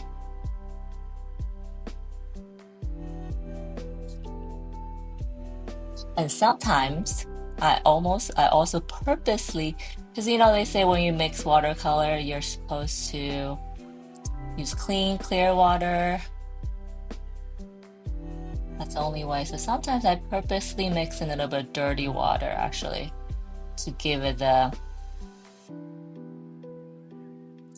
don't know, the color just looks better when it's not as pure, quote unquote. I guess because that's how real life is. When you look around our world, you rarely see any color that's actually pure. It's always mixed in shades of different things.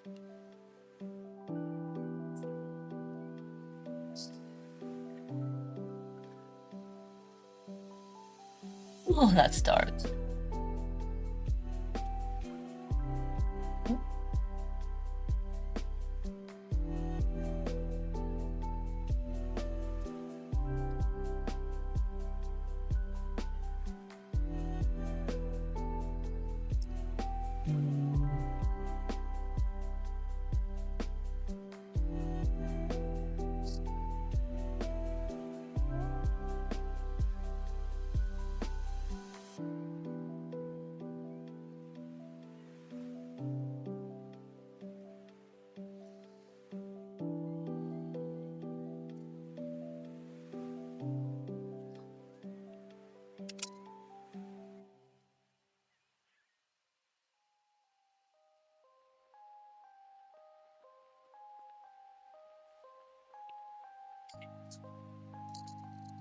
We're gonna leave that be, let it dry, and see how it goes.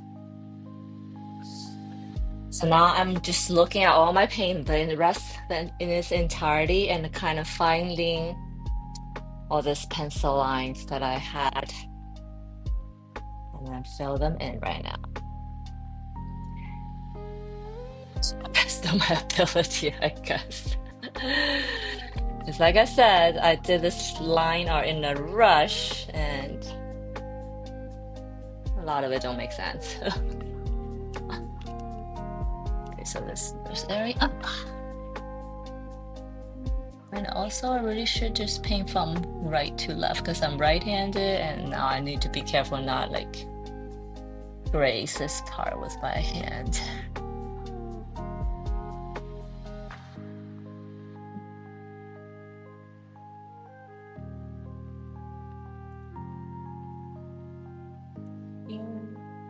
There. Okay, so blue.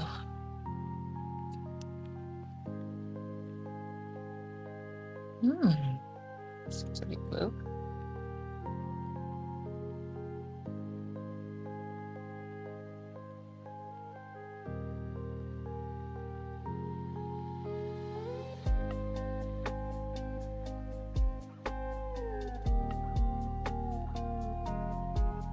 Very wet right now.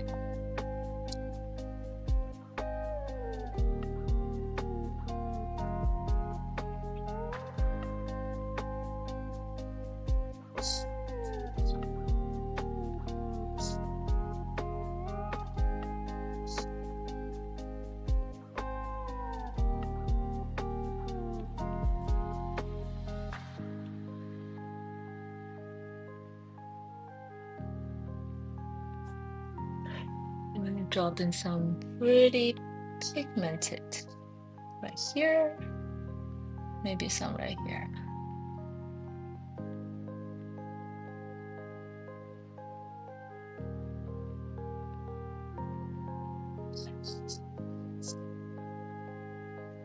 Maybe let it do its thing.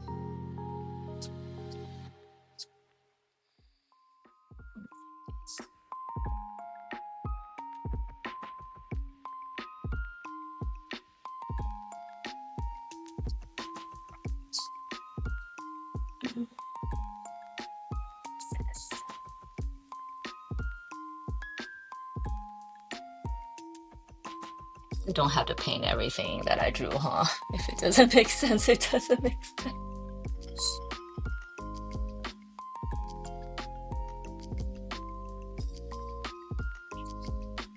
I see what's happening.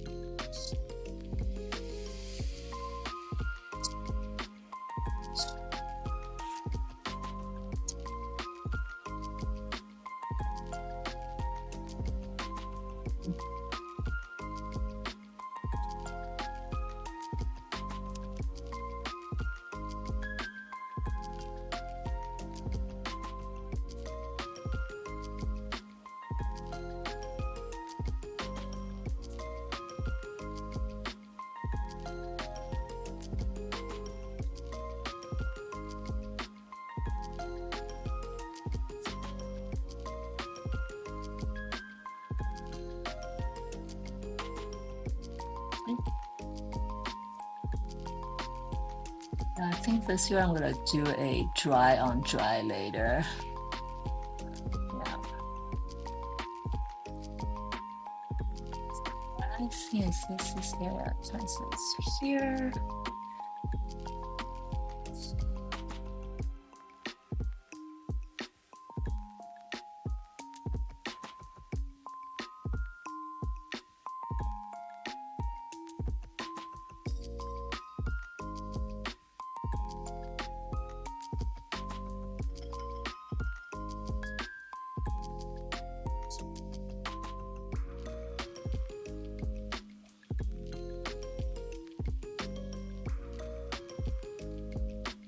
doing a lot of guesstimating right now. Just filling all these areas.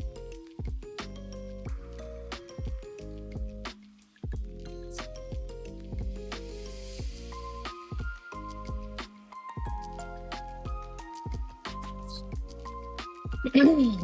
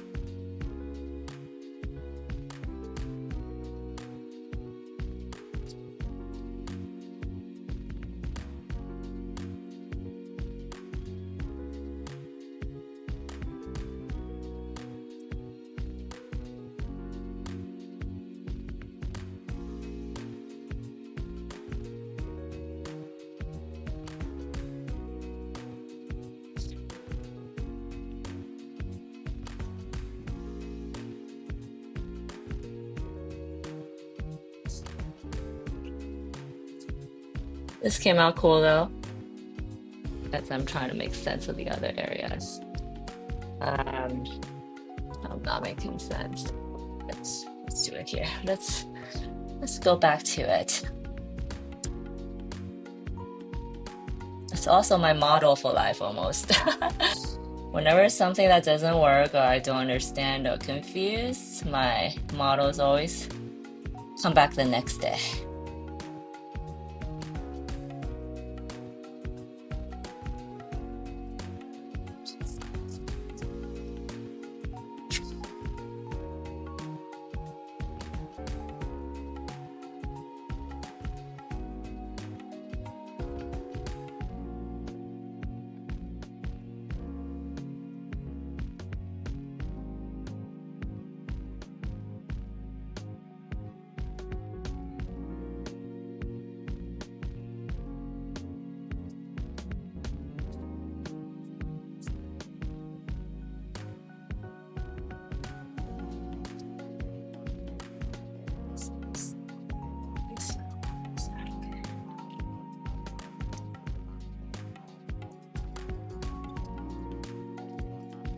And then that's the area, and then we have one more area.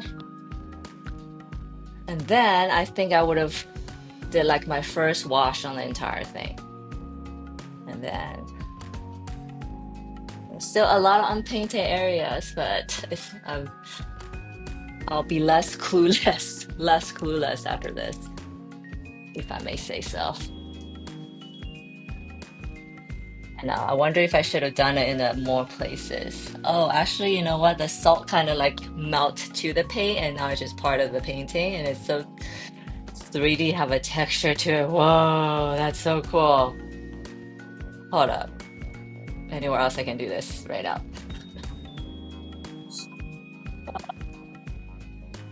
Okay, maybe not.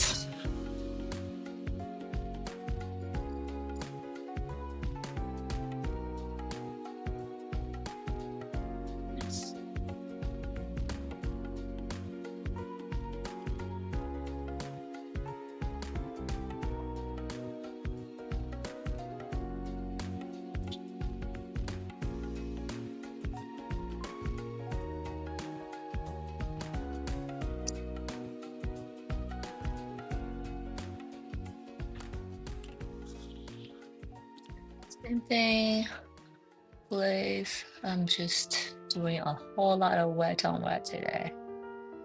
Bear with me.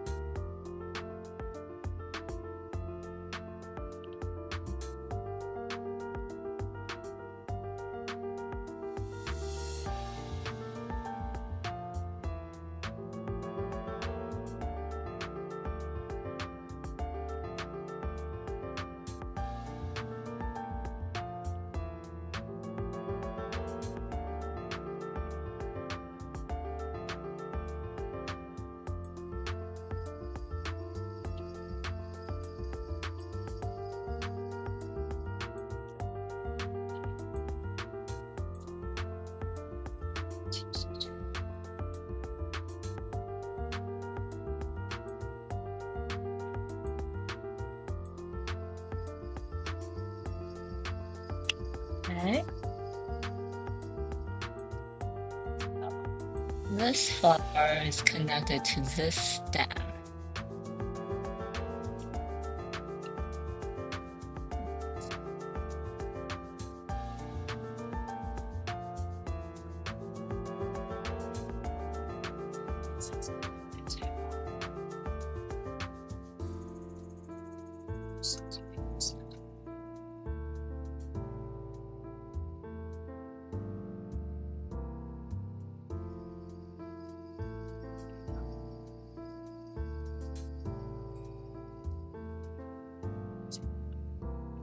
Cool. I'll leave that be.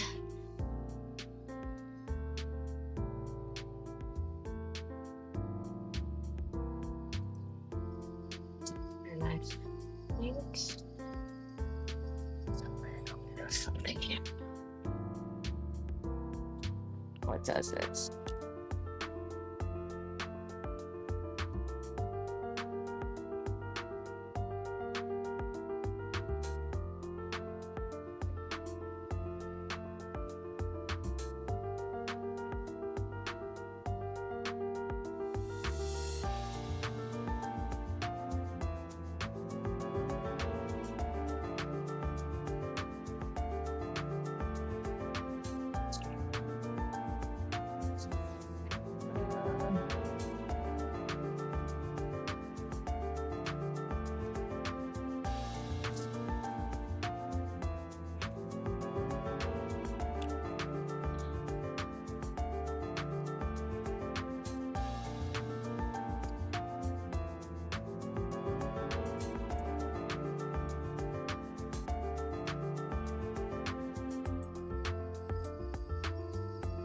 Whoa.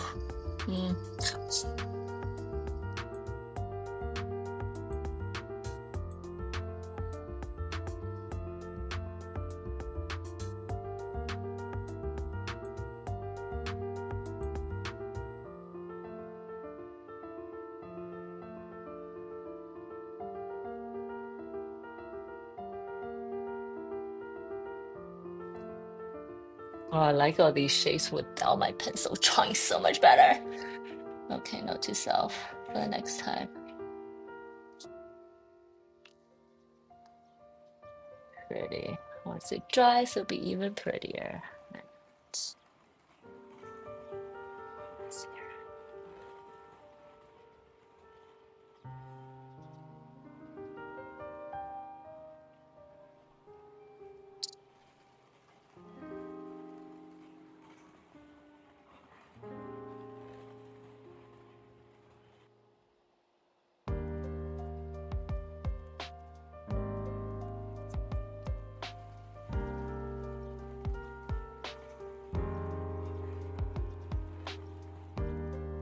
It's blue at the edge, cool.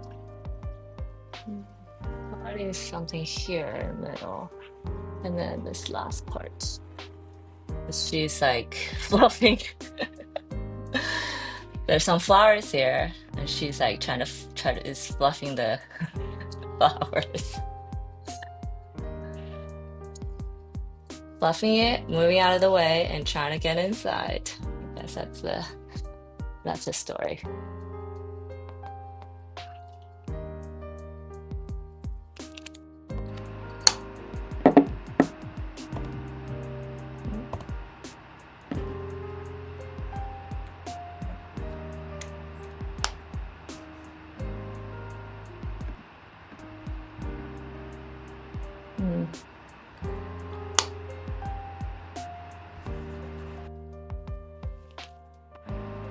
I think you guys are fine.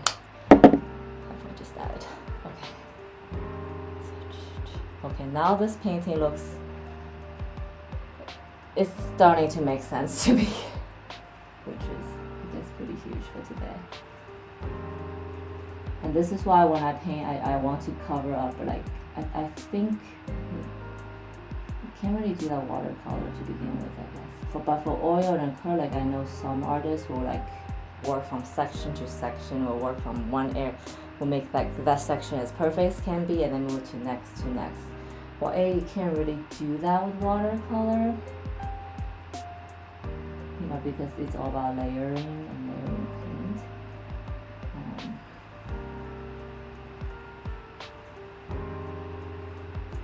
just totally forgot what I was going with this.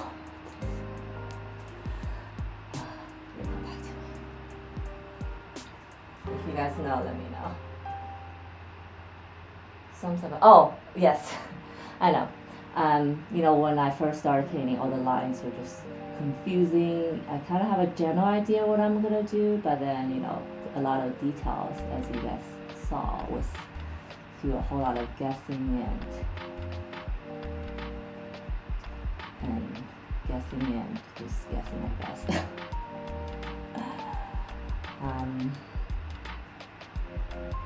But now the whole thing is kind of, you know, colored and covered. I definitely know which direction and what's what. So now adding the details and refining it and working on the orbit, so it will be a lot more fun, let's just say.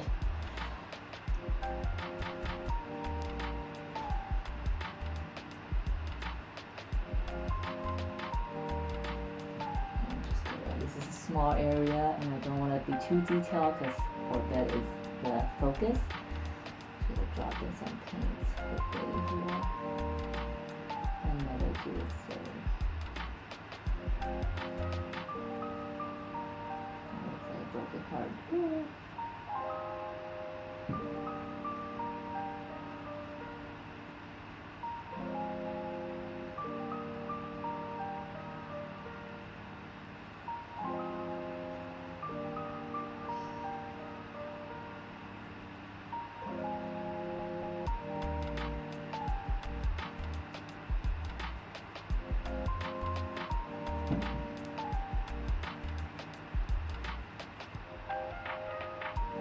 And for you guys who are just joining me, who's just finding out about me, it'd be awesome if you can share the stream, or don't forget to hit that like and follow button. I do have a mailing list where I send out discounts and, you know, secret happenings behind the scenes and whatnot. The link is in the description if you guys are interested in signing up and follow my art journey.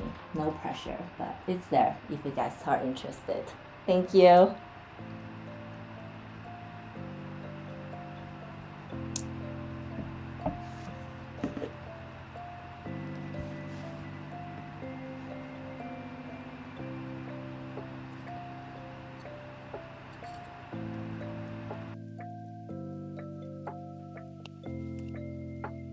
Something happened to me, Trevor. I'm not sure.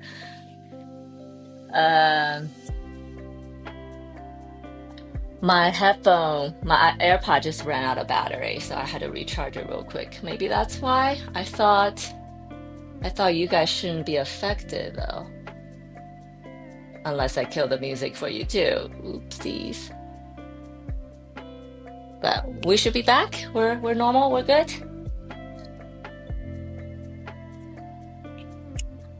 Hope so. Let me know. Let me know, guys.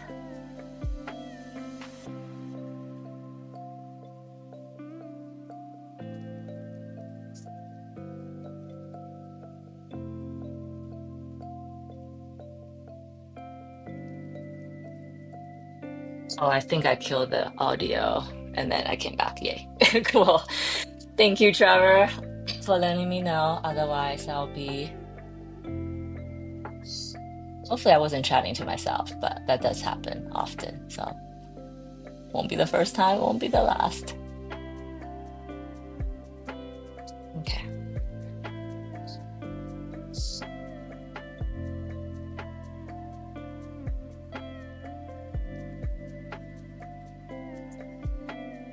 I do have some pink on my brush right now. Where else can I drop this pink?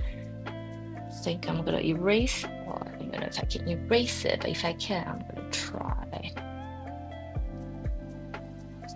Here for the petal, bud. There.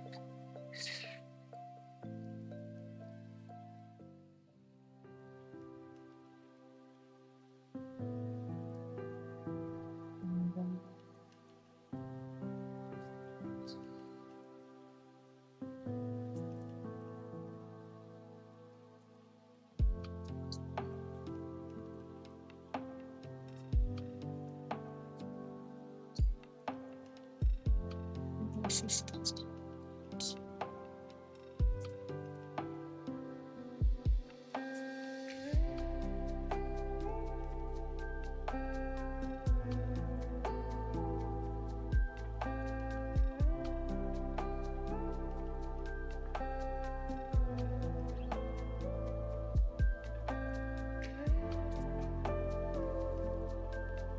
Awesome. Second coat, second coat, second coat. So far, my favorite part of the painting is right here. But that can't be the only area that has that texture, so I had to go next. The second coat, second wash, when I do on the other ones, I will definitely drop some more salt to all the areas. Awesome. Okay. Then lastly, last area. There is also these area, but I'm gonna paint that together with the body, so I'm not gonna do that today. So this is the last area I'm going to do, which also is also the first area I start painting. I'm gonna finish the eyes, eyebrows, and then the empty vessel that is a skull. And then we're done for today. Painting's awesome. Love how the color's turning out.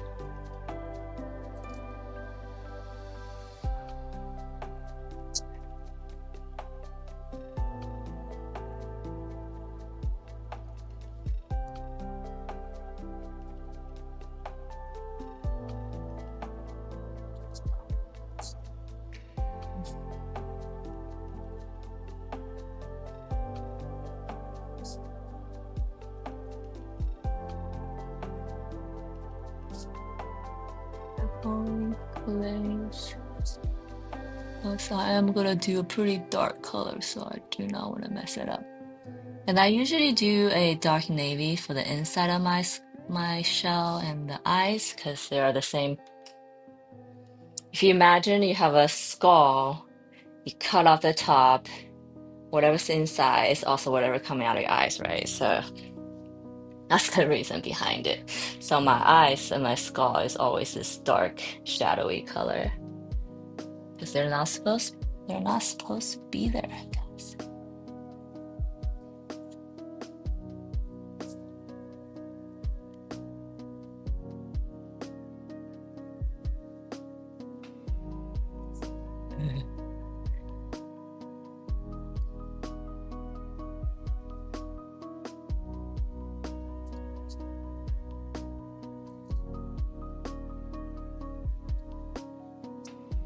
It's an uber wet wash, super wet wash.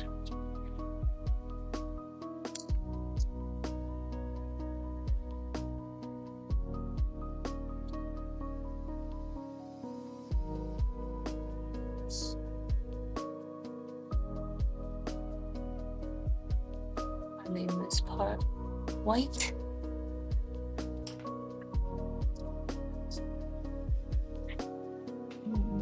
This part. And that.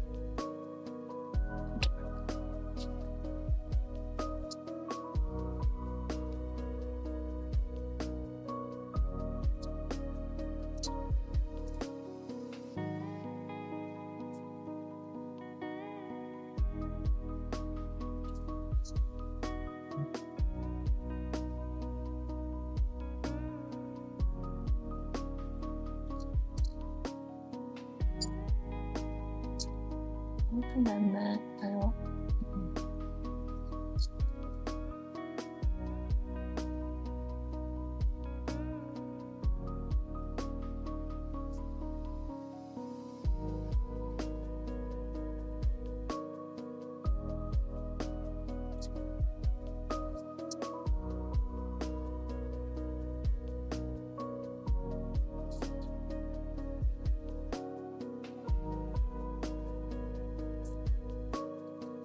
Needs to dry so I can refine this area.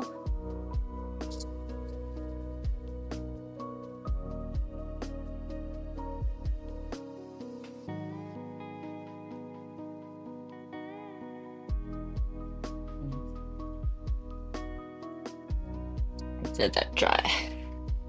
It's not what it's gonna blend.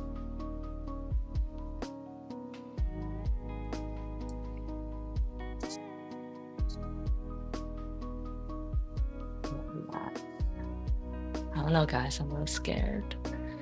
There's just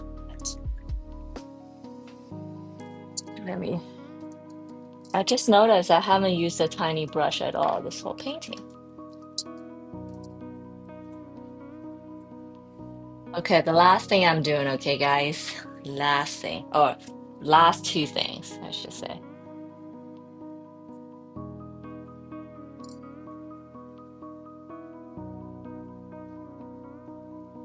First thing, the eyebrows.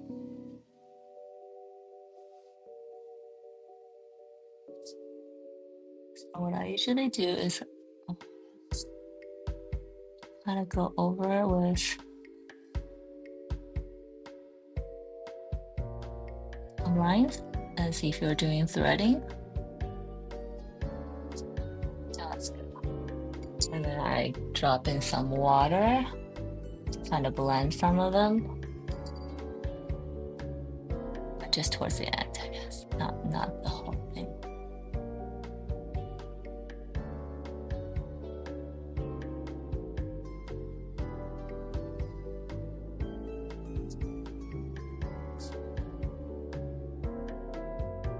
And then once this dries, I will probably go in with somewhat dark, dry brush strokes.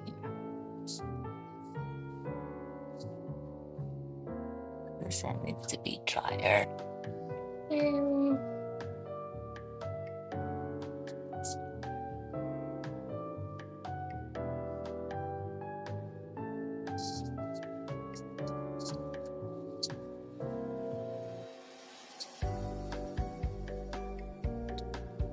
Tried already.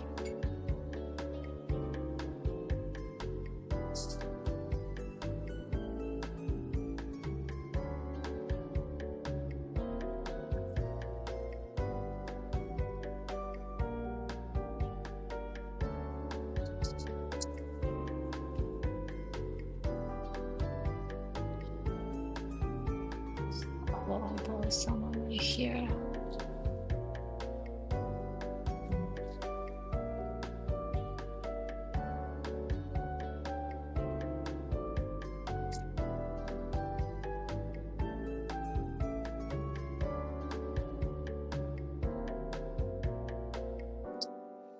Not really showing up because this edge is all messy, so I'll probably come back and fix that.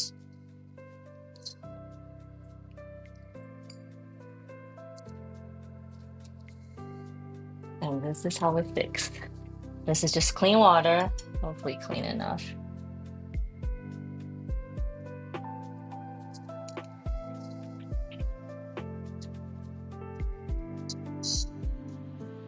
It never happened. I think I need to go down here so that I can do this here. Okay, cool.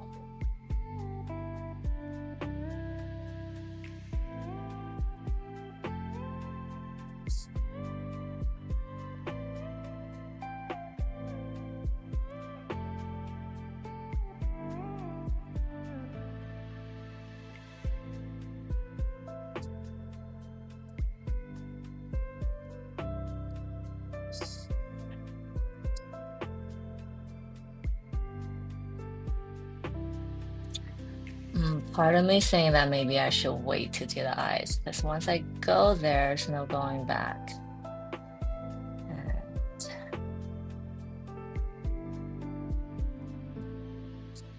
definitely having one of those days.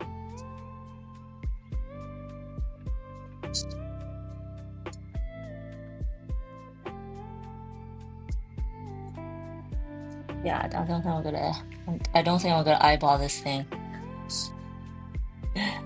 My very technical term. I think I'll save it for next time.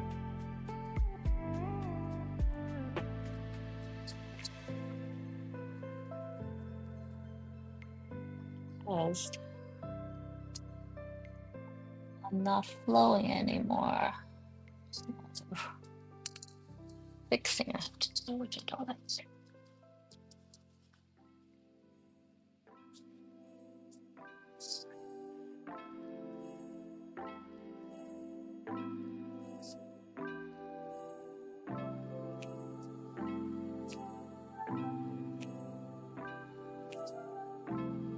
Mm.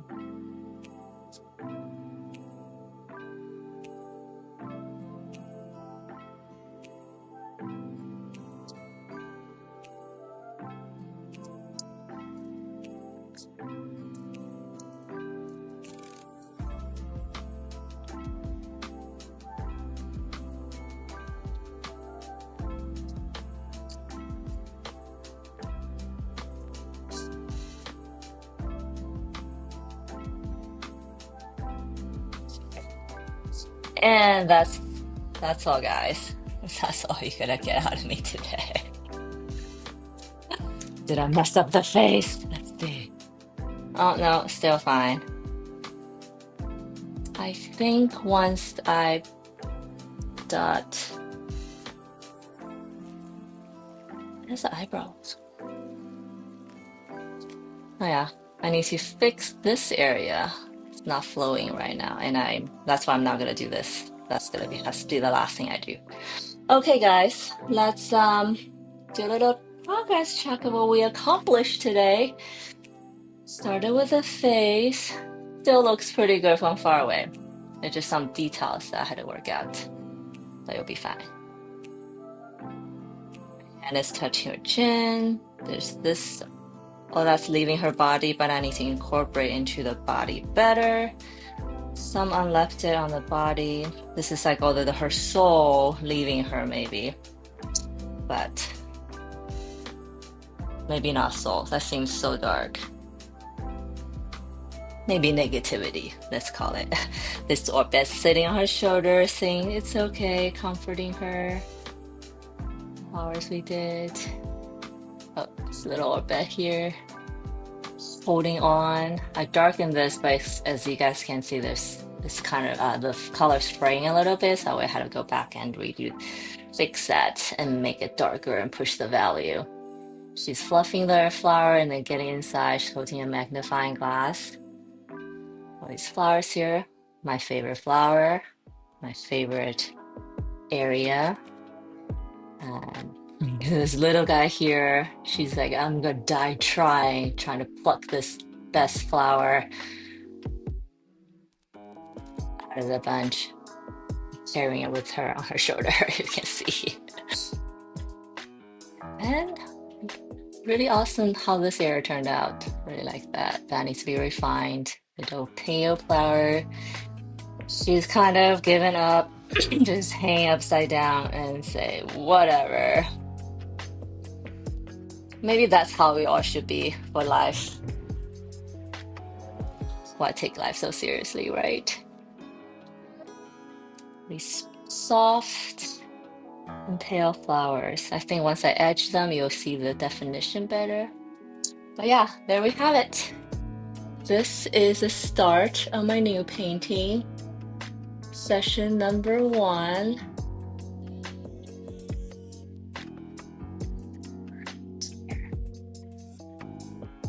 Yay!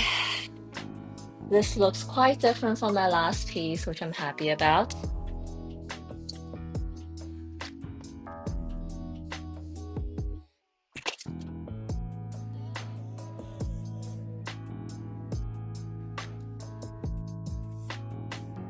All right, guys, thank you so much for hanging out with me today for the past 4.5 hours, almost 5 hours. Oh, wow, this might be one of my longest sessions. My painting started out pretty flowy, but towards the end, I think my eyes are tired. I'm tired of talking, maybe. So I'm gonna call it for the day, but it's definitely off to a good start. I already see many areas that I can get into and make better. So I'm gonna work on that, and then we'll definitely be working on this piece next week. And then after that, we'll see where we will be heading to after this piece. Definitely gonna be a new series. I'm kind of done exploring this, and And yeah, and if you're just discovering me, finding out about me, seeing me live for the first time, I would really appreciate it if you can hit that follow or subscribe button, depending on where you're watching this. Maybe share with a friend, maybe share with someone who will also appreciate my art and what I'm doing. It really helps with my artist growth and all that stuff on my way to become a professional artist. And if I don't talk to you before next time, have an awesome day. Have an awesome rest of your week. Have fun this weekend, whatever you're doing. And I will see you guys next week. Bye.